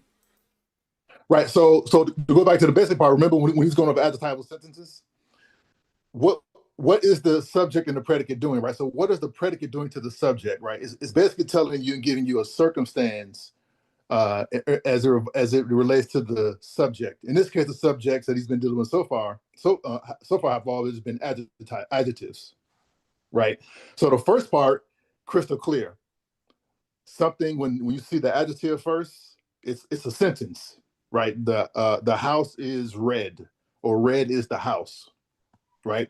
But now that he's moved on to this impersonal one, just notice how after the adjective, you still have something nominal behind it. So even though in this impersonal one, you don't have a subject, but you still have the predicate is still followed in Egyptian. The predicate is still followed by something nominal. Now, so basically, the subject is implied. Real quick. So when you say it's followed by something nominal, is a noun followed. A noun. Oh, my bad. A noun. Yes. Yeah, I'm just trying to make it all the way simple. Yeah, so, no, you're right, because these terms just sometimes muddy the water. So let's looking at this instance where we see asa is the adverb and starting this adverb predicate. Now this is impersonal, he says, so we don't see a dependent pronoun behind it, we see a dative. But still this dative has a subject in it, right? Well, the object of the dative is F, yeah. Yeah, so it's for him, right? Right. Yep. So him is the subject? No. Him is the object. Okay, the object, because it's something for him. So the subject of whatever is proliferated or abundant is not there, but I'm trying to learn how something nominal. So where's the something nominal behind this? This pronoun? So the asha is the actual the adjective here. And then the subject is not here; it's implied. Exactly. And that's why they said it. And that's why they said it, right? Yep, exactly. And then following the subject comes what sometimes fast math. Remember, we used to call this the indirect object. It's the dative. Okay. So the subject of this, the object of this dative here, not the subject. The object of the dative is the suffix pronoun f. And then after that, they're attached onto that this minetef. That's a prepositional phrase. So all of that. So everything after the asha, all that stuff is basically like an adverbial or preposition.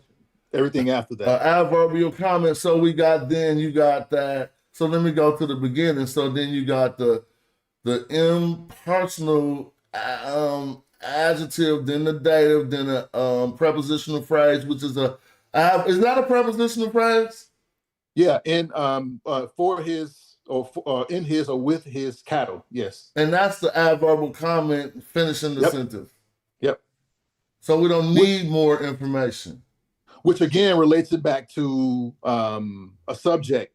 So in with his cattle, well, what? How plentiful for him it is to be with his cattle. And they say, yep, that's the literal. They say too, how plentiful for him in his cattle. So they say he became rich in cattle, which I understand that because plentiful for him is abundance for him. Right. They're not saying he had heck of cattle. They just would have said abundant cattle. So they said he got abundance for him in his herd. So he came rich. Yep. Is everybody following that? I get that. Yeah, that's a good breakdown. All right, I'm gonna scroll down some more. So basically, you have nominal sentence patterns, adjectival sentence patterns, and then these are all nonverbal sentences in Medu Netcher. Adjectival, nominal, and then you have adverbial. From what you've been following, we ain't went over no nominal sentences yet, correct? No, well, technically you have, because sometimes adjectives can behave as nouns. Remember that whole thing, but technically no. But if it was a good house, this is a nominal, right? Or is it? No, this is adverbial, right? No, it's adjectival. Adjectival. I'm sorry, that's what I meant. A cheat code is for adjectival sentences and nominal sentence. They come first. Okay, so if the noun first is nominal, right? And then for adverbial sentences, the adverbial adjunct comes second. So that's the only thing you got to remember. For adverbial sentences, they stick it at the end. For adverbial sentences, they stick what at the end? The adverbial part. Oh, okay. Oh, wait a minute. We're looking at wait. This is not adverbial. This is adjectival. I'm sorry. Right, adjectival. Right. And I kept saying it from the chat. You kept saying I knew what you meant, but you kept saying adverbial. But I was saying that earlier when I was. Yeah, you kept saying adverbial. Yeah, I was making a mistake. Thanks for clearing that up for other people. Yeah, okay. Adjectival, and then the adverbial comment always is after. It's part of the predicate. I mean, it's part of the prepositional phrase often, right? Right. Yeah, it's part of the prepositional phrase. Yep. Now, what's funny is you actually went over adverbial sentences already when you did the whole you thing. So you basically covered adverbial sentences already, if they remember. Oh, that's crazy. I must have got confused saying just the word. No, not today. And a couple of days ago, when you was doing the you thing with you and with Mech. Okay, yeah, that's right. Yep, all those sentences would be adverbial. All right, that's cool. I'm looking for some more examples, just more reading since, all right, let's open this up. Even though they're giving us different examples of something, I just want to see how people read this. So just so people know, I skipped over a whole lesson, and let's see how people read it before we go back to the lesson and see if Cats was messing up. I'm going to try first to dip my feet in it.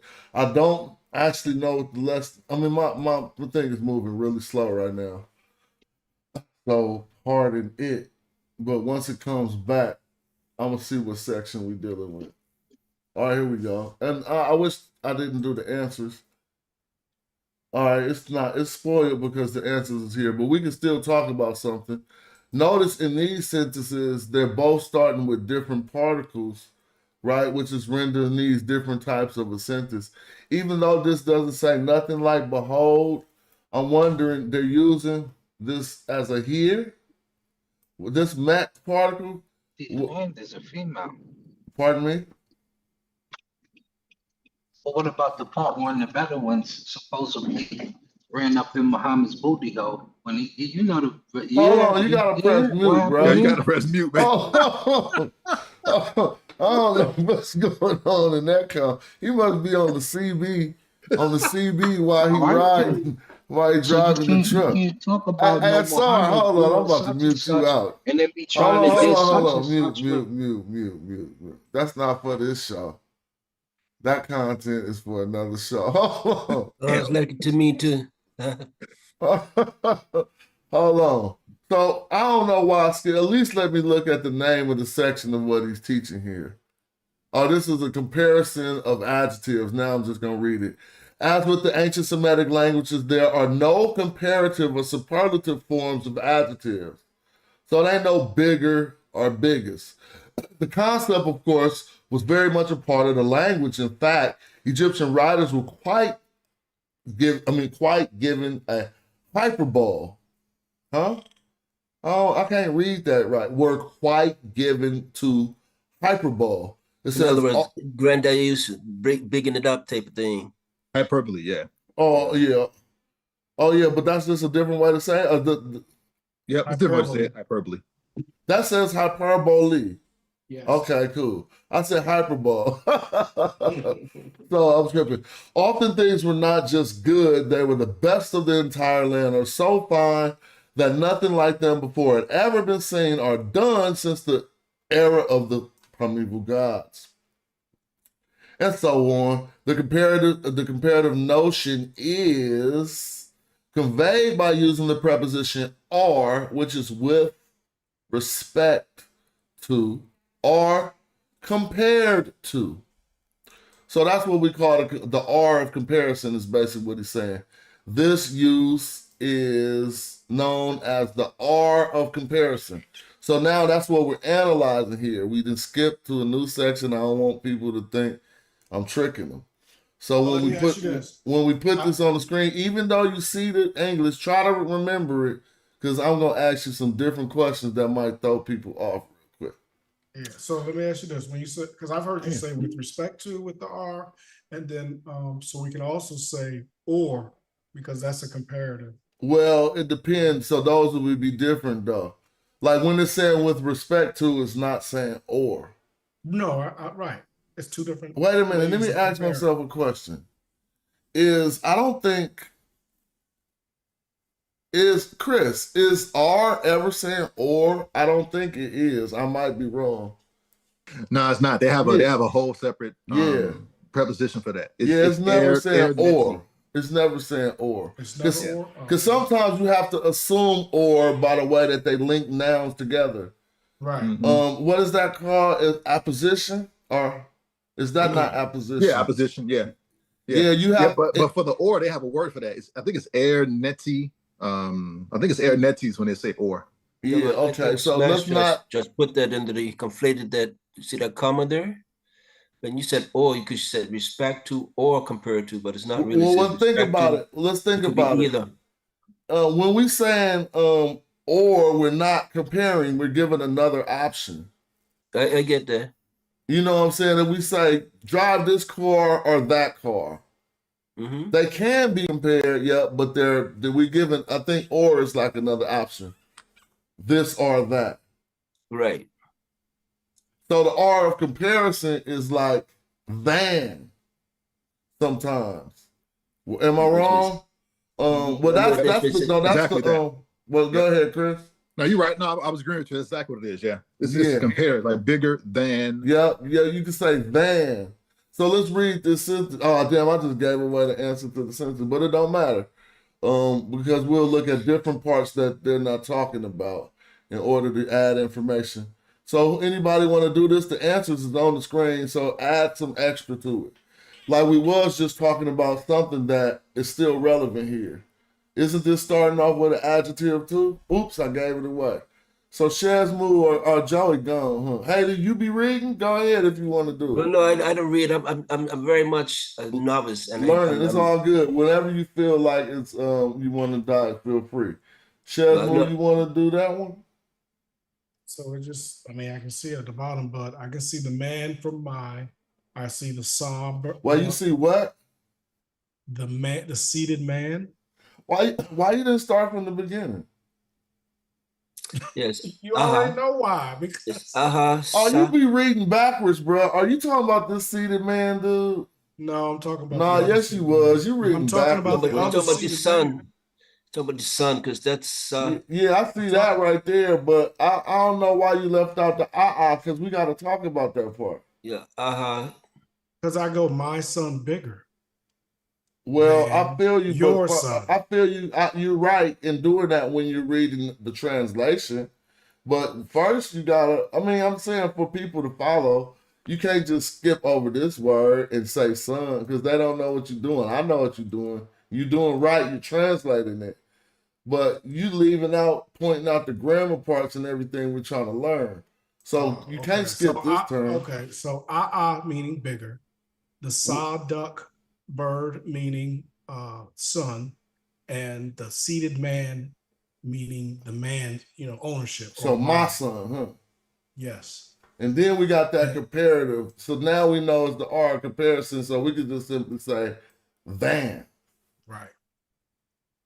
And then again, you got the son, another son, and then you got another seated man comparison. And then you could have two, which is that ripple water and well, not two, because you got to remember what you see here. Or of the scribe, then you got the symbol for scribe, and then you got a seated man who is the scribe, and then you got pen for this. So this scribe, okay. What's the grammar doing though? What kind of sentence is this? My son is big. I would just read it on you, dog. Yeah, that's good. Because that's not the way I would read it. How would you read it? Well, I would start with, you know the way I would read it, because I would miss people. Well, I want to, let's build. We just build. I got time. I'm chilling. How would you read it? So I would start with the first seated man, not the last seated man. My son, great, that or bigger than your son, or yeah, that's fine. But you just translating it though, because you think about it. If you was at a wall of a, would you know to start that way? Like, so that practice is good right now. But if we just walked up to the wall, you're gonna just start with a man somewhere. You're gonna have to have some order to where you start at. You see what I'm saying? You start at the beginning of the text, right? And then you figure out, oh, that's saying my son is bigger. Right. I glance at it and then I go, oh, I got to put that word. Oh, I feel you. If that's your method and it works for you, I don't know what to say. I can't tell you not to do something, but normally I can imagine if I just threw a text up, you have to have a point where you're going to start. What if it wasn't a man there? No, I'm saying I glance at the words, right? I look at first I start by looking at the uniliterals, biliterals, and triliterals, see what the words are, and then I go, okay, now let me make sense of it from the Eastern point of view. And I would start with, because, to me. I follow you, but why do that method? I ain't even going to scrutinize it, but why make up a new method when there's a method that works? What is that? What is the method that works? Just reading from left to right and reading every word, but then that doesn't make sense, right? It does. Or it doesn't make English like English. It makes sense, but then that's what a translation is putting it into your language. You feel me? But it ain't worth scrutinizing because it works for you. So, well, let's see if you think it works for you, but watch this. I'm not gonna put the answers on the next one. Watch this. You about to fumble and bumble on the next one. All right, let's see. Because methods prove themselves to be faulty. It's not like, if it works, it works. Right. So we're gonna go down to. So when I look at that right there, I glance. But you got the answers. That's not cool. We're gonna get one without the answers. Yeah, hold on. No, we're gonna see if your method because you always beat us up and say no. All right. Now I'm gonna even let you have the transliteration and read that with your method. Okay. So I glance at it, I say, okay, I see the word mech, like behold. And then I go heket, which is beer. And then I see. Oh, why did it do that? I didn't do that. But you was doing good. But they used that mech for, they didn't use it for behold. Yeah.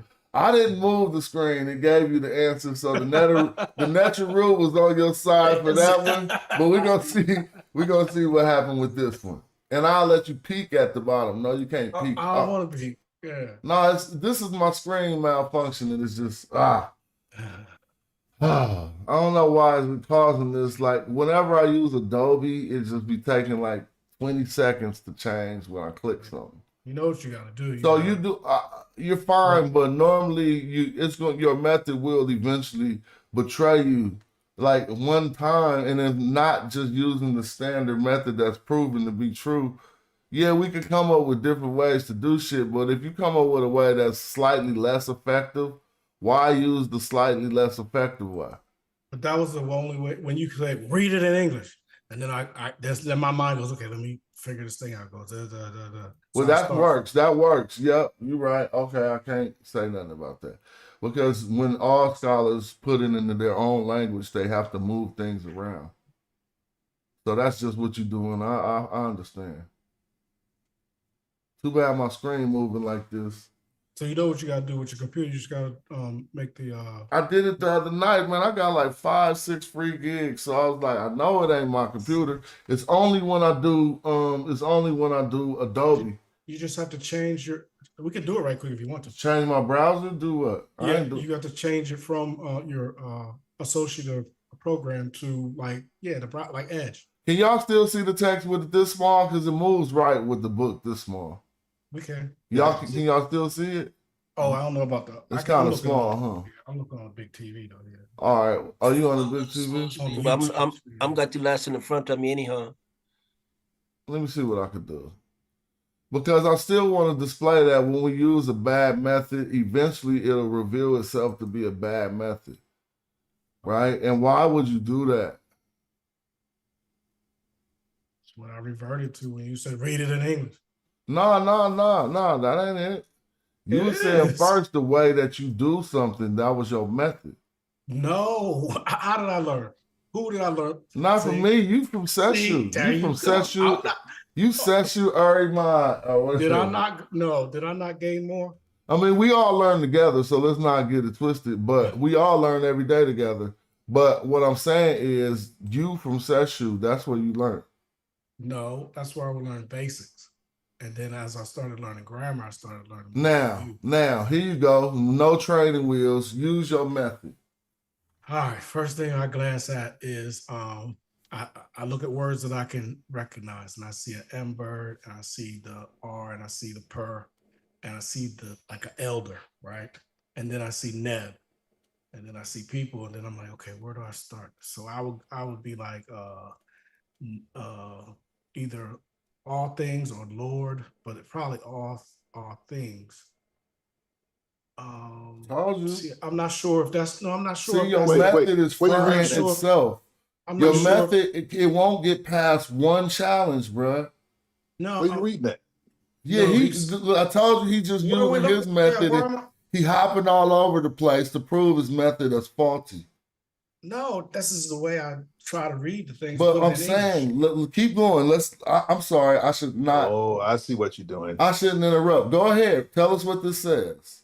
So to be fair, though, I'm not sure of all the words because I'm not sure if that's an L, if that's I don't know what that is. All right, so elder. I'm gonna tell you what it is. See the people. So don't you see M-E-R-Per?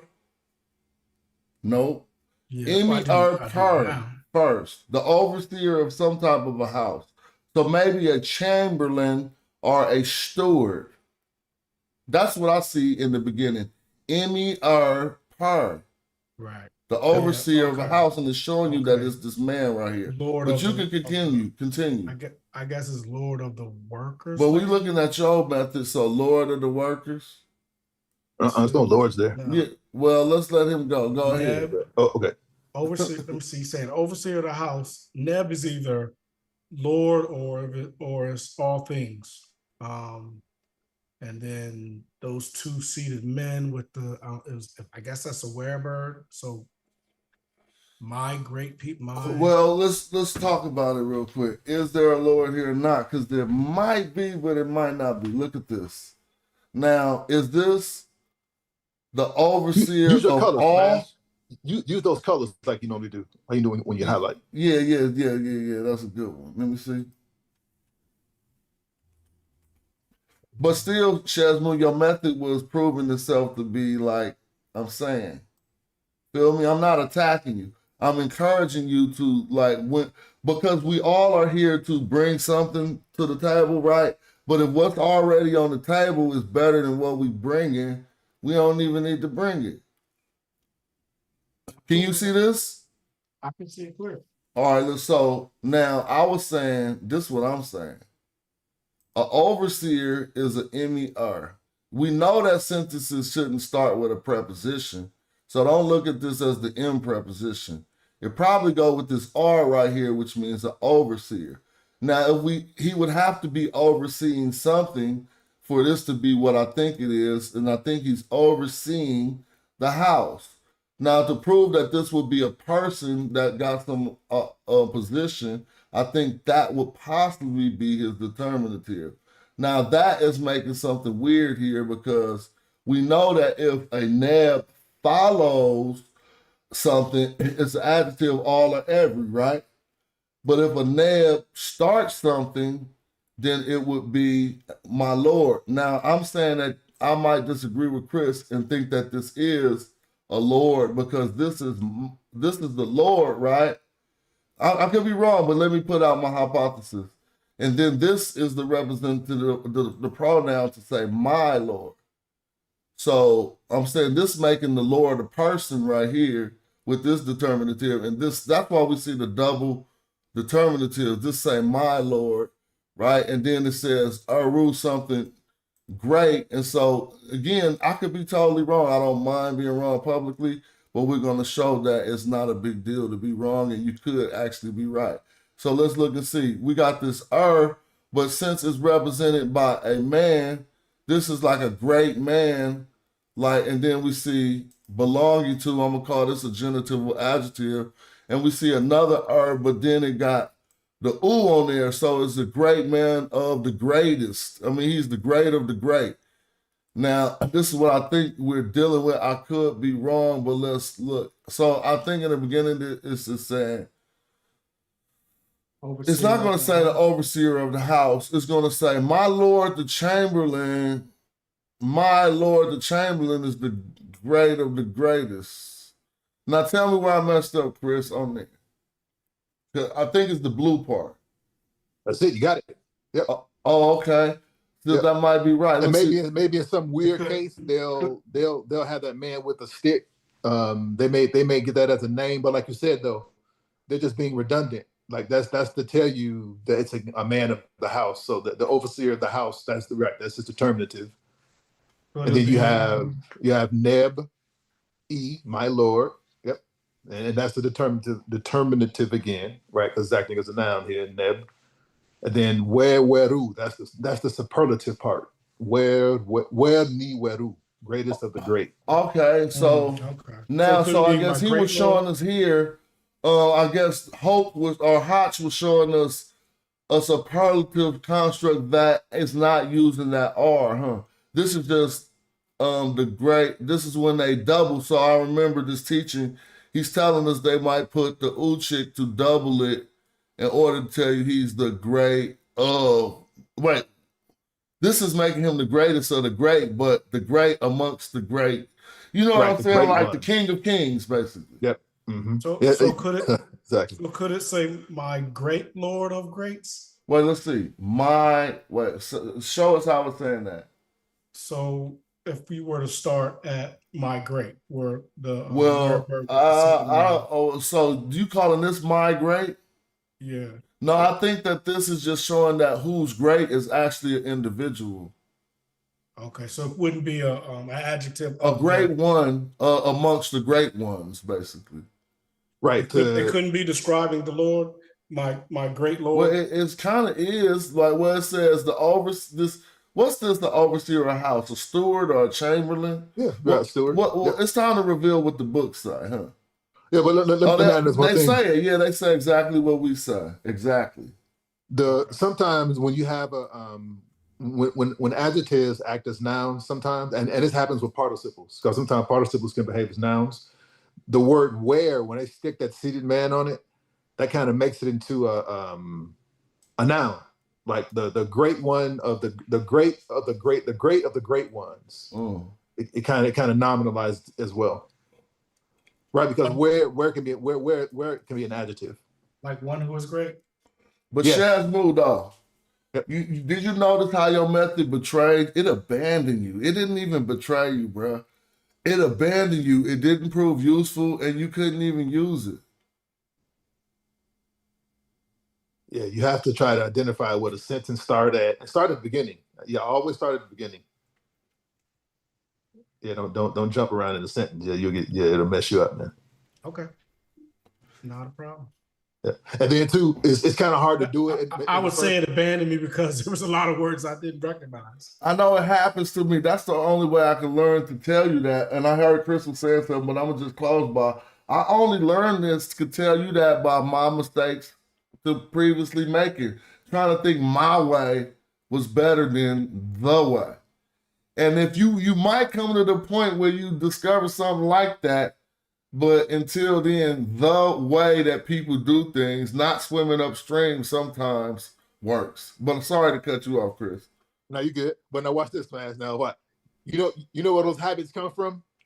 Looking at the language word by word and not looking at it as phrases and looking for genitives and looking for prepositional phrases and looking for verbal forms. If you continue to look at word, that's gonna happen, man. You have to try. I know it's easier said than done, but you got to get into the habit of trying to. Yes, exactly. So you have to to get on Smash is Studio for a minute. You're gonna have to try to abandon that just looking at word here, word there, word here, word there. I know why you do it, and I do it sometimes too, but that's not my go-to. I always look for phrases, verbal forms, prepositions, particles, and then you'll find yourself being able to look at it and just read it while you're looking at it, not going word. For real. And that's what I'm adding to my game right now, Chef's Mood. Like, that's what, if everybody could tell me what stepping my game up is, that is the definition of it, is to be able to identify the grammar, which easily assists you in saying the sentence hella more easy. It's the reason why I didn't know how Chris could just say the sentence so well when he's reading the glyphs, because of all of these other parts of the grammar that he's identifying. When we looking at this and you just see a M and a house and going through words, and he like, no, I see that first of all, that this ain't even, it's starting off with a nominal, it's starting off talking about a person, right? And so it's already the type of a sentence. I mean, basically identifying the grammar parts is and I'm not an expert at it. Y'all see me learning live, right?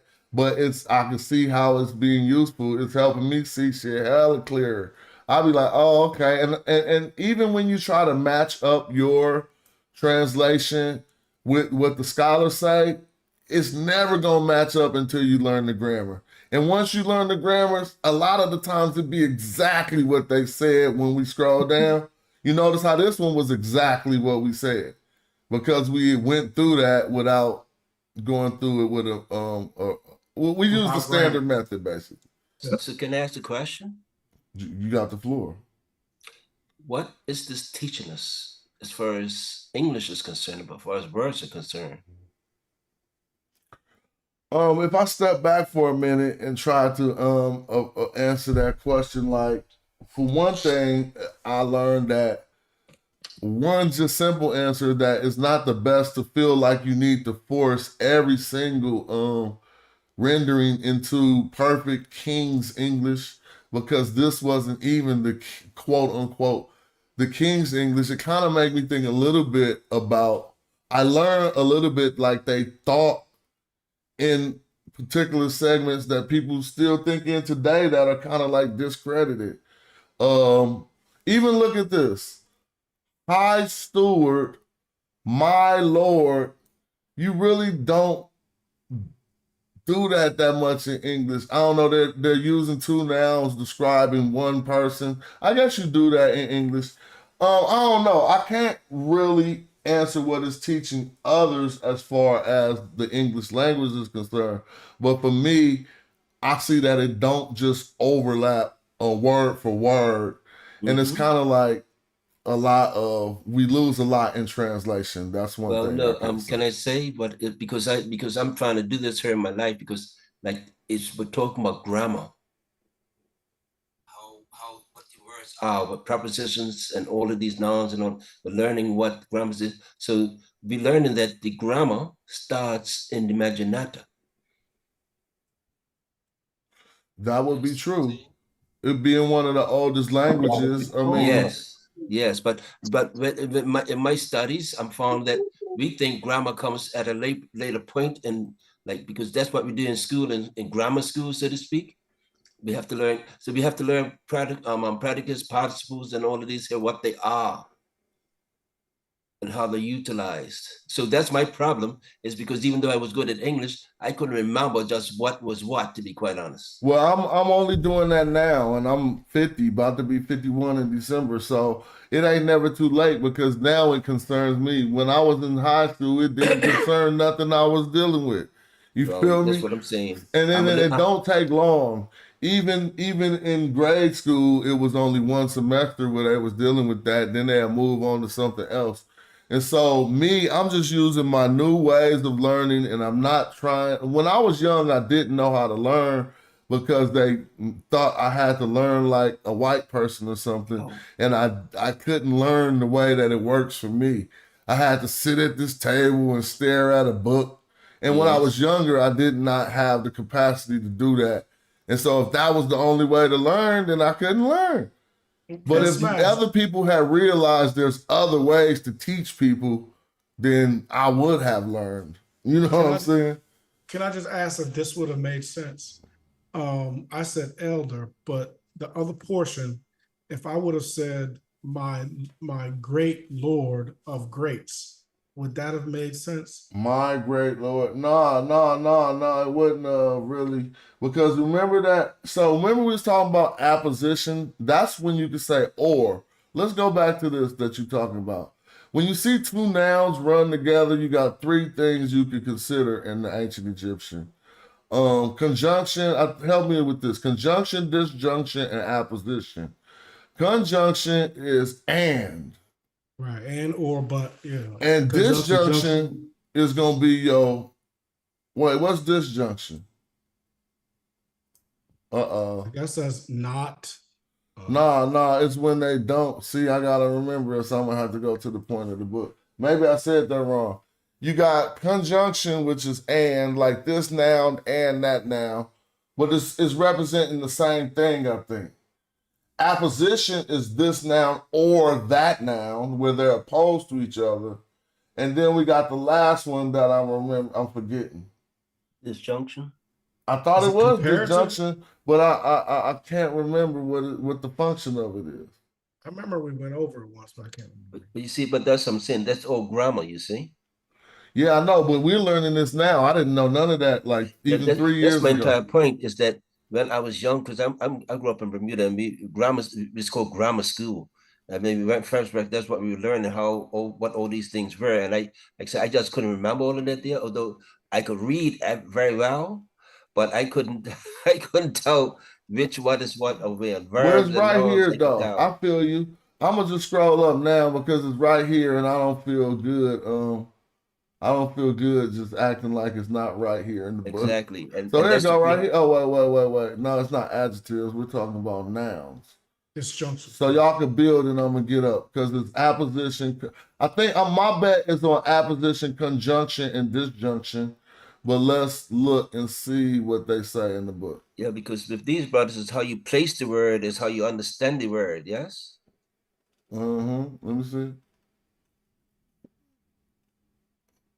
See, that's early in the book too, so I should have this memorized. Yeah, it's how you're placing the word, is how you understand the word. That's what you said about how the brothers was jumping ahead. Yeah, you got to figure out what the first word is and how it's placed, and then you proceed from that point. But as they're describing, it's easier just to read it from the front. I gotta go back to the beginning. And the way it's written, read it. Whether it's written left or right, just read it from the beginning. Go straight through. Right, exactly. And then figure it out. Yeah, that's what I'm saying. You got to figure out what the word is and where it's placed, and then because it's how they place the words is how we got to understand it. But to set the game up, like they're saying, learn it. You're right. Learning the grammar, learning the phrases. There are phrases that you have to remember, Yes. And then, knowing your pronouns, your predicate, Exactly. getting into the deeper knowledge of grammar, which is what I failed at. And it sounds like you did the same thing. But it's not, I mean, we all was, I don't know no grammar experts from high school, bruh. No, there are African Americans that have. Except there were some, but we wouldn't know them. They were called nerds and stuff. I'm just keeping it real. Like, if you was hella into grammar in high school, what? Smash, you was called white boy too, just like I was. Oh, me? Hell no. I had a bookworm, white boy. No, not me. I was never called a white boy. I never once got called that in my life, ever. Never called me a white boy. Not a bookworm. But here's the thing. Or you sound like a white boy. I was kind of like wanted to be nerdy, and I was all big and fat, and I kind of looked intimidating, so nobody would believe it. So I would be like, no, I'm really not big and fat and mean. I'm nerdy. You know what I'm saying? So I would try to want people to call me that. I came to school looking like De La Soul and stuff in order to not look like my hood homies who was beating up everything. I traveled in both sectors. I took advanced courses, but I was in the hood. You know what I mean? So, advanced courses in what? All of them. I mean, advanced English, advanced math. So when I hooked science. up with Hyro, I started really wanted to be more college prep. Here we go right here. Opposition. Yeah, I really wanted to be more of a not just be like a bum or nothing. I started trying to be different. But When I was anyway, in the hood, I was called that. You sound like a white boy. here we go. Well, that's you. But they never said that to me. I had to always try to. That's because you was big as hell. You was No. I told you we just had different makeup. Yes. Like I might have been walking down the street scared, and I didn't know how big I looked to people. Feel me? So I would be walking down the street like, oh man, what's going on down there? And they would be looking like, who is this motherfucker coming? And I didn't even know that till I got a little older. I could dig that. Well, when I was young, I just used to read a lot, and I used to read dictionaries, but I knew the word, but I didn't know the position of the word, if you know what I mean. Yeah. Yeah. So they always say, oh, I'm always using big words when I would speak. So they say, because I read a lot and I understood the words, but I just didn't understand the position of the words, which is very important. And that's what I'm saying. When they position words in this language, it teaches you something. You know what else? It's honestly easier for me picking it up in the Medu Netcher too, because I'm learning for real. Like, oh, when it's like that, they mean it like this. You're right. But now this is what I was toiling over, and let's see what it says. And it's early in the book, so the earlier when I don't know something and it's on page 2, I feel real bad. You know what I'm saying? I'm like, dude, that's only on page 20. How is you like messing that up? But anyway, it says relationships between so nouns. you was really the friendly giant then when you was walking down the street. But they didn't know that. Me? Nah, you know what? I used to didn't know that there was something there. So like one day I was getting bullied and I just learned that I could hit people in the face and shit. You feel me? But and when I learned that, everything changed. But before then, I used to like cry and stuff. Like, you know what I'm saying? Like that fat big dude who didn't know he could push over the bully. The Green Mile type. Yeah, exactly. Then one day I just pushed and that fool went flying. And then I said, ha, ha, ha, ha. I came outside pushing everything. But anyway, that's a whole nother subject. And so, no, they wasn't looking like, no, you was a nerd. I was trying to be a nerd. But anyway, it says the genitival relationship. The genitival relationship is generally termed a relationship of possession. Remember, we're talking about relationship between nouns when you see nouns together. Right? So they're telling us the genitival relationship is generally termed a relationship of possession, but as in all languages, the sense of possession is fairly broad. In English, we express the genitival in 2 ways: by use of the genitival case apostrophe S, possessive pronouns, the both interior, or my mother, or by use of the preposition of, the bottom of the ocean. It says that Egyptians there were also 2 different ways of expressing this relationship. The choice depended mainly upon the closeness of the relationship. The closer relationship being expressed as a compound noun phrase, the looser relationship using the adjective or modifying phrase. All right, so we all understand that. It says other, unless somebody don't, I'll stop. Other factors also determine the choice, and there seems to have been an overlap in use. So he's going to slow down. Go ahead. So that's what I'm saying. Now, we read a lot, but now what does genitive mean? Oh, okay, thank you. It's just about possession. It's just about when you hear genitival, it's just about possession, basically, right? It don't mean that, but when we talk about a direct genitive, it's basically saying that we're talking about something a matter of possession in grammar. So something owns something or something belongs to something. Yeah. So if it's a direct genitive, it's gonna show us something about possession directly. So this one is called a bound construct, also known as a direct genitive. So these two nouns run directly up against each other, and one of them governs or owns the other. But he's going to say it a little bit better. It says this construct consists of simply placing one noun in front of the thing possessed. And this possession is why we get in, because it's a genitive, feel me? Mm-hmm. And so the thing possessed are otherwise connected. For instance, we see neb, her. So we know that this neb, since it's in front, we could get lord or master or owner. That's a noun, but it's ran up against directly against another noun, which is a house. So we know that this first one is governing the second one, or it owns the owner of the house because of this construct of the two nouns being together.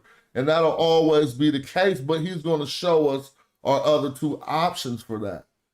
Because it don't have to be the owner of the house in this bound construct. Watch this. The bound construct is very frequently used to form compound words. So we see per hedge, and this other per is a determinative. Per hedge is the treasury, but that's coming from a bound construct of house and silver. Literally the house of silver. It says the second house sign at the end is a determinative, just like I said. Although not important for modern readers, the bound construct affected word accent, as we know from Coptic.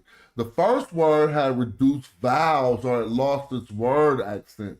The technical term for this reduction form is status constructus, but that ain't relevant to us right now, but still was good information to know.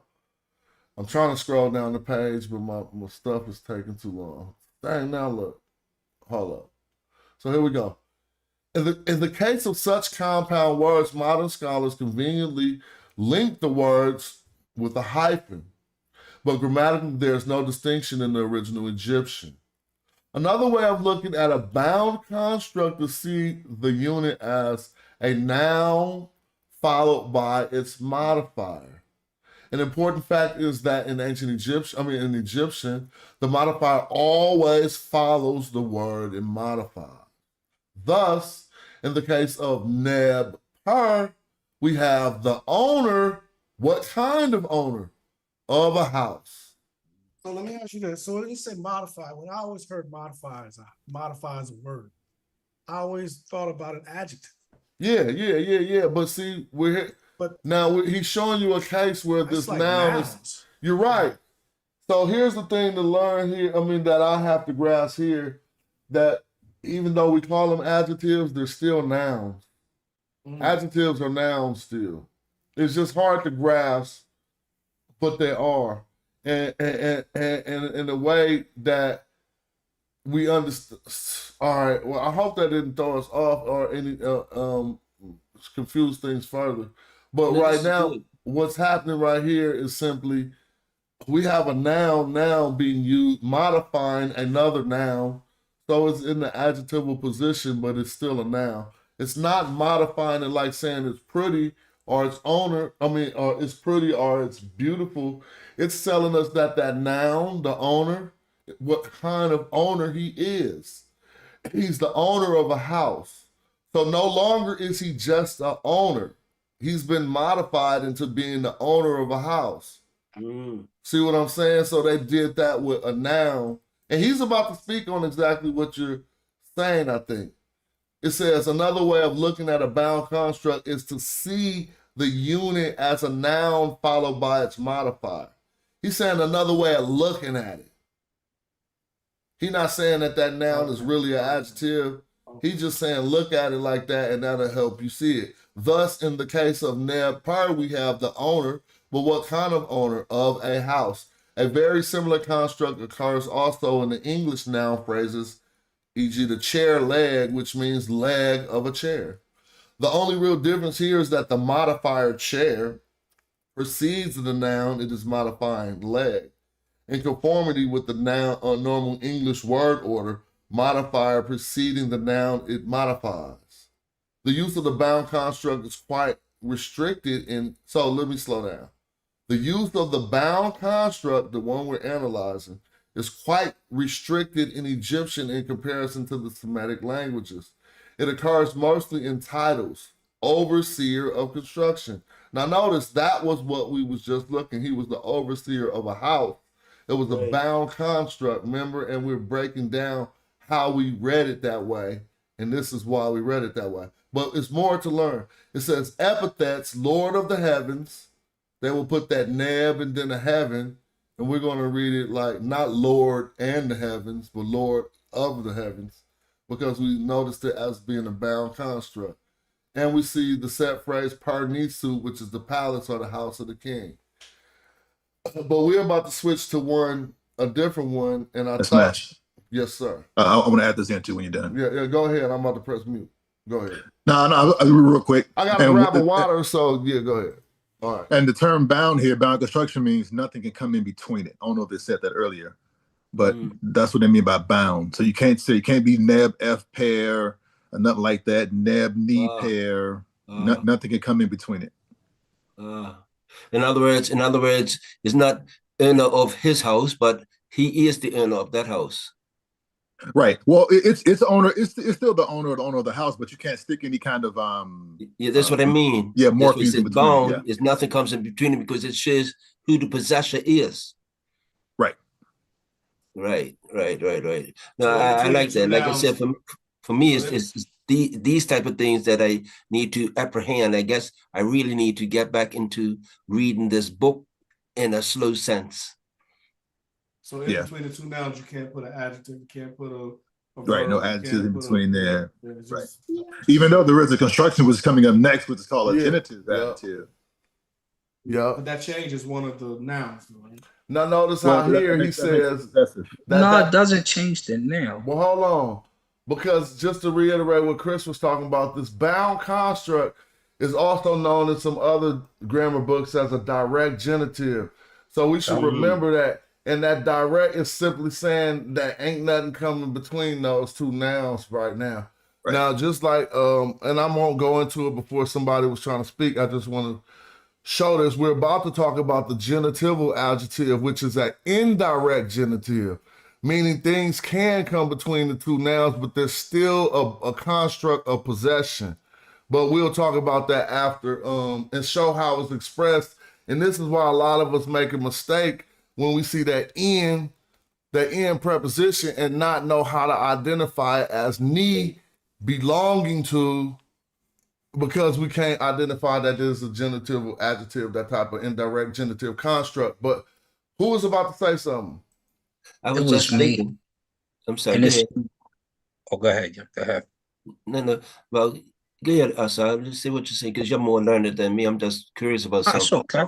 So when we talk about that, and it's true, because I usually run into most problems because you start to think it's either for, or you a lot of times you don't think it's ni, N-Y, as opposed to, and that's what I was going to say.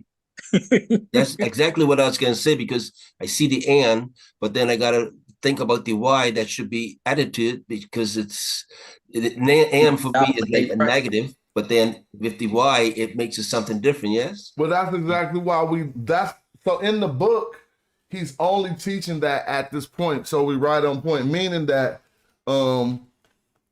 basically what we're about to read is going to teach us how to identify it as a when do we call it an in or when do we call it a ni? And this is the whole understanding of a genitival adjective. The genitival adjective is the ni.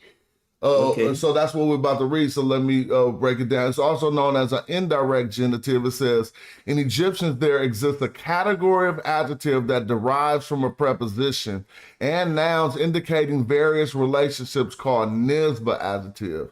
Y'all know the nisba adjective of relation. It says, so the nisba adjectives come by basically, like they just said, I'll read it again. In Egyptians, there exists a category of adjectives that derives from prepositions and nouns indicating various relationships called nisba adjectives. The only one we're going to deal with is the ni right now. After the Arabic grammatical term, and will be further discussed in lesson 54. The nisba adjective derived from the preposition in, which is to. Every time we see it, we say to or for, but it means very literally belonging to. And that's going to make a difference because the to right here could be dative, like going to a person. Feel me? It don't always mean belonging to. So when we see the difference between in and ni is to could be dative or belonging to a genitival adjective of possession. It says, but in actual use, it is equivalent to the English of, like son of John, then that would be, something belonging to me. It should almost always be translated of. It says, being an adjective, it follows the noun it modifies and agrees in gender and number with it. And so that's why we got to learn different forms of the ni, because it ain't always ni. So before we look at the chart, and we could kind of like do this without looking at his chart. Just think about it. I'm sorry, it's got the footnote there, right? Pardon me? It's got a footnote there, I see. On which one? What we're just looking at, and it explains the astute reader. You talking about 54 right here? That's a lesson in the book. This right here? No. Right. No, the footnote is right under. Go scroll down further. Let me see. All right, go ahead. But that footnote is number one. I don't think that's in the part we're reading. No. It's talking about what we're talking about right now. Let me see. Where's the number one on this page for the footnote? I just want to see where I see a number one. I got you. I know. There you go. Here's the number one.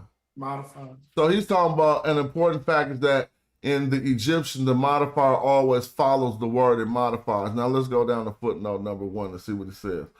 The astute reader will ask, but what about ki and ket? Learned in lesson 1. The answer is simple. Ki and ket are not modifiers, but nouns meaning another one. So yeah, he's talking about something else right there. No, because that's what I'm saying, because I was wondering about that, because when I was looking at the other lesson early on, it always had the Y and apostrophe, yes, in the brackets. So it's say, but you got to understand that Y belongs to it because it does something to that. Yeah, you're right. That Y lets us know that preposition is a genitival adjective. Yeah, and I think that's what explaining right here. Yeah, that's exactly right. But here's the colder part about that. He's about to show a series of other, since we got to realize that it does follow the number and gender of the noun it represents, then it won't just always be an N and a Y. It'll also. I know that. For real. Yep. So I just need to understand, because when I was reading it before, I was always wondering, like, where's the Y coming in? That's what I'm thinking. So that's where it's coming in. It's coming in to let you know that is not a preposition. It is a genitival adjective of possession. And then it also lets you know that you're looking at an indirect genitive. But the cool part about that is the Y is not always written in the glyphs. So sometimes we can develop techniques of looking at the transliteration that won't assist us when we're looking at the walls. Because you can see a Y in parentheses and you know that you're dealing with a genitival adjective from the transliteration, but when you look at the wall, it won't be there. And so this is why it is in parentheses. They're saying it's often not even there. So you still gonna only see it in, and only recognizing that N is between two nouns and it may be an indirect genitive construct, then it'll let us know that it's dealing with possession. But this is the key to understanding the glyphs hella much, because you can look and say, oh, okay, This is the house of, just like we've just been doing all day, the house of the chancellor. We just did it a few other times. But here's something to keep in mind, since there is gender and number involved. If it was feminine, it ain't a knee. You're not going to see a knee no more. You might see an N and a T.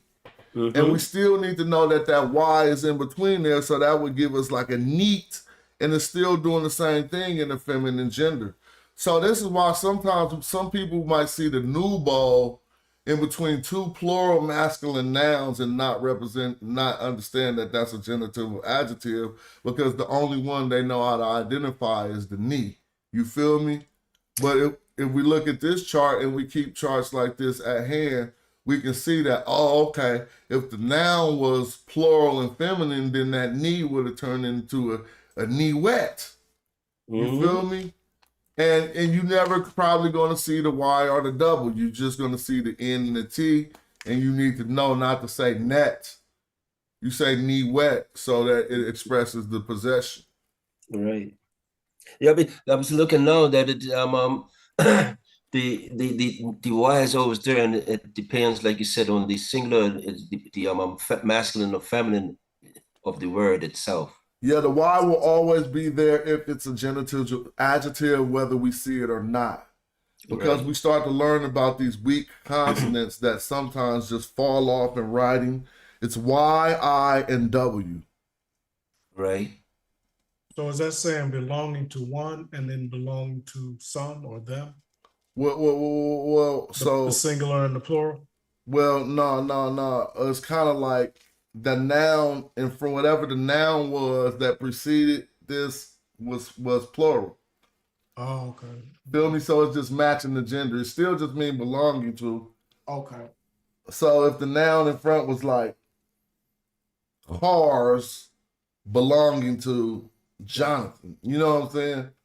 Like Aketu, beers belong to. Yeah, I mean, whatever. I don't know if somebody want to straighten that out better, but. Yeah, and I will say a good way to remember it is to just remember it the way you know how descriptive adjectives work. Like Smash said, they have to agree in gender and number with that which they're modifying.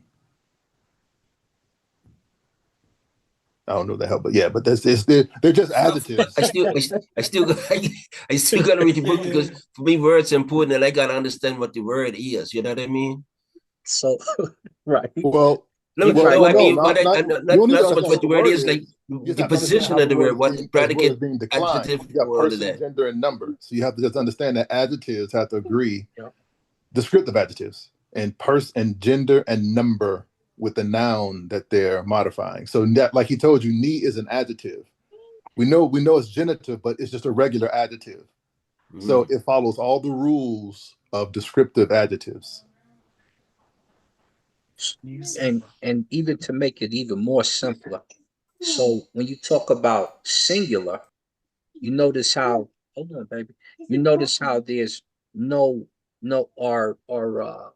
so for singular, you're not going to see anything at the end, such as a W, which would make it plural, or a we, which would be the two strokes, right?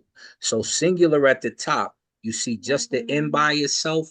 And then in the feminine, you see the N. And because the T is a feminine genitive, you'll see a T behind it, which makes it feminine. When you go to add more numbers to it, let's go to the very bottom where it says dual. This means you have two, approximately two, not more. So you see the N, you see the W, and then you see the two strokes. The two strokes is going to make it dual, which is when you hear we as opposed to the oo. So when you go to the feminine genitive, you'll notice you got the same thing. You got the N, you got the T to make it feminine, and then you have the two strokes to make it dual, meaning two.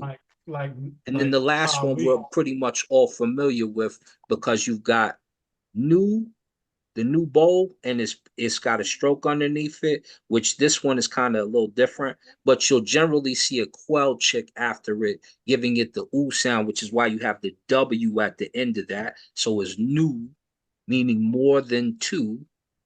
And then when you see it in the feminine form, you're going to see the N, you'll see the breadload to make it feminine, and then you'll get the W, but because in this case it'll be no wit. It's hidden but because it's hidden, but I've written about it's feminine because of the T, yeah? Yep. Feminine genitive, yes, sir. Sir. Yeah. Baby, you got a hang now?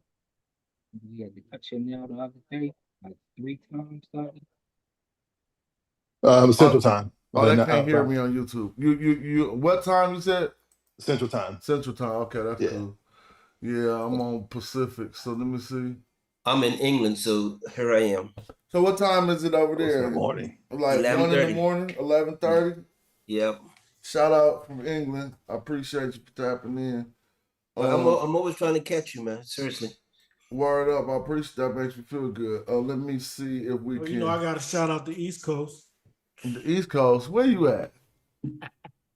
On the East Coast. Okay. I ain't trying to track you down or nothing. I'm just Don't worry saying. about it. I done bought stuff from you. You got I'm just doing West Coast, California. It's good. So like special, y'all got like 11:30 there then type of thing. Man, this book is giving me hell. But I'm just gonna keep on trying real quick. I wish you would change it real quick. Just hold on. I'll be right back. I gotta step out.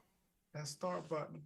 Change the application to the Edge instead of the Adobe, and boom, we good. Yep. But yeah, it's getting more clearer now because we've gone over this once before, but it's been tough for me getting it. But it's getting better.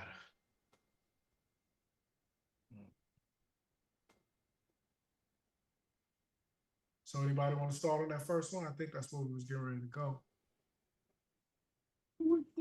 Yep. Per in session. How to describe? How do we know? Because we got the hold up, baby. We got the per at the top with the stroke underneath. So it's definitely a house. It's no guessing. Then we've got in, right in between. Then we've got the session. So is it dative, genitive? What is the form? You say what? What is the form? Is it dative or genitival? Right, it's an indirect Is genitive. it a genitival adjective? It's an indirect it's a little genitive. hard for me to hear these babies. Indirect genitive. Explain that, Chris. Well, indirect because in between this construction, you have the genitive adjective "ni." Yeah, so that's I heard the mistake. So the genitive adjective is "ni," but the construct is an indirect genitive. I think that's what I was hearing. Yeah. But yeah. I see what you're saying there because how can I say what do you call it?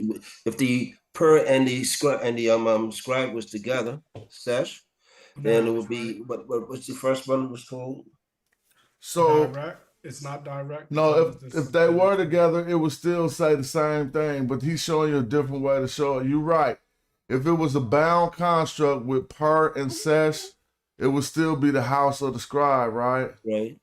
But this is a different way they express it because sometimes they they need indirect to say, they can say different things in between the house and the scribe. But right now, it's only the genitival adjective, "ni," in between the two nouns, which is making the construct house belonging to the scribe, right? And so now I'm gonna make this next one. I'm gonna try to take the answer off for the second one, and someone can do this one at the bottom. Hold up, Smash. Hold up, because I wanted to get to it. So right here, we've got per, in, sesh, and then you have the description of him at the end, right? So if you're looking at this, how do you know that this is a "ni" as opposed to an "in"? Meaning, how do you know this or for as opposed to it being two or whatever? Yeah. Two. Yeah. That's a good question, and I was just banging that. That was the last thing I was making sure I kind of understood. So it's basically if you see a noun that preposition and another noun, you're going to ask yourself, is that an indirect genitive? Right? Because you got to go over different forms while asking that. So you see a noun, a preposition, and a noun. The question is, does that noun belong to the other noun? And you ask yourself by looking at it and saying house belonging to the scribe. Well, that's kind of seems like that's definitely what that could say. But then you're going to entertain it as the other way. If it ain't the house belonging to, it would have to be the dative to, or it would be in where we say to. Now, if we entertain a house to the scribe, if it doesn't say anything about giving or debt, then that wouldn't make no sense. Feel me? House to the scribe would make us defer that this is probably an indirect genitive we're looking at, and that's probably a genitive or adjective in the middle instead of it just being a preposition to. It probably means belonging to. You feel me? Or did I make that confusing, or was that Not necessarily. I'm understanding it somewhat, but yeah, it's no, that, because like you said that genitively genitive and makes it possesses. Well, genitive will do, but now every time we see that in is so here are the options for seeing the in for what we're dealing with. The dative is to or for a person or something or someone. That's the dative. When you see the in, it could be dative. It could be to or for a person. So you have to entertain, is this dative? So let's try to read it dative. A house to or for the scribe. Now, it wouldn't be a house to the scribe. So if this was a dative, you'd be probably entertaining that it says a house for a scribe. But now you're going to also, since you got a noun separated by this preposition, you have to entertain whether it's called an indirect genitive. And in entertaining that, you're going to say house belonging to a scribe. Now, like Asara was saying, this is when other context gonna help you to say, okay, this house belonged to him. It's not for him being built and he'll own it one day later, which would be like the date of a house for the scribe. So if you remember when you see the need to either entertain it as the preposition to, which was often going to render something dative if it's to or for someone, right? Which the scribe is someone, so you entertain it as that. And which one works better for you when you do those two? House to or for a scribe, or house belonging to a scribe? I like the second one. Start with the second. Even without no other information, it kind of seemed like this might be an indirect genitive. And it might indeed be the house belonging to. So they're going to say the house of, see? The house of the scribe. So we know not to put to the scribe because this is an indirect genitive. So it's basically about identifying what parts of speech we got. We got a noun, a preposition, and a noun. When we see that, what do we entertain? Whether it's an indirect genitive or a dative, right? And is there anything else to entertain when we see this construct, Chris? I think it's only could be an indirect genitive or a dative or what else? Yeah, you're right. I mean, it could be some kind of a preposition, but normally prepositions have more stuff following behind it. Yep. But yeah, no, you said it all.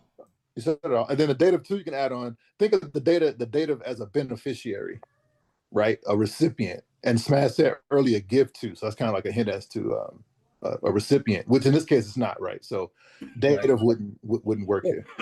So here will be the last question to clear it up, right?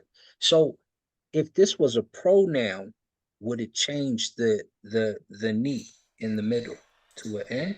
Oh, so that's a good question. You said basically, I think you're asking if the sesh was a pronoun.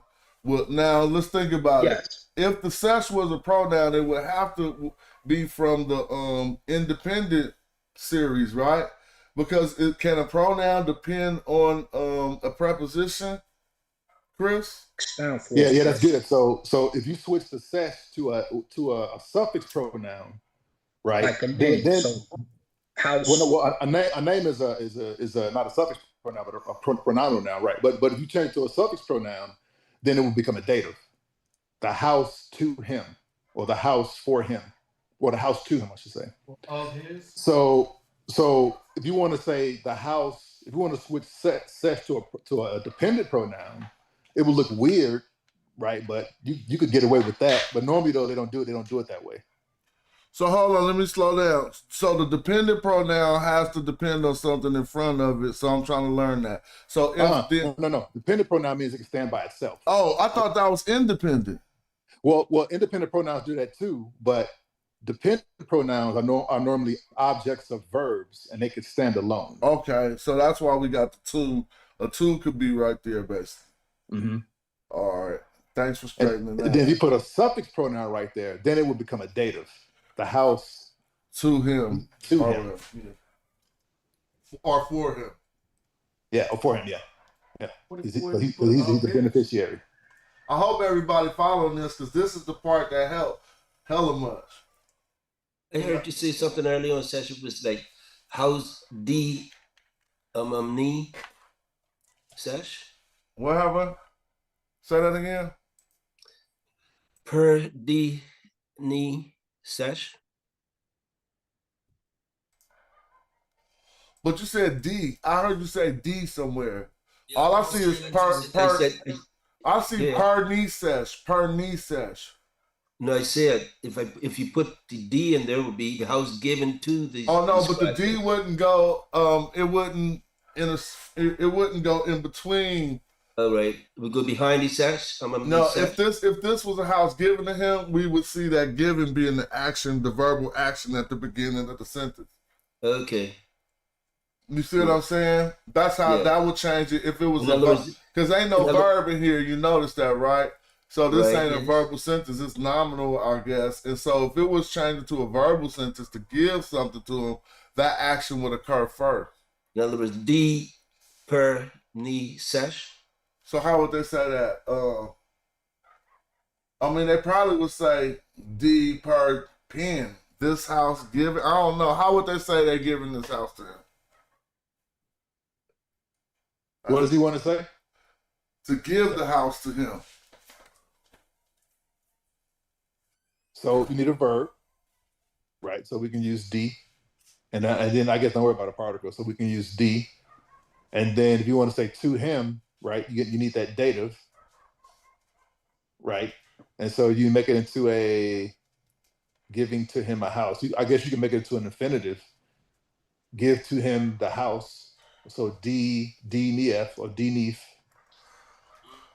So what do you mean when you said you guess you can make it a definitive? What changed when you said that? Because I was trying to see what would be the subject of D. Now, if you said DE or DNE per NF, then that would work. Well, you could say. Now what I did was I gave the subject. I give the house to him. Could you say DNF? Give. Oh, I'm sorry. He gives the house. Excuse me. I meant DNE. I give, or I gave the house to him. So DNE per NF. DNE. I have given DNE. But I have given. But that's already given to him, right? What if he's telling you to give the house to him? Oh, making it an imperative then? So you have to find the imperative form of to give, which would be Emmy. Oh, Emmy, you're right. Emmy. Yeah. That's a command to give. Emmy, right. Give the house to him. Mm. So you wouldn't say D. That's like, that's not a command, huh? Emmy per. Right. Excuse me. So it would be Emmy per. What? But is that how it would be said? Emmy, give house. They wouldn't write a sentence like that. Yeah. They probably would say either I give the house to him or you give the house to him. It would be something along those lines. But to learn that part, I think you would look up the part about imperatives, right? Okay. Right. If you want to do it as a command, yeah. Okay. No, thank you very much. Like I said, I'm just still trying to No, we all doing the same thing. This is what we love. I see. Like, I love doing this. I don't ever want to stop. It only because my family or wife or something, then I'll be like, I'm doing this too much. But even when I stop streaming, I'll do 2-3 more hours. Like, you know what I'm saying? So I don't be tripping. When I got time, I could do it. So now I'm glad it's not showing us it's not showing us. Who want to knock down this one? Chesmo, you there or what's up? I'm here, yeah. So you want the boat one, the pet? No, well, you could do that since I don't think we did that yet either, huh? Go ahead. I haven't done that one yet. Okay. The pet, net, wow. That's cool. But you said net and didn't really represent the Y that was in there. Because if you was going to say knee, then you probably say neat to show that it's a possession, though. I'm just saying. Yeah. You're right. So, boat belonging to the priest. To who? The priest. You pretty good with that one because I think, yeah, that's good. The Wab is a priest because there's a man right there, so it's not a belonging to purification. One who has been purified. Not a priest. You right. You right. So who want to do ain't that right? Yeah, that is.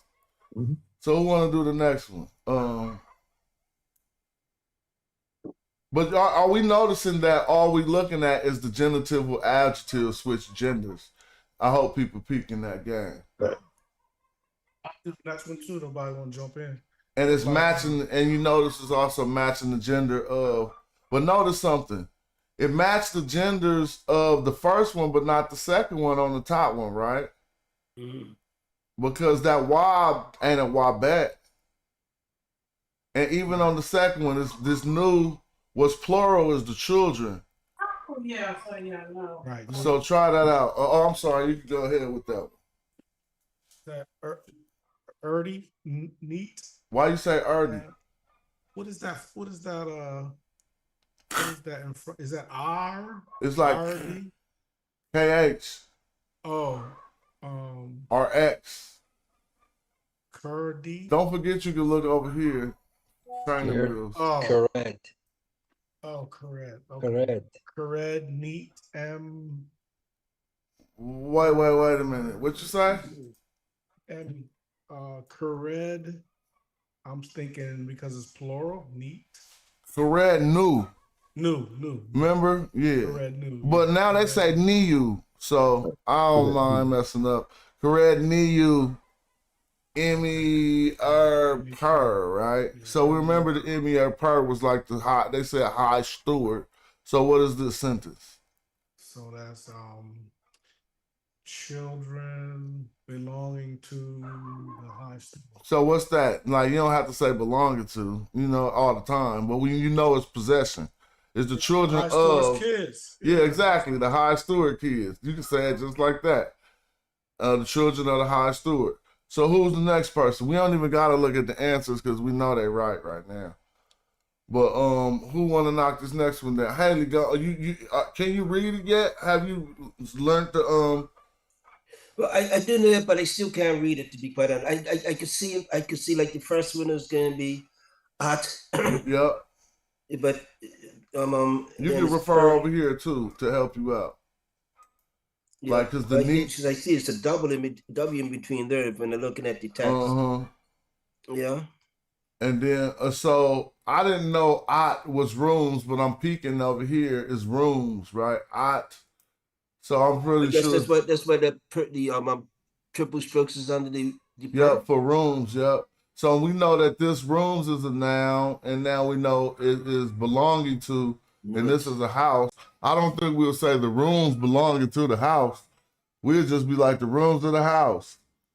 You know what I'm saying? That's what it says over here, rooms of the house. So we see that these nouns are connected in a certain way. If we took this into action and we opened up the Marin Patastel, we probably see all over the place where this is assisting us in figuring out what they're talking about. But just to be clear, we only went over a couple of them. We haven't discussed the ones that we was trying to look at. And here go one of them, if my book will ever, there we go. Apposition, right? Notice this is the number 2, and it's not like being told under genitive or adjective. So we're talking about something different here. I mean, it's not genitive or adjective. It's not being talked under indirect genitives. So this is like another case where you got 2 nouns together. It's not an indirect genitive. It's not a bound, well, it is a bound construct, but what we're dealing with is called apposition. As in English and other languages, nouns and noun phrases can be used to modify other nouns. As expected, the qualifying word or phrase is placed directly after the word it names it, or name. It modifies without any intervening word or particles. More than one phrase may follow, but this is apposition. And so what is this doing? His father, a wild priest of the temple. So this is telling me, hold on.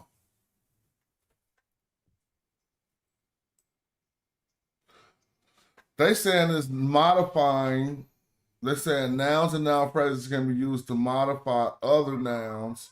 So it's just a modifier. It's his father, the wild priest of the temple. So these two, where are the 2 nouns placed together? Atef, his father, and wild priest. So I thought I messed up. I think it's wild priest and Ptah. Wild priest and Ptah. That starts the adverbial comment, which is modifying that wild priest. So we're good with that. But the 2 nouns running together, they're letting us know that this one has a suffix on it, which is weird because I thought it said the qualifying word or phrase is placed directly after the name and modifies without any intervening words or particles. That's not an intervening word. That's just, that's just a pronoun. So Itaf, his father's in front. F is his, the little horn viper in between the water with the feet. Yeah. So then it appears that this is saying that apposition, I thought apposition was giving us the or, but apposition is giving us talking about the same. I want to make sure I'm not wrong, so let me finish reading. Can you still say right? Because it's like 2 nouns describing his dad. Yeah, exactly. His dad, and he's a wild priest. Yeah, it says more than one phrase may follow. Now let's see what. All right, so we know about suffix pronouns, but I didn't get to read what I was looking for. I apologize because I thought he was talking about it right there at the end. Let me see. It was this. I still ain't found it. It is Could that have said his father belonging to? So what? Could that have said his father, the wild priest belonging to the temple? I don't know, but this book is starting to kill me for the way it's moving around, bro. So I guess we just gonna read some of the TLA. Then I'm about to see what ain't nothing really up in my household right now. I'm chilling, so I ain't gonna watch no sports.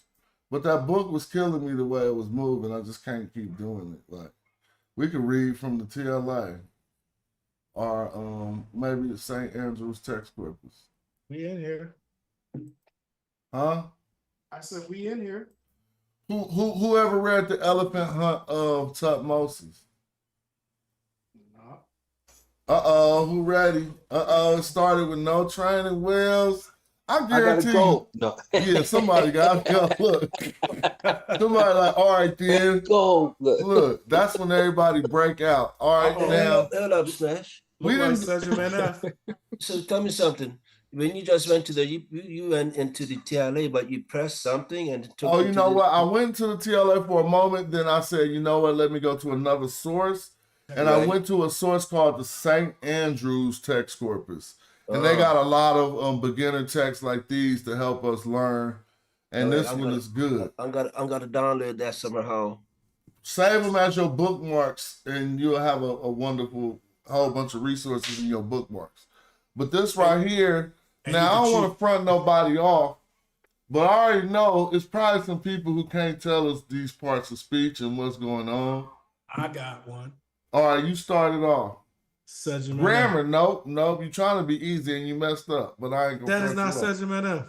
Oh, you did that right. You did that right. I thought you were saying the word. Trying to bust. No, you did that right. I thought you said bust is good. Look, I thought you said the word was Sejum. You were telling me the verb form. You doing better. You telling me the grammar. I didn't expect you to do that. You the boss. So yeah, it did start out with a Sejum NF. Yeah, it is telling us, what is that telling us? Something that has what? He has found, or he has heard. Yeah, he has found. That's what it is. I'm saying. he has found and continued in. What's next? Look I knew like you was gonna mess up. You don't know this next one. I don't know. Suen. Bro, that's these. Sen. So when you see the two, those is ends. Those ain't supplants. But this is a ninin. I hope I ain't wrong. It means these. Okay, and then Abu. Yep. So you know it means these because it say elephants next, right? Where found he has found these elephants. Where? Where he found them? Not in bro. He found them That's considered Yam? No, he found them there. Oh, there. Okay. Feel me? So he had found these elephants there. What happened? What's next? Then you got N for negation, and then you got Sepet, which is like you doing good. You said N for, let him finish because you doing good. Go ahead. Yes, like, not in the sky of creation. Oh, as soon as I jinxed you. Now you messed up. Yeah, you got. I jinxed you. Hold on, slow down. Let me see. You was doing good when you identified the negation, but ask yourself, what's the next word? What's the word being negated? It looks like Sep. Yeah. Now what does Sep mean? And I see that little determinative, and you always said that was like the sky or the stars. No, but cosmos. It means an occurrence because it's talking about time. Okay. So no time. No time. I guess that's either created or happening. Yep, you can say happen. It didn't happen. And then what's next? Like. And no time happened. Like, what happened? To end. What is that? We just was on this end hella hard. This. Hold on. I just want to ask a question because I'm getting confused. Hold on. Let's slow down. I don't want to mess this up.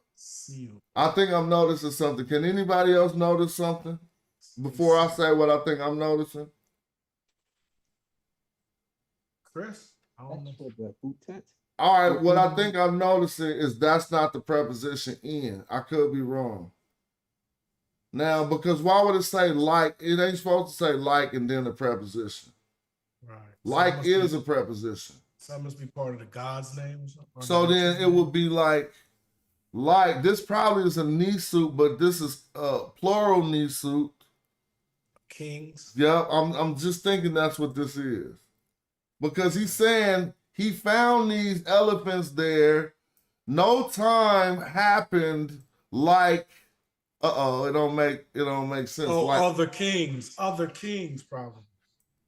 Before, let me see. I'm gonna have to say like this for.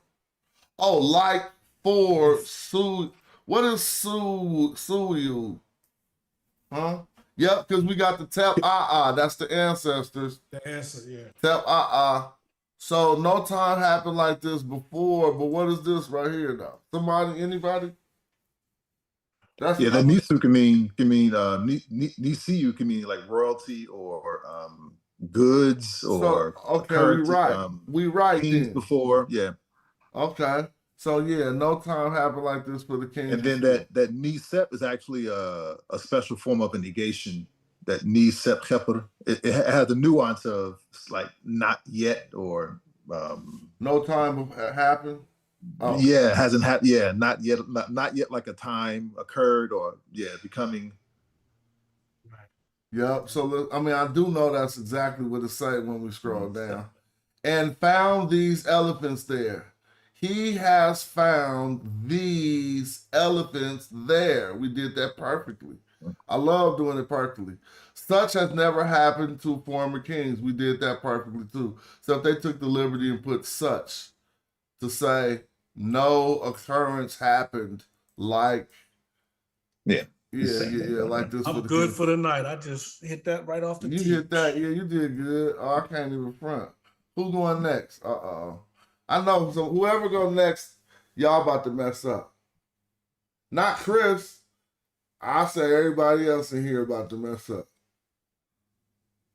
You want, and that's just a challenge. It's on the screen. That's because you the man.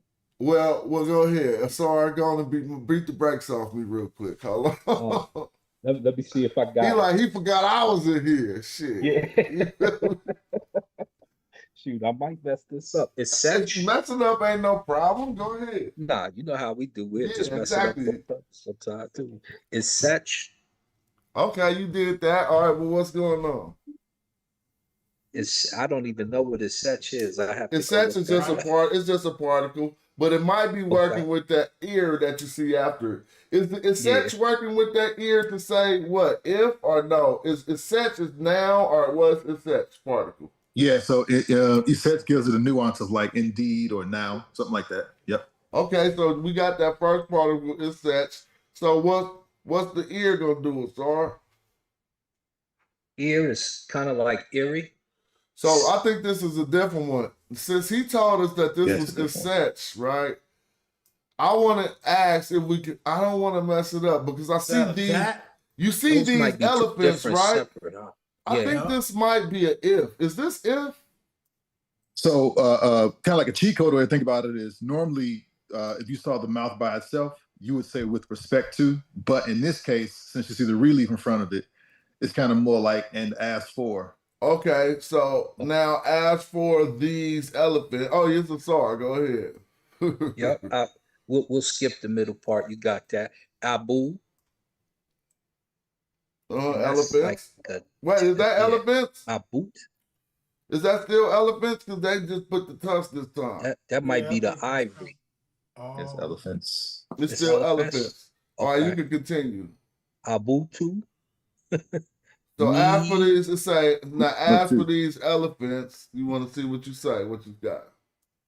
Damn, I'm sorry. I'm trying to get that off the screen. There you go. Knee. This fooling you right here. I see it happening live real time. Yeah, it's jacking me up because I'm thinking, I'm looking at you got the words, but you know what it's doing? I think this is a hidden segment NF. You got to remember, is this a hidden segment NF? Hold on 1 second, baby. It looks You like they're going so? towards something.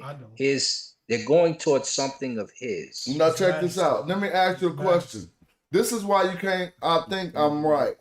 Because I don't think we're understanding His Majesty is one person. That's a person.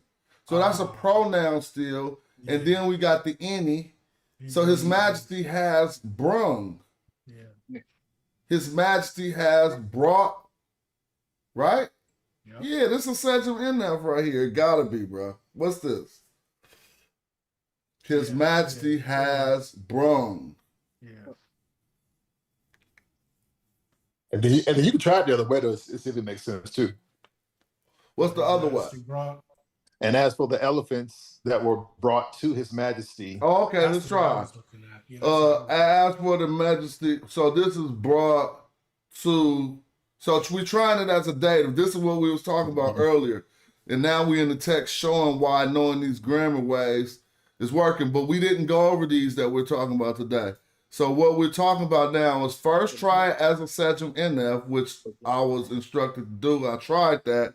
This is the any in him F. Now, if him F is one entity, His Majesty, this could work as a Sachem NF, which would give us His Majesty had brought, but we know His Majesty didn't bring the horses, right? I mean the elephants. Elephants. So let's see what happens. It says it could be a dative. This would be brung to His Majesty. Now let's keep reading from, right? And we got this foreign land here, right? So that might be because it wasn't His Majesty had brung. Well, it still could be. So how do you rectify that when they both could still work? Or can they both still work? We had to try to look at the sentence before or the one above that we read. All right, let's go back. So he found the elephants there, right? Okay. Mm-hmm. Such had never happened to former king, so we still don't know if he's going to bring them or so we got to keep reading. I think. And last we got this chin, and the chin is giving us what? Them? Kasat. Though? What's Kasat? Well, we got the kasat, yeah, but then we got this chin. Yeah, your from your foreign land or from your country or from your region or from okay. But you all's region. All right, let's see. A Nasut normally wouldn't bring anything. Yeah, you're right. You normally would bring stuff to a Nasut, so I think the way it reads, I think dative. I think this answers it right here. Somebody read this besides Chris and see if this answers it. Sejamana. Yeah, you understand that's the grammar, but what does it say? He has brought. No, not is. Sejam NF is it already happened. He has brought. It has worked. But you all right, well, but you saying brought. Ready? Already ain't to bring. He has done. Already is to give. Oh. RD and F. Yeah. So Yeah. now here's the bread question. bread. He has given it, or he was given it. See? I think it's he has. Well, let's keep reading and we'll probably find out. He has given it to. Now, all of this is fun because from just reading that grammar book, all of the parts of speech that we was investigating is popping up in our face, right? And I'm liking that because we see a Sejam NF, we think he has given, but we trying to see what's going on. We see set, so I'm calling that it. Do y'all want to say that's something else besides it? He has given, or he was given it to. So that means he wasn't giving it. He's the one giving it. He has given it to the house of what? His father's house? Ahmed. The house of the ancestors. To the house of his father Amun. Oh, his father Amun, the Lord of the thrones of the two lands. So that means he's giving them elephants, huh? Yep. So you're right. So the Nasut gave it. Yep. So that means he brought them. Mm-hmm. Oh yeah, they say here His Majesty brought from. Yep. So we got it right. We hitting. Yeah, but but His Majesty normally gives to the Netters, yes. Yeah, he giving it to the Netchers. It ain't like he bringing it to give to the people. So it's still context. It's like his Hotep Dinu suit is these elephants or something. But a Netcher, a priest or someone with high standard could probably do a white. The father of Ahmed. But wait, what did you just inject? I think not only the king can give to a Netcher. I think. Oh yeah, you might be right, but that's taking. We just reading what it say here. So in this occurrence, you might be 100% correct, but in this occurrence, it said His Majesty did it. Right. Feel me? His Majesty. Haley has said, only. Oh, okay, I feel you. Yeah, well, I don't know about that, but just right now, what's occurring is the king is doing it. Right. In this case, that's what I was talking about. Not only, but I'm saying normally when His Majesty presenting something, is normally presenting it to the Netters.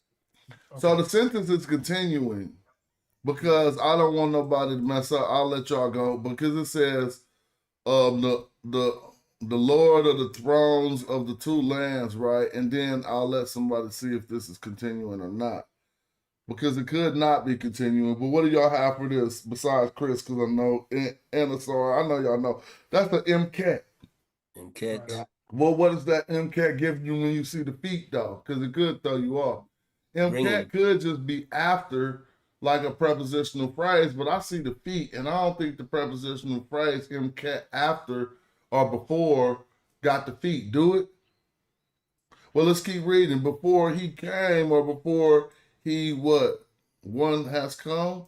So before he came or before he went? Well, and MCAT here has a nuance of after, right? After. Oh, after. Okay. Yeah. After he went. That's what I'm saying. Maybe in what? No, not he. Well, I don't want to see. After he returned. I said after he returned. Okay, after he returned. So this return is EU. He returned. Now, if we see this M, somebody want to go? Because I'm going too much. I see M Wasir, but somebody else go ahead. M Wasir, M Naked. But, I mean, M Strength and Power, right? It's Erdy, M. So, you said Erdy? I think you messed up. So, let's slow down. Because that's, I want to help you there. Because we were starting from this preposition. That M, because we had already isolated this, so you got the M. So now if you're reading to the right, you won't think that this is an Erdy because you got to start from right here. M was sir. Yeah, exactly. And you see the determinative. So that's like in strength, right? Right. But this is why they inject the and, because a similar statement is about to come. In strength and in what, victory or power? Yeah, I would say power, and the first one is like strength or might. All right, in might or in strength and power. Might, yeah. But what's the word for that if the thing? They say in strength and victory. Okay, that's fine. It works. All of them work. That's naked, yes? Huh? Naked, you correct. That's now Smash. What's curious about this is how they write this. They write it with prepositions, but it's in conjunction with each other. M wasr M nechet. M ma'acheru. You know why? I bet it was probably in like it was probably in like hieratic or something. Yeah. But the statement works. It's still one long prepositional phrase or not? Or yes, it is. I'm about to say that next. It's still one long prepositional phrase, but they could have left those other two M's out. So what did they mean? Why did they write them? I'm talking about the ancient Egyptian wrote them for us to be like in this, in that, and in that. But when you say about some of the Maharu, that's justify, yes? Makaru, yeah, true voice. So that's somebody who's passed, yes? Oh, well, hold on though, because how could you be all the time? How could you be in Ma'akaru? I never seen a preposition before Ma'akaru, have I? Yeah, I've seen it like that before. I've seen in my. Okay. In justification, and it can be with. Yeah, okay. Yeah. So and they probably did it just really to put emphasis on each one. In power, in strength. Yeah. With truer voice or in truer voice. So they said he came back with the elephants. Now who gonna continue here? Go ahead, Patai. You were saying something. Go ahead. You got that. Oh, okay. Sakir. It looks like Oh, this is a good sentence. Fallen or enemy. Let me see. He has defeated, maybe. So grammar, you're entertaining that as a subject in there first, right? Yes. Yeah, and you said he has defeated, but is that the best word for secure? That is a good word for secure, but look at the determinative. Yeah, I think that'll probably be better with that determinative. Or put down probably means put down. Cast down. Okay. Down his enemies. Or he said put down. I'm gonna try to go with overthrown. And what you going with, Patah? His wait a minute. Cat. You trying to see the rest. You know that word. I'm not gonna spoil it. I can't remember, but I know it looks like two his something and his enemies. Cat, yeah, you're right. Cat theft is enemies, his enemies. So now you read it right. That second end might be right. He has put down his enemies. He has. So now we're trying to see if we can say exactly what the scholars say. What do y'all say that is going to say when we scroll down? I'm going to inject. He has overthrown his enemies. Word for word, what you think it says? I concur. Okay.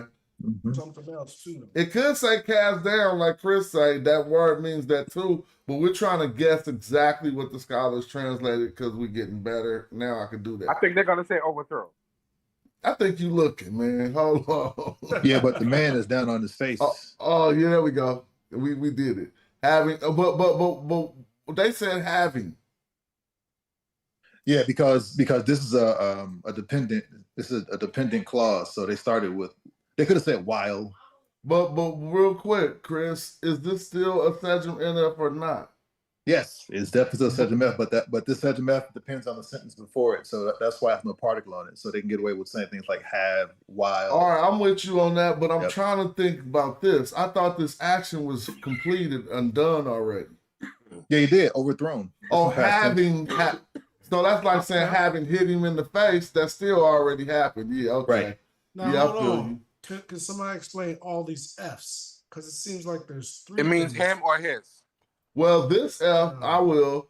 This first F is part of the Sejm NF of, Right, he you has see, Sakir NF. The second F is just an out of place notice in the transliter. Oh, this is a graphic transposition. So look, this is X. Oh, you see an H with the thing, but it represents XFT. But look here. his enemies. Right here, you see XTF. It looked like you see that. I got you. Yeah. You feel me? No, you gotta go top, down, then up. Yep. So it's XFT. It just The looks fet like, is the word. it for just enemies, and fools that's the people when we determinants of see that it because it looks like Cat F. And it will make you think you're reading Cat F. But we're not going 1, 2, 3, which was doing XFT. So That's TU. what that's doing there, isn't it? Huh? That's what that's doing down there. That's Keft. Fatu. Keft, I mean. Kafet to you. Kef to you. Kafet to you, I guess. Because Right. if you Kaf Because it's sharing the people them, yeah. These are enemies. Enemies. Right. And with the other F is his. I think we said that all the way correct. Let's see what the next one gonna do. Smash. I just came back on. What text is this you're reading? Oh no, I'm not gonna tell you because you're gonna cheat. Nah, the text look familiar. Though. I'll tell you at the end. Just read this line. No. Oh no, we finished it. I'll tell you now. That was the end. This was some topmost text. But you was just gonna look it up and be looking at the answers. This is I'm joking. But this is a Tutmos. It was some elephant hunt of Tutmos. I find it look familiar. I wonder if I read that one before. I might have read it before. I got time. I'm gonna keep going, man. I'm chilling. Have we ever did Horm Eb? Nope. Horm Eb. We may have. I don't. Don't be cheating, man. People opening up the text and then they're gonna be like, "Oh, I'm expert." One time I had somebody do that to me and he wasn't making no mistakes, and then I figured it out. I was like, man, he got the Book of Dead open on another screen. And I just called him out and he started acting suspicious after I said that. I knew it was the truth. I remember that one time too. All right, this might be a different good one to start. Let somebody knock this down. Go ahead, Joey. I'm gonna give you 3 words before you mess up. There you go. No, wait. Yeah. That's Hotep Dinasut. Okay, that's 3 words. Now what's next? Told you. That's some kind of determinative for her rule, something like that? I don't know. That's why I said. Wait a minute. If you, I do see Heru with the double plume, but I can't just say that's Heru because you got that land. You got that land, and you got that 049 after. Well, see, it's some deity. Wait. No, don't mess up, bro. Keep looking at the whole. Nah. Wait. Hotep Dinasut.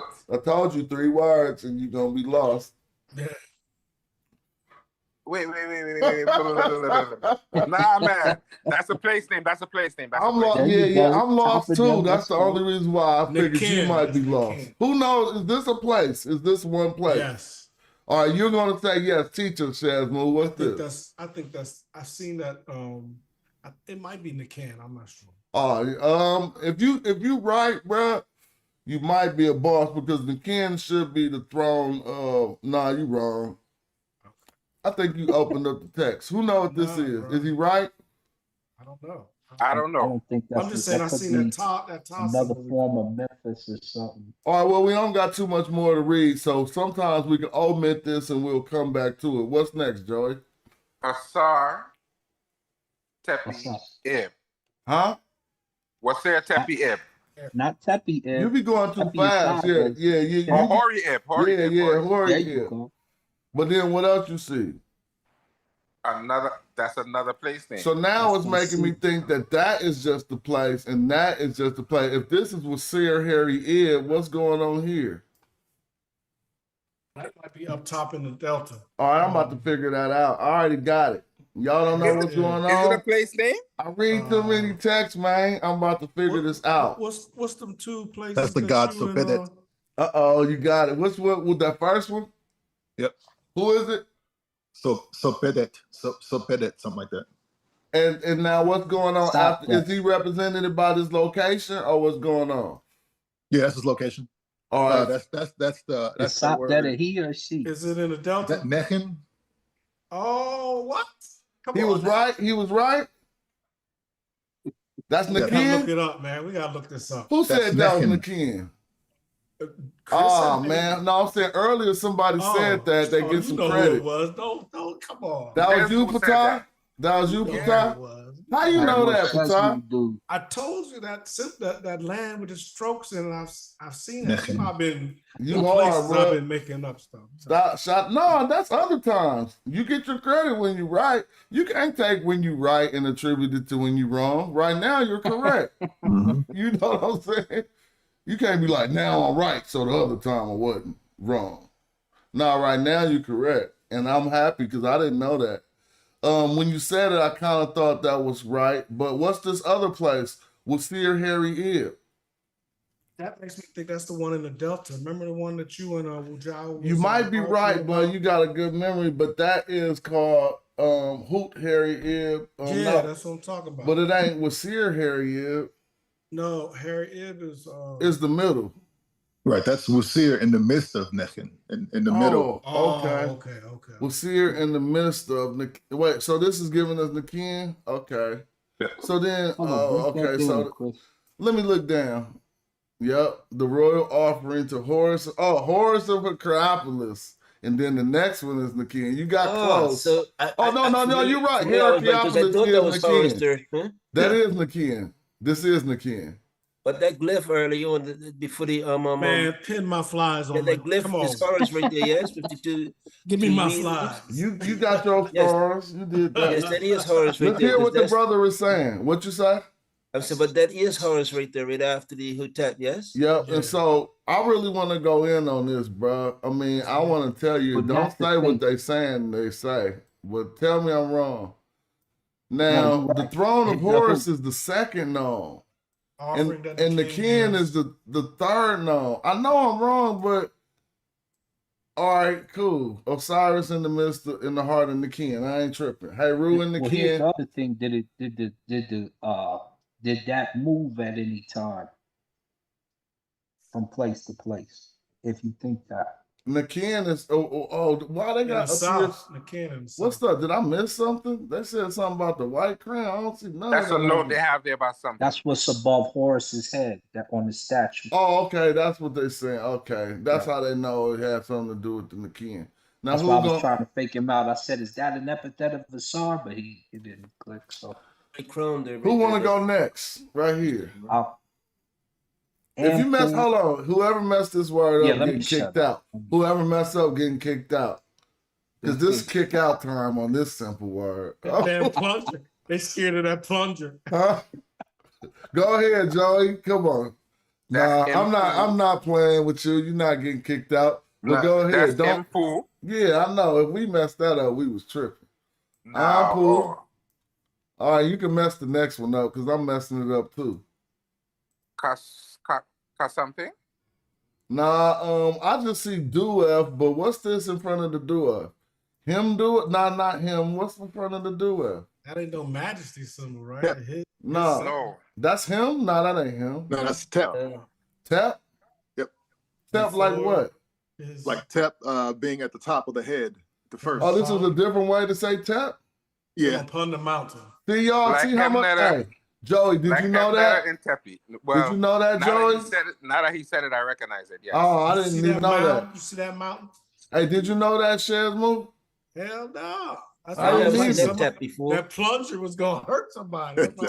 Hold on. I got to look that up in the He thought that was a plunger. So on top of the his mountain? Yes. All right. now he's somebody else could finish. When I'm Pooh on top of his mountain. Why you say when? That's not when.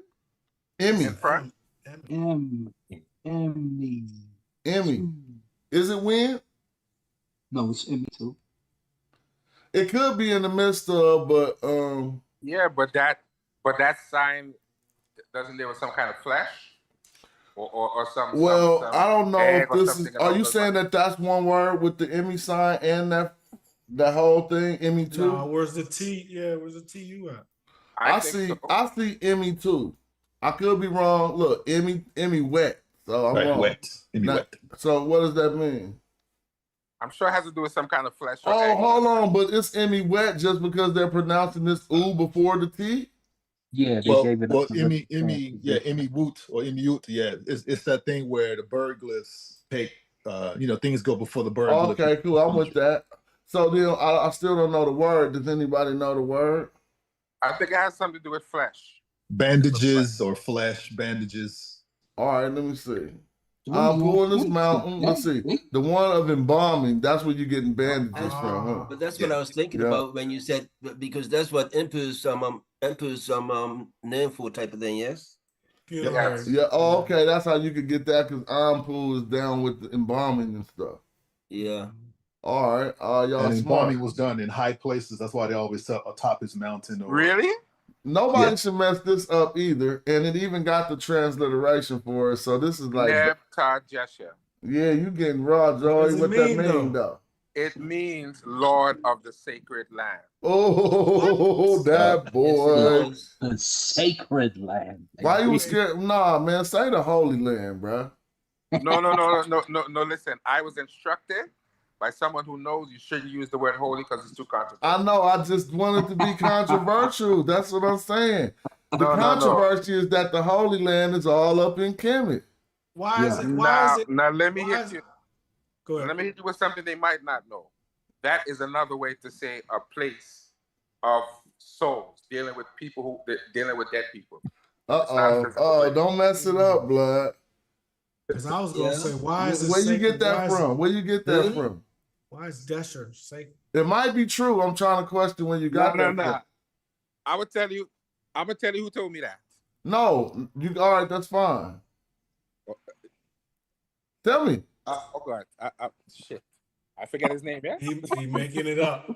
No. He's trying to hide the name. Because there's a particular way to Jed say Monk said that. Jed Monk told me that could be right. That could be right. And if Jed Monk told you it is right. But there's also a way to say it necropolis, right? Yeah, and I don't know if this is the way to say well, it. That's the Greek word. Well, that's the Greek word. No. That's a Greek word I used. But the word that we're going to look up will be an ancient Egyptian word. You see what I'm saying? I just said a necropolis. I could have said graveyard or right. But but he's still saying that's a Greek word. What part about we're trying to help you with that? That's a flaw in your understanding. Wouldn't that be Lord of the Desert? Wouldn't that be Lord of the Desert or Lord of the Red Land? That sign there. That's a different word. So this is what I mean, Joey. Yes, necropolis is a Greek word, but there's an ancient Egyptian word that means necropolis, is what I'm trying to say. Feel me? It ain't necropolis. It's whatever it was. Oh, I'm capping. Look. Got him. This is the word right here. But but because the sir is going to be the sacred land, which is going to be the it's a cemetery. Place, yes. So hold on. So we all are right, because Joey, you're not wrong. You said that he told you that this concerns dead people, right? Valley of Kings. So that's what necropolis means, but you tried to refute me when I used the word necropolis. No, I didn't say that. I just pointed out it was a Greek word. I didn't say you were wrong. I know, but I said that's because I'm speaking English. But yeah, Tajesher is the ancient Egyptian for it. But we can that's where we put the embalmed people, yes? Yeah. Right. That's where they placed them. Who can read that right there? Ta Heket. Oh man, what are you looking at, dog? What's that? Huh? This is still part of the now thing. this your offering, so I'm assuming. Oh no. Oops. What is offering? Hey, Joe, you be going too fast, bro. Nah. Like I might ask the question and I don't be seeing no think time in the middle. You just start answering. It don't say the dead. You gotta spend like a second to think at least. I left out one word. A voice offering of bread, beer, ox, and geese. But that's unfair. But Read it from the beginning. That, though. Don't say voice offer. Is it give them? Is it give them or not? Yes. D-sa-n. May they give. There you go. A mortuary offer. So here's a question. We got to work this out. Because may they give is what that's called. That's different than the way I entertained it. They are asking that to be allowed in the future. So that's perspective still. Yep, perspective. Yep, so it is may they give. But if we don't entertain this way, we're gonna say give them. Well, that's the future. Because if you're telling somebody to give something, they don't got it already. Future tense. Yeah, okay. So give them voice incantations of what? Right, they ain't even said the ka and the abed or whatever. Yeah, they got it. And apedu. Ka-u, apedu. Oh, Ka-u the is bread, the bull, beer, and all that apedu is stuff. the geese. And all good things, right? Is the bread. After he's funeralized. All good and pure. Yes. No, I just noticed. What's that? They did something wrong here, man. Oh, let's go back. Yeah, they did. So what happened here? So remember in the offering formula, they just listed the deities, right? They listed Horus, and Inpu. The offering is by the king. Given to them. Oh. So let's go back. I gotta make the page smaller. Well, real quick, let's hear what Chris is saying. You saying what? Say that again. So they mentioned Inpu on his mountain, and they mentioned Horus, right? Now, normally it's an offering that the king gives them, not that they give the offering. Thank you. Have you noticed how many times these texts have confused me about that, dog? And I'll be like, hold on, I thought I had it wrong, and I just deferred to what the scholastic position is. But this is not the gods giving it to. They're receiving it, right? They're messing up the sentence in English. Yep. Now I've seen this happen before though with the offering formula. Sometimes people will say they give, but normally it's an offering that the king gives them. Yeah. But and I should say these. Like he knows where the sacred places. In other words, it's like may it be given to them then.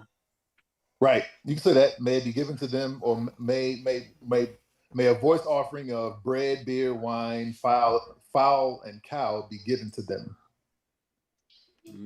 Because you're giving it to the Netcher, not the other way around. This sentence is going to contain. And they say may they give a mortuary offering. But it's almost like the Hotep Dinasu is like hidden in there somewhere, huh? No, this is the Hotep Dinasu. The whole thing was Hotep Dinasu. That's the name of that formula, and I think we just got to the end of it.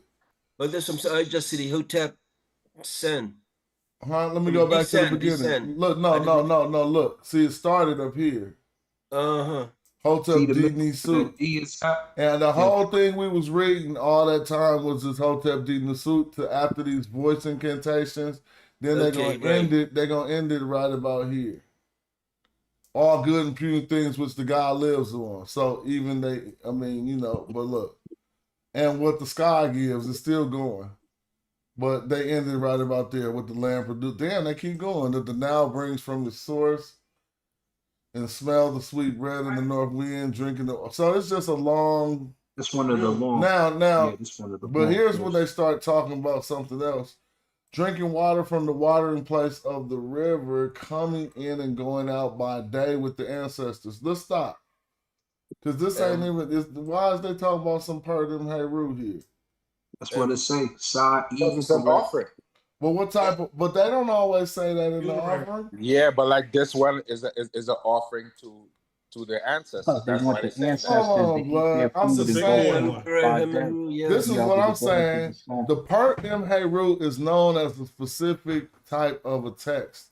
I'm not saying that this is one of them, but it's not so often that you come across that, and maybe y'all come across it hella much.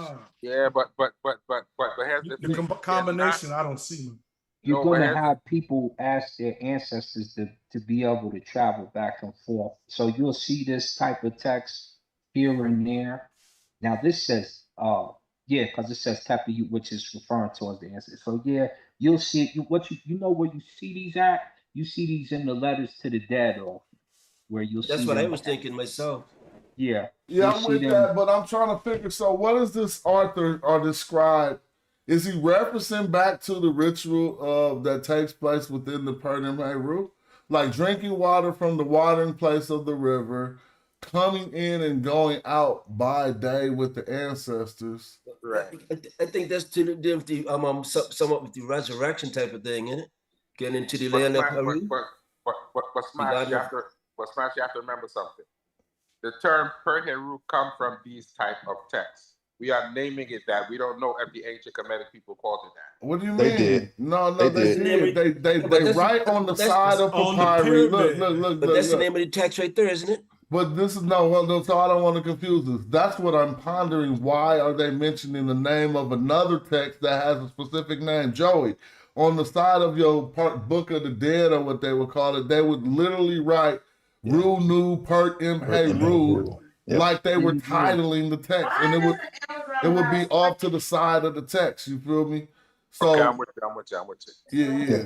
And I'm saying, is this some type of a reference back to those type of a text, or is he just saying coming in and going out by day with the ancestors? Yeah, I think that they are referring back to talking Book of the Dead. talking about And now I see why they said they give them. So now I understand why they said give them, because this is talking about the ancestors and the Ka and the Ba going to and fro. The crypt. Well, it's got the Ak and it's got the the Tepe duat or and whatever. numbers. Yeah. It's not just one Tepe. It's like Tepe U. Tepe U those the ancestors. Yeah. And y'all remember Jonathan wanted me talking to me about Tepe U. I'm gonna mess this up, and I'll tell you straight from the gate because of this. I'm gonna guess, and I know I'm wrong. I would say Sia right here. But Sia is that back when only one thing is sticking out. That's Pasech. Huh? That's Pasech. No, that's Sisep. See, you getting close, Joy. You was your consonants was switched up. I heard an S and a P, but you had them switched up. You said Shashep? Yeah, Shisep. Yeah. Is that the month right there for us, Chris? He says it a who? Is that the month or festival? No. This is a verb. I think it means to accept or to receive. No, you see after the owl. Is that the month? Oh yeah, you're right. Because it's to receive your offerings for this festival. Right. Feel me? So that might be right. To receive offerings for. What? Well, I said for, but this could be concerning, right? What is M? Yeah, from or concerning. Yeah, the festival. That's said. Nefer. So what we got going on here? Nefer and Lord of Magnificence or Lord of Beauty. And then they got an end of, or this is a preposition in. Yeah, to the Osiris. In the spirit of, or in the spirit of the scribe, or something about the scribe. Yeah, to the Ka of the scribe. Yeah. Now let's not go past the fact that says Asar Imkar, right? Where that's at? Let's go back. Where that say that at? Asar. It does. Oh, that says Asar Imkar. Well, that's Asar Imkar. It's closed though. You did good with that. Asar Imkar. What's up, what the boy? Asar Imkar text is that, but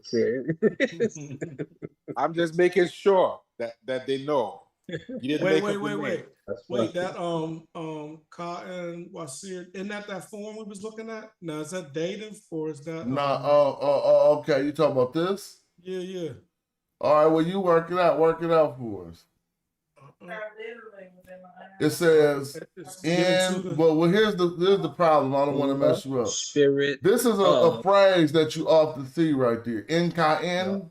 Nkani. Nkani. Okay, thank you. Nkani is a phrase that you'll often see. I used to say in the spirit of, but he says for the spirit of, or before for the spirit of that person. How do you say that? Oh, belonging to the spirit of the sesh? I don't know. I'm trying to see. No.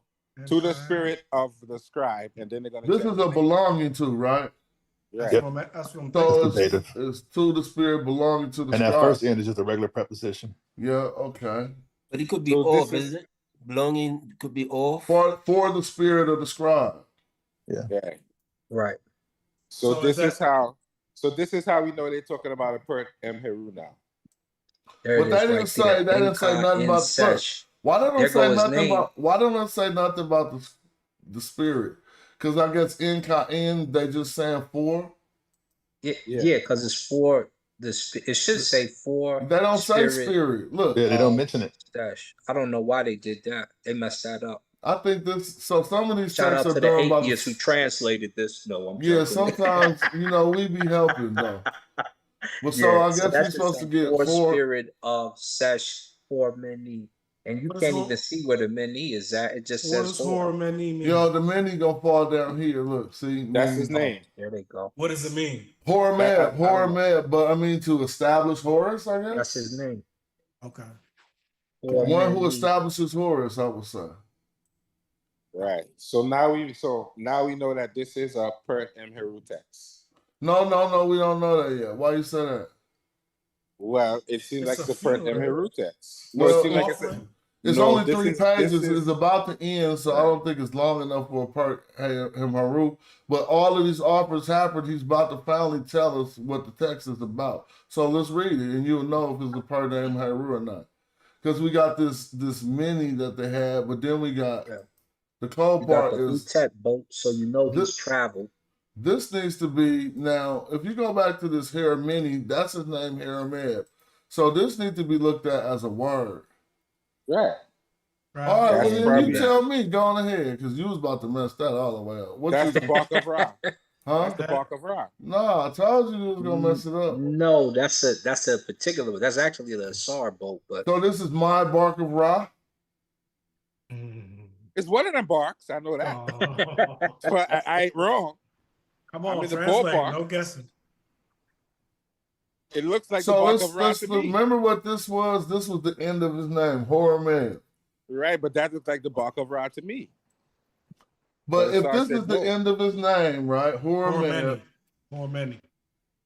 right, and then so is this a new sentence starting? Let's ask ourselves that. Yes. That doesn't go in his name. That can't be a determinative on the end of the man name. That's the Bark of Ra. but it just In my said view. Inca in. Right, so that has to be some type of bark. That means for the spirit of. Right. Is this still part of his name? Because No. Yes, that's all part of his name. Thank you. Is it? Up to that seated man. Thank you. Really? You think that you Explain. Because look at this. Let's go back over here. So all we That's why I know. can't stand Chris Well, let's just sometime, feel me real quick. Look at this. How you figure it out? How much of this transliteration do you see on the screen right now? HR. Thank you. So now that let us know that the HR is accounted for, so we're going to continue, right? human resources? Now, peep gang. We got a men right here, right? Yep, many. But and now we got the E, and now we just got a boat and a man's name. So That's in the- this that's his isn't bark, another innit? word because nothing finished off his name right here. This Right. determinative is finished off his name because he's a man, right? And so that means that this boat I know is that like the Utet boat or something like that. But what is the Yeah, boat so doing in the- his name? I can't explain that. Can anybody Yeah, explain no. that? So 'Cause his it's name- I not- don't think that's part of his name. Okay. Hold on, I got you. So the verb many means to moor or to sail, and that's what Horace is known for. You see what I'm saying? Because that isn't that the He's a bark with blacksmith the and he thread in it also right there? sailed. That's right. Because he When got you it set on the boat. Right. Wouldn't it be Up in the- wouldn't it be the boat of Ra with the throne in there, sitting there? No. That's just a boat. It's just a boat. Yes, it's the boat. But sometimes you'll see Ra in the form of Horus. The sun is going to say it's sitting in his bark, sailing into the duat. Yeah. So So, Hormeni is Joy name. was right. Horace who sails, or Horace Oh, the moorer. But that's what I'm saying. But that's not a person, is it? But that's going to be Horus himself. Yes. I mean, I No, mean, no, no. This That's He the is is the king. named guy's name. after. He is This is the named guy's name. after. Yeah, his Okay. name is Hormeb. His Right. name is Okay, I the got you. epithet of Horus. I got And I you. want you to clean something up, Chris, real quick, For a because minute. it sounded like you said the Moors. Say that one more time, Oh, bro. my bad. So no, not those Moors. Oars. The word Moor, English word, which means like to sail or to tie a boat to a docking Thank you. post. Thank you. Thank you, Shout out Asar. to the Moors. But Thank you, I Asar. have you to do that. I think they're all related to myself, personally speaking. Oh God, here we go. All right, look, check this out. Uh-oh. Now, they got this as one long sentence. It might be, but a lot of the times this be starting a sentence, but no, I don't want to mess nothing up. Because they said Hormeb, he said, oh, I don't want to, well, I'll read it, and then somebody can take over. Hormeb has said he has seized, what, the year? Hold on. Is that the siege? Yeah, that looks like Pet Ashau. many years. Oh, many years. He has Yep. captured many years. The Hold on. lizard, yes. The lizard He meaning has lived a long time. Oh, hold on. Yeah, you might be right. He has captured many, but hold on. Hati in the kin, so as the foremost of the kin. So he was the boss of the kin for hella long? The Hatia is like the governor. The of this governor, place. yeah, I just said boss, but yeah. Yeah, no, that's me. But Yeah, he's the Hati. Was he saying he was that for hella long? Yeah, Because I said seized. That's the hold, huh? Mm-hmm. Yeah. I've held years. But yeah, that'd be like authority, yeah. Man, I didn't done hella years So as the multiple governor of basically. Nakim. Mm-hmm. All right, let's see if that's what they say. I know that. He said, I spent many years as Count of Heracleopolis. Perfect. Because he didn't say count. I hate them words. I am the Count. They try to make it white, bruh. This was part of making So they it white. replaced the word Rinput But Ashau with count. it's not well. Okay. Years is count. So I'm just saying, the Count of Heracleopolis, you strictly think Greek and shit. I don't. Count. Well, yes, that's the point. I never It's do. Greek. I never think like that myself. I know, but I think personally, I think that all these words come from out of Africa. Yeah, because it was the Hati in the kin, but it Yes. wasn't the count. Like if you hear Right, not a Hati in the kin, you hear the African. But if you hear Count of Heracleopolis, Yeah. But what is You feel me? Heracleopolis? What is well, this is Heracleopolis? actually in the kin. It's the I know, Greek but word. Yeah. I The get Greek word from the cat. Oh yeah, I What know does we it all mean? get that. I But feel what you. does it mean? What does it mean? Oh well, I thought this one had The this city one of don't. Horus, I think. No, well, We The don't. Ken was a fortress. oh, here come King J, y'all. And No, I'm no. glad What it's does towards the end of the what show. does what is the where's Heracleopolis? What is the name for Heracleopolis? The cat. So What just does for it the mean? record, I think Yeah, everybody it's the answered it. Heracleopolis is Nakin and is the city of Horus. I think that's what he said. Exactly. So it's the holy city, yes? Pardon me? In a sense, in the divine city, it's like that there, you know, because that's what they use this verb for. No. I That don't want was- to take it too no. far. Divine is No, the Netcher. Greek. No. He getting disconfused with the Greek I necropolis. am not getting for nothing confused, Targesha. Jaman. Seriously, I don't do that. No, he's asking know a what? question. He's asking know a what? question. Actual research. I heard what you say all the time, Jay. But seriously speaking, He might be right. I keep saying because the Greeks He came might be into right. Africa to learn. But He let might him be right. finish. I can't hear him, Joey. You keep interrupting, bro. I'm saying the Greeks came into Africa to learn. So a lot of the words that we think is Greek or whatever it is, they actually got it from out of Africa. Oh, that could be the case, but I wouldn't argue that with Heracleopolis, though. What you mean? What you said could be true, but Opolis, where do we find any etymons? Perlis simply means Metropolis city, just yes? means city. Yeah. Yeah, I know. That's what I'm saying. City, Where do we right? get some Africans calling the And then when city you look at the Opolis? Hariatic and the It's Hariatic, specifically what does Greek. that mean? It deals with the priestly writings. That's Oh what they yeah, say. I hear what you're saying, but that's just a script, right? I hear what you're saying that they might have gotten this Hera from the use of hieratic, but hieratic wasn't called hieratic in ancient Egyptian. Oh, I know that. I know that. It's That's Greek too. I said to you that when you're so like transliterating words and interpreting words, you have to do it to a sense of understanding. And I don't like to confuse things, but like I'm saying, but I have to understand where they're getting it from and why they're getting it like I that. feel you. I think I don't. I think what Chris said was right. The city of Horus, and the way that they're saying Horus, Yes, it might be their Hera, but there's another one. Let me add this. Herculopolis, and they talking about the city of Hercules, and we know there's no Hercules in the Medu Netcher, so they didn't get that from a word that was there when already. you read the Herodotus, he makes a very interesting statement about the word the name Hercules. Yes. What did he say about it? He said it is not Greek. It is actually African. Oh, I'm not mad at entertaining that or diving into that. I think you're making some good points, but I just didn't think that I had anything to support it because I don't know nothing about that. You see what I'm saying? Yes, but yes, if you want to present something on that and you can pull some sources up to show some etymons and stuff, that'll be cool. But I would just wanted to add this along with what Chris said.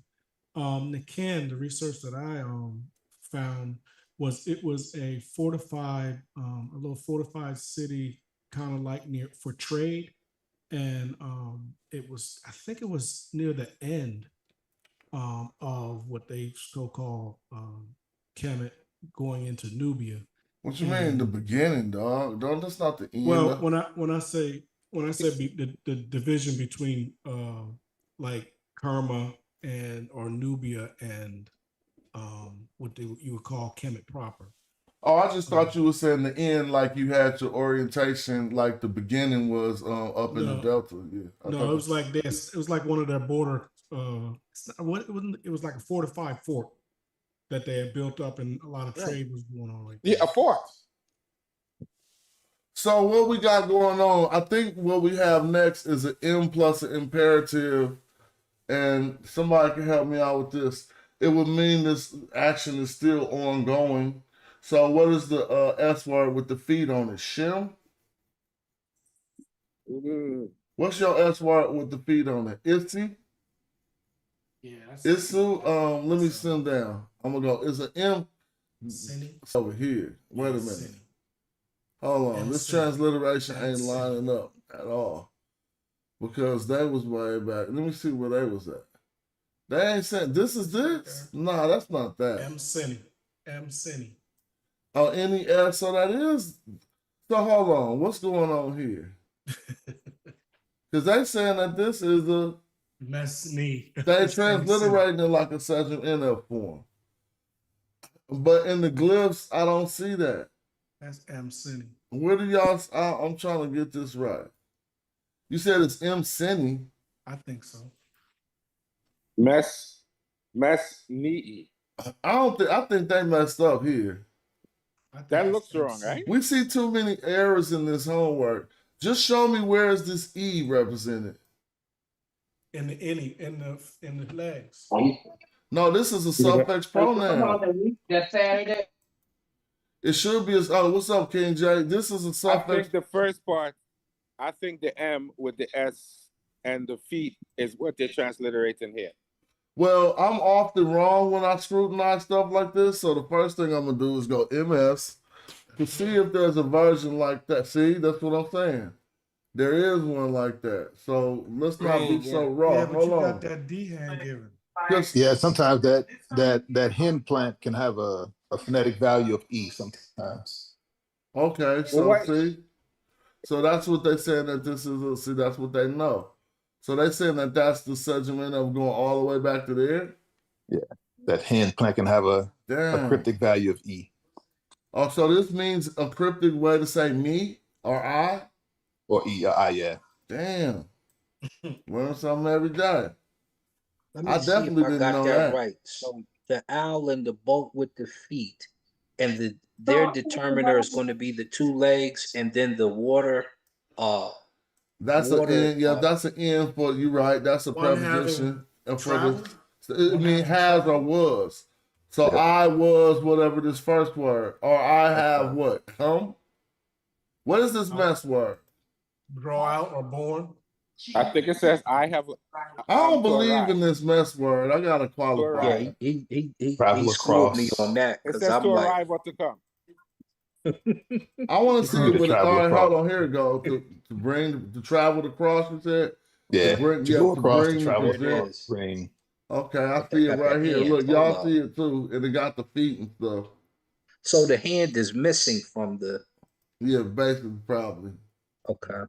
But then what? So who want to do this part? That should be easy enough. Well, we got the transliteration there already, you know. We reading in English. We translate. So what you got here?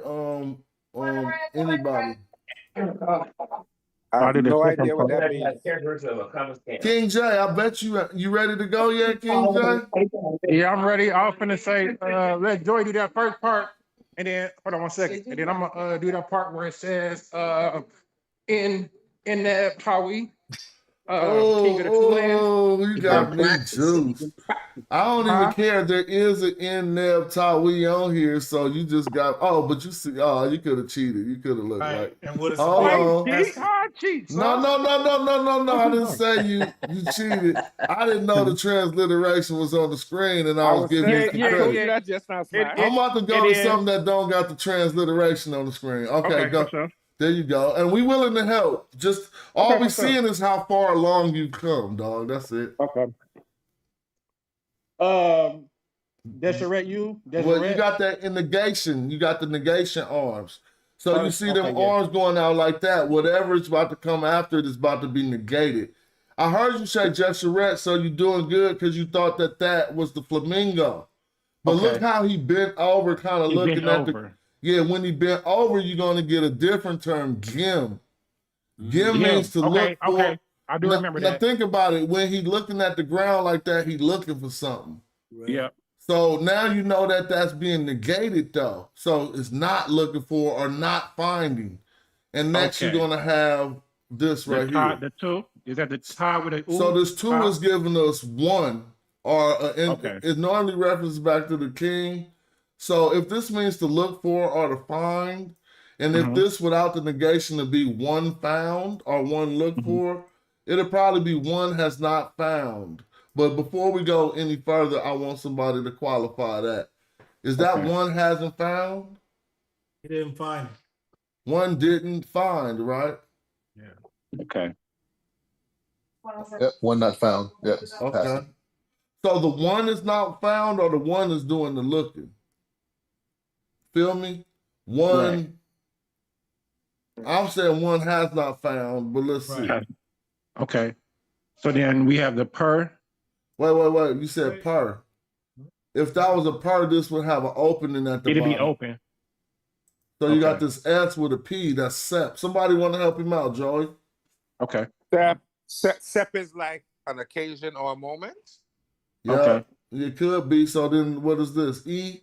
So this my moment? Or his, yeah. I have not found my moment. Yep. One has not found my moment. Well, now what we got? Pay. This is pay. So you see in the hindquarters right here, I don't expect you to know this yet. It's the hindquarters of a lion and these legs. So when you see the hindquarters, sometimes it means something about power. But if you see the legs, it's going to mean something about reach or something. Okay. Right? Not coming. I would assume coming. So I'm gonna put it in the dictionary. Okay. Let's see. Out of my reach. So to get it in the dictionary, you're gonna put PH, right? A capital H. Oops, excuse me. And we're gonna see the hindquarters of that lion, and it should say reach. But we gotta wait till we see that. There it go. We just passed it. You see the you don't see the hindquarters of the lion here, but you see it right here. So the whole word is spelled out here, and it's more than pay. They say pay way here, and it's to reach, to attain, to finish, or to end something. So we see it right here with the legs. Is it got the legs in the dictionary? Yeah, we do. Yeah, so it means to reach.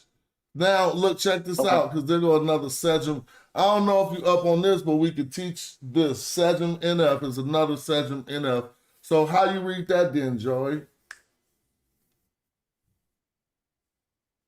You know Sejum NF, right, Joey? is a verb form. Let's let Patah do that. I have.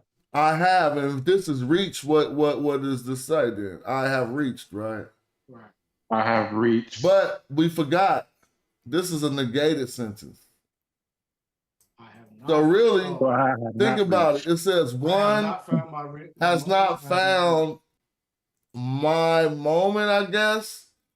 I have reached, and then we got, what is this after that? EU? No, that's close. But this is a vulture instead of a uchit. Okay. So I'm asking others to help with this. For sure. I can scroll over and see what else is. Oh, it's probably going to continue. Oh, okay. This is a whole long word, I think. It's not, I don't know why they got it cut off here. But you asked me, I think it goes all the way back to this determinative. From the read. Am I wrong? Yeah, Yeah, we right. Huh? Yeah. That's like an elder or old age or something? Elders? Mm-hmm. It is? I think so. Let's go down and see if it's old age. Yeah. Old age. I seen it as soon as I scroll down. Now MYY. I know I'm gonna have to let you do that, Eddie. MYY. Yeah, we know the term. Yeah, that's what YY. But what the preposition represent? That's the Kim. Well, I don't know. Well, that's the M. So you got the YY, but it got a preposition. YY is a noun, and it got a preposition in front of it. So it's in YY. In. Okay. What is so when it's a preposition, it can only be what? In, is. Well. Preposition is going to connect nouns most of the times, right? And this particular one represents like in. If you see the M bird in between two nouns, because we got the old. Well, it don't got to be two. This is old age. Is that a thing? I guess old age is a thing. It is. Yeah. So it got this preposition in between NYY. So it says YY. What does YY mean? So is it something about the first occurrence in YY? YY is a location. But you're right. So I think this would say something like, one has not found his moment. I think he didn't reach. But I have reached, because this isn't negated anymore. I have reached old age in YY. So he didn't find his moment. He never had a good time. I mean, he never had his moment, I don't think, but he already old in YY. Let's see if that's true. He wasn't able All right, to shine. look. I said he didn't have his moment. Let's see where they're coming with a fault. He said he had no faults. Well, because we see not found of mine. Where's the fault here? That's probably going to be the setback. Oh my God, they be doing that. We doing better than them right now. That we already illustrated 3 errors. Can somebody show me where is the fault here? So the gim is the fault? No, this is to find. So they say was found. See how he walking underneath it with the feet. He's looking for it. Okay. So of mine is the 2, right? Are they saying no fault of mine was found? Is that people were trying to find? Are they saying sep is a fault? Yeah, that's what I was thinking. That's an occasion, isn't it? Let's look in the dictionary and let's put them to the scrutiny. SP. It might be a fault at some point, but we know it's an occasion. Look, see, they saying a matter of misdeed, a fault in this instance, but no, they messing up. Because that's not the right and that's not the same one. Yeah. For real. It got the dots, which represent an occasion. So let's just see. Second time, that's an occasion. This is Sinu Sep, the second occasion. But we're going to keep looking. Painful of action, many more, that's another occasion, if right? If we change it to occasion, would it be like on the like they looked the second time and didn't find my change it to occasion? OCCASILN, there it go. The second occasion. Now look, thank you. Now look, SAP right here clearly means an occasion, a chance, a venture, success, a condition, but they're stretching it to a condition or a case of illness. And then they also got other SEPs, y'all. All these SEPs have to be Oh, there considered. go a fault up there. Damn. So that's what I'm saying. So yeah, you gotta consider it, right? And how did they say? How are they saying that they're right though? Feel me? Because they have to do what we're doing. So either they got other texts that say this. I mean, I ain't mad at them. I just learned from them that this could not say one has not Is found. that because it's a per MH root? Because is it still part of that? Or are we on a different text? Well, that's a good thing to say because it might be because of a text concerning one being venerated and while they were deceased, that they might be saying, I ain't had no fault. And since this is what if this was his short ass part M. Heru who couldn't afford the whole thing? I'm just saying. So he just said, look, man, don't do the whole 42. Just tell him I ain't did nothing wrong. Wow. Well, no, I hope that's not good that I entertained that. But I'm just saying, I don't think that's the case. I just was giving a little joke. He ain't reached no old age while he was in let's keep continuing. But that to me like saying he lived a holy life, a good life type thing. That is what he's saying. What did you just say? Session? I mean, says move. They didn't reach that It early. is a per MH root. They go to Bark down there. Is a part? You think this is a part of my route? Let's go look at the top. That's man. what I said. No, look, this is the Stella of Hormel. Ain't no part of my route on no Stella. Can we continue? Part of my route is on papyri. Some of them. All right. It could be one of the Stella. All right, you might be right. What part of Heru is on a Stella? So what's that Bark talking about? That's like it's a pet. See, part M Herus be too long for a Stella, bruh. Yeah, I agree. Why would it be on Stellar? It should be like So maybe it's leading. It's like a talking about. tombstone. It's talking about that whole. You're right. It even say part M Heru.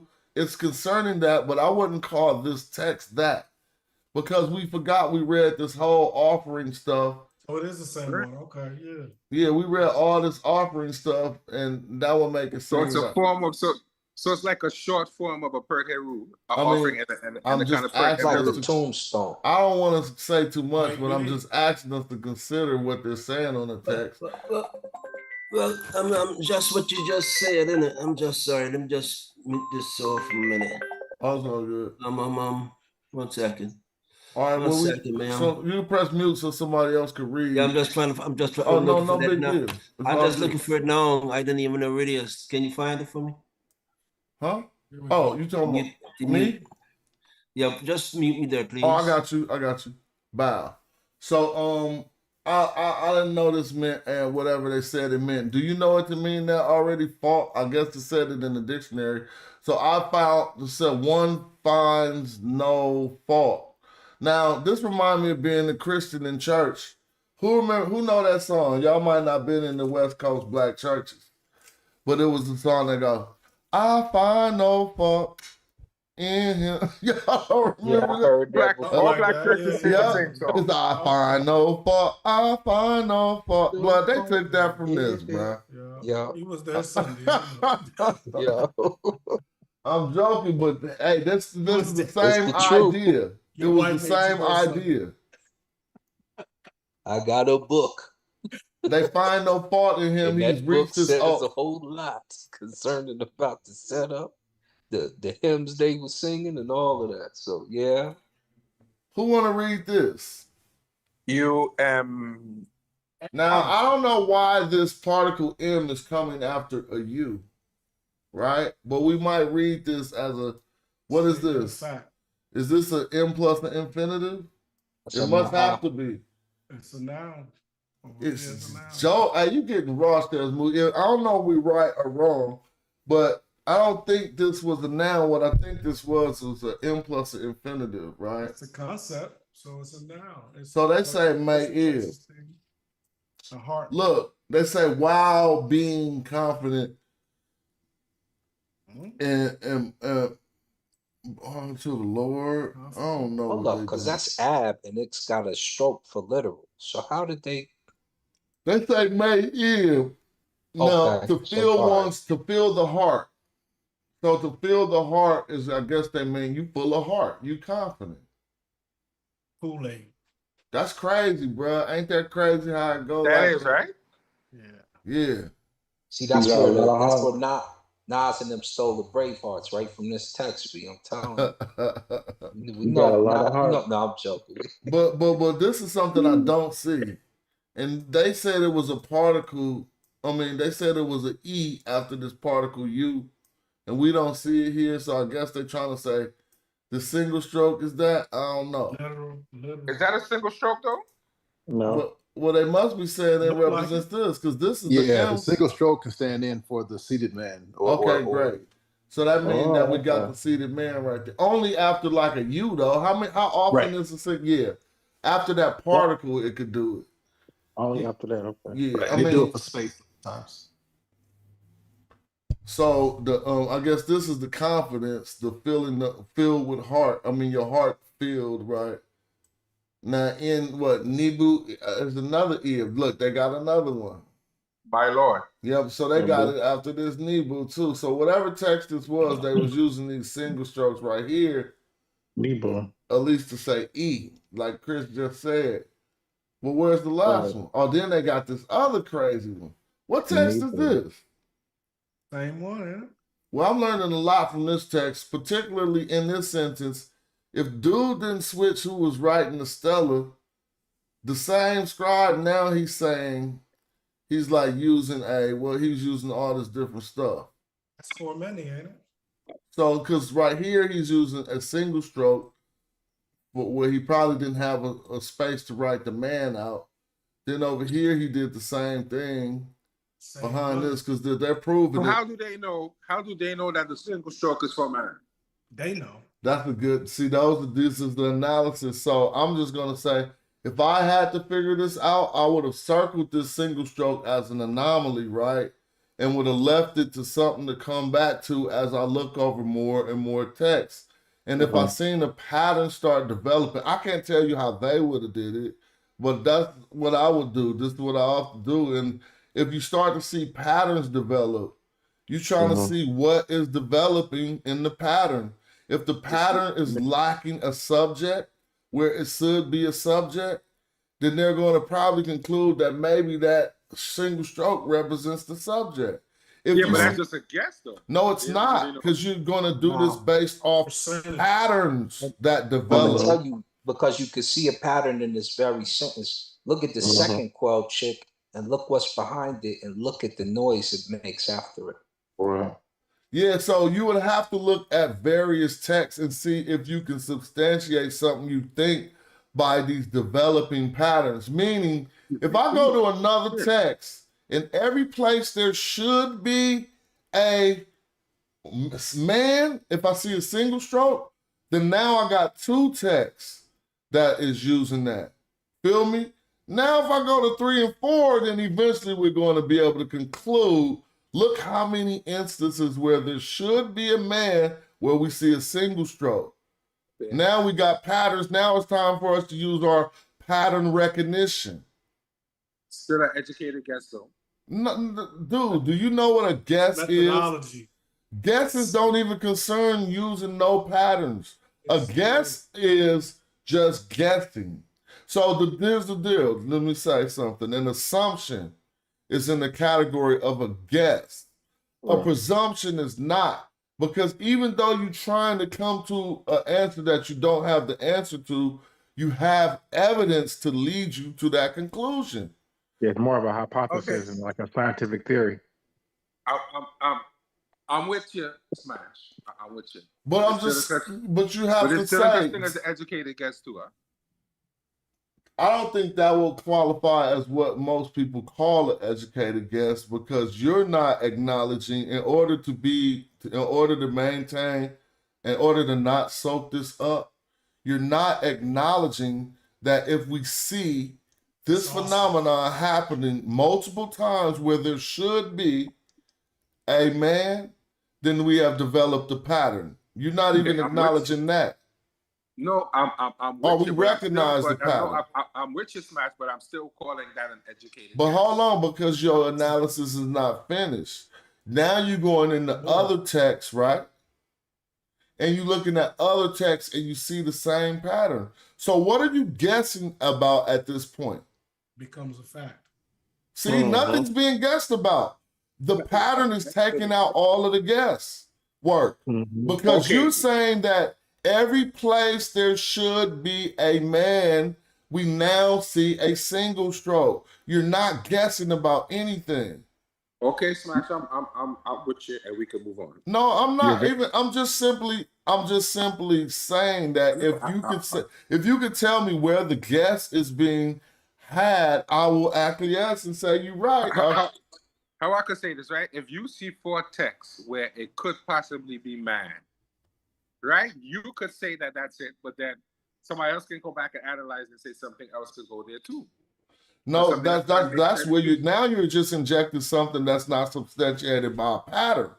If that other person said, look, I can show a pattern where another word goes there, then y'all would have a discourse, a scholarly discourse, to see which is most abundant. But if that other person could just say, I'm just going to change a word, you're not displaying no pattern. Well, then we really don't. Let's say this: we don't know if all of that really took place before this was put together. We don't know what discourse took place. Well, I don't get it. We don't know what took place. I think I'm being. You know what? I'm doing too much, so let's move on, Smash. No, well, I'm just trying to entertain everything you're throwing out there. I'm just doing too much right now, Smash. Not really, because I like these type of dialogues. It raises our confidence in the scholarship people have done before us. If we can understand how you arrive at a particular conclusion. No, listen, I'm with you that they might have found another text dealing with this person where they could have found the answer, as you said. You know what? I wasn't even saying dealing with this person. You can find another text where there should be an A1 glyph. Right. I'm with you, but it's now a G1 glyph. But you said something interesting before, Smash, that I didn't think about. A lot of times when you see these things written, they're written on multiple different places. So sometimes they could just find another copy of this and just add in those words sometimes. Not even another copy of this, occurrences of the same pattern. Yep, thank you. Just an occurrence of the same pattern that would help them to say that this is not an anomaly, it's not a one-time thing. I didn't argue, but I'm just bringing up that you said, because I asked the type of question before, and you said in some cases. Well, let me ask you a question. Let's not even deal with the single stroke. And it happened in front of our face today. When we came to this glyph, which means it's doing the same thing, Chris identified it, right, as meaning the same thing. Now I'm asking, how could Chris do that? Right? Chris is familiar with text more than I am, so and more than some other people might be. So but he would know. He knows that this pattern has already been established. Agreed. And we just don't, and we're learning it right now. You know what I'm saying? And so next time we come to one of these, think about in 10 years when you come to one of these and somebody asking you this question. It's that E. You're probably going to laugh and be like, 10 years ago, a friend of mine once showed me that, some rhythm and rhyme. And yeah, because you're going to look over more text and you're going to be more familiar with those patterns. Yeah, hopefully, right? Plant was an E. I often find myself defending like Egyptologists and shit against you, but it's not because I think they be all the way right. It's because a lot of the suspicions, you're gonna waste your time with suspicions that ain't gonna lead you to nowhere. Well, you know, I'm one who always questions them sometimes, because sometimes they do questionable shit. So that's why I question them a lot. I started out that way too, and I learned I was wasting time, and I let the questions pop up for themselves when I'm just honestly going over the text. Like, you know what I'm saying? Like, if I wouldn't even look into this up further, because I assumed that anything with a rigorous method of scholarship would do that. But if you want to investigate that, all you do is look into the single stroke and other instances and how many other occurrences they find, and if it's enough to say that this means a man. Okay, that's fair. That's fair. Because they do put in the work, and I have to credit them for putting in the work. So I don't want to be conspiracy theory guy all the time and think that everybody's lying to you, because that's not the case all the time. Well, you can notice errors sometimes, but it just don't mean that suspicion we be having about everything wrong. Sometimes you get this. Well, it might not, but well, remember, this is computer generated, so it might not have been the scholars for it. Yeah, you're right, and there's much more to it. Now here go another one. Look, it appears that this single stroke is at the end. No, I'm wrong. That's at the end of the word rimpet, so it's not doing that. But who wants to continue on this down here? Ooh. And now let me ask you something. This is about to be hella funny, Joey. What does this mean on this sentence down here? That's a good question. Nah, don't do that. you trying to see? Because the pattern recognition is happening right in front of your face, and you got to do it now because you know what it means because you've seen it in another location. E? Yep. And that just illustrates my point, but it just happened in the same text. But they could go over hundreds of texts and see, okay, I see this pattern, and so now I'm going to say I know what it means. You feel me? Well, I just say one thing, Smash. I do admire these scholars for putting in this work to bring these texts, because it is a lot of work. Well, I don't know this word. Somebody help me with that word. How about that? I don't know what that is. I know it looked like a nab, but it got the diamond in the middle with the sunroof top. That was it Hernop? It's Heb. Heb? Yeah, Heb. Yeah, for a particular festival, right? Yeah. Or what? Yep. Festival. And it's different than that other festival we was looking at up here. What was that? What's this? Oh, this is Heb. Oh, so this is the same festival. Heb said. Okay. So yeah, right there. The Ham Festival is the one where the king gotta run his mouths and stuff. Yep. Yeah, I think that's Is it? The said festival is. That's the said. That's different than the Heb, yeah, though. The Heb is running with the bulls. All right. So this is another way to put this, basically. And I do see the diamond. Yeah. We see it now. Look at the neb bowl and the diamond on the bottom, actually. Yeah, we see it now. So now, I mean, yeah, this is how you learn. This is how I learn, by revisiting stuff to see where I made an error or something. And so that's just the same thing. Okay. So that's that purr I was talking about earlier right there. It is, you're right. But now this one is doing something different that we haven't talked about. It got another R on it, so it's doing what's called gemination. So that let us know that this was just a regular purr, not a purrette. It was just a regular purr, but then it geminated. I gotta learn that all the way. Now, what, Chris? When we see that extra R come on there, it's telling us it's in a different verb class. But what is it saying it's doing? Okay. Yeah, so we have this gemination like this. It could be a nominal verb form. Nominal is an indicator of a nominal verb form. So like I having something. They're using it for ascended, I guess, huh? Okay. They stretching that though, but I guess I would come for. I mean, yeah. So they're not phonetic complements, just phonetic Oh, complements. so that's a good one to ask. Now the top one is actually the phonetic. You're right. You good for noticing that. The phonetic complement is what geminated basically. So gemination means it doubled. Feel me? And to bring a different meaning to the initial term. So if they wanted you to say to come forth from the party, well then that it geminated and turned into a different form of the verb. And they saying ascended. Yeah, what's funny is that they didn't translate it as a nominal verb form. They just translated it as a completed action. But it probably would be something more like that I have ascended. That's Yeah, because Yeah, he's because look, there go the Ma'akeru I at right the end there. of I that mean, there go verse. the E again. Okay. Yeah. Let me ask you this about the festivals. You see how is it generally when they start the Stella that the festival is fully shown, like we see above, and then if we're talking about the same one throughout the text, it gets to the smaller bowl like this? Yeah, that's another way writing hip said. You don't have Okay. you don't have to always put the shrine on top of Oh, the that's bowl the with the shrine diamond. on top of Right. it. Okay. I wonder what It's the like ball and the diamond represent. From offerings, probably. I don't know. I know it's a covering. Was it the Where is it at in the I can't transliteration? remember right offhand either. It's in the line above it. I don't know if that was Patah that said that, but Hey, y'all keep on now. Joey, you were saying this might be as part of the right rule. You're not all the way off because it ain't one. But I'm just saying he is making an argument that he was Ma'akaru, which is justified.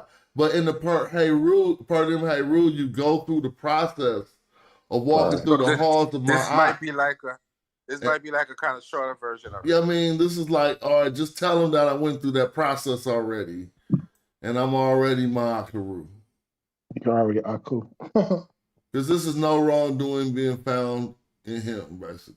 And that's the end of it, right? Well, maybe it's the negative confessions. The confessions. Well, what do they call it? Let's see what they call it. Just a transcription of the Stella Hormel following the. No, they not putting it in no category. This was a good ass stream. Anybody got something they want to add or offer or say? In the top, my wife read your Medu Netcher daily. All right, in the top, y'all. Yeah, I'm gonna start reading mine daily too, and I'm gonna probably do a show at least once every day until everybody talking about this stuff. Because by the time we run up on them boys, it's gonna look crazy. Like imagine running up on an event and knowing everything.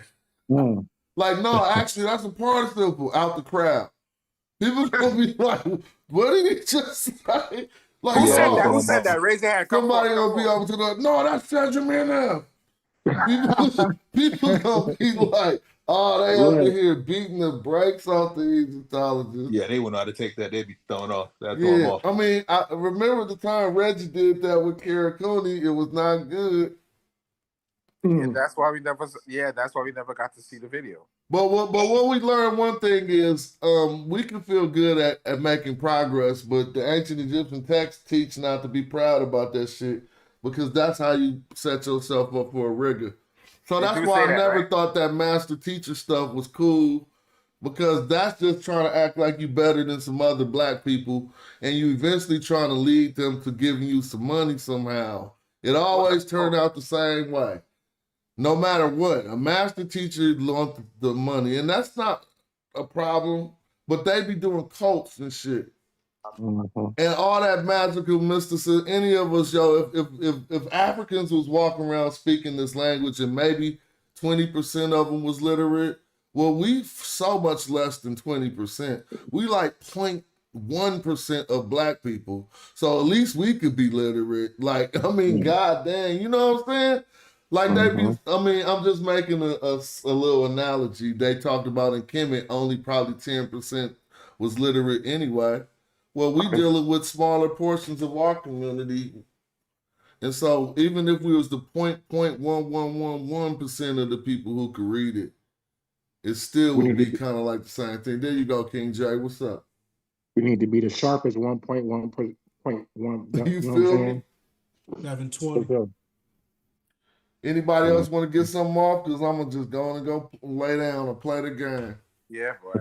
Yeah, I think it's time for me to sit up. This was a long show like the marathon series we used to do a few years ago, man. Cats used to do 8 and 12 hours. But it might shut me down for the next few days, or I might be able to be back soon. I appreciate y'all participating and helping keep me on point. And I remember at the beginning of this video, Dr. Rita Lucarelli straight tapped in, which is wonderful. I think we got some good things coming in the future.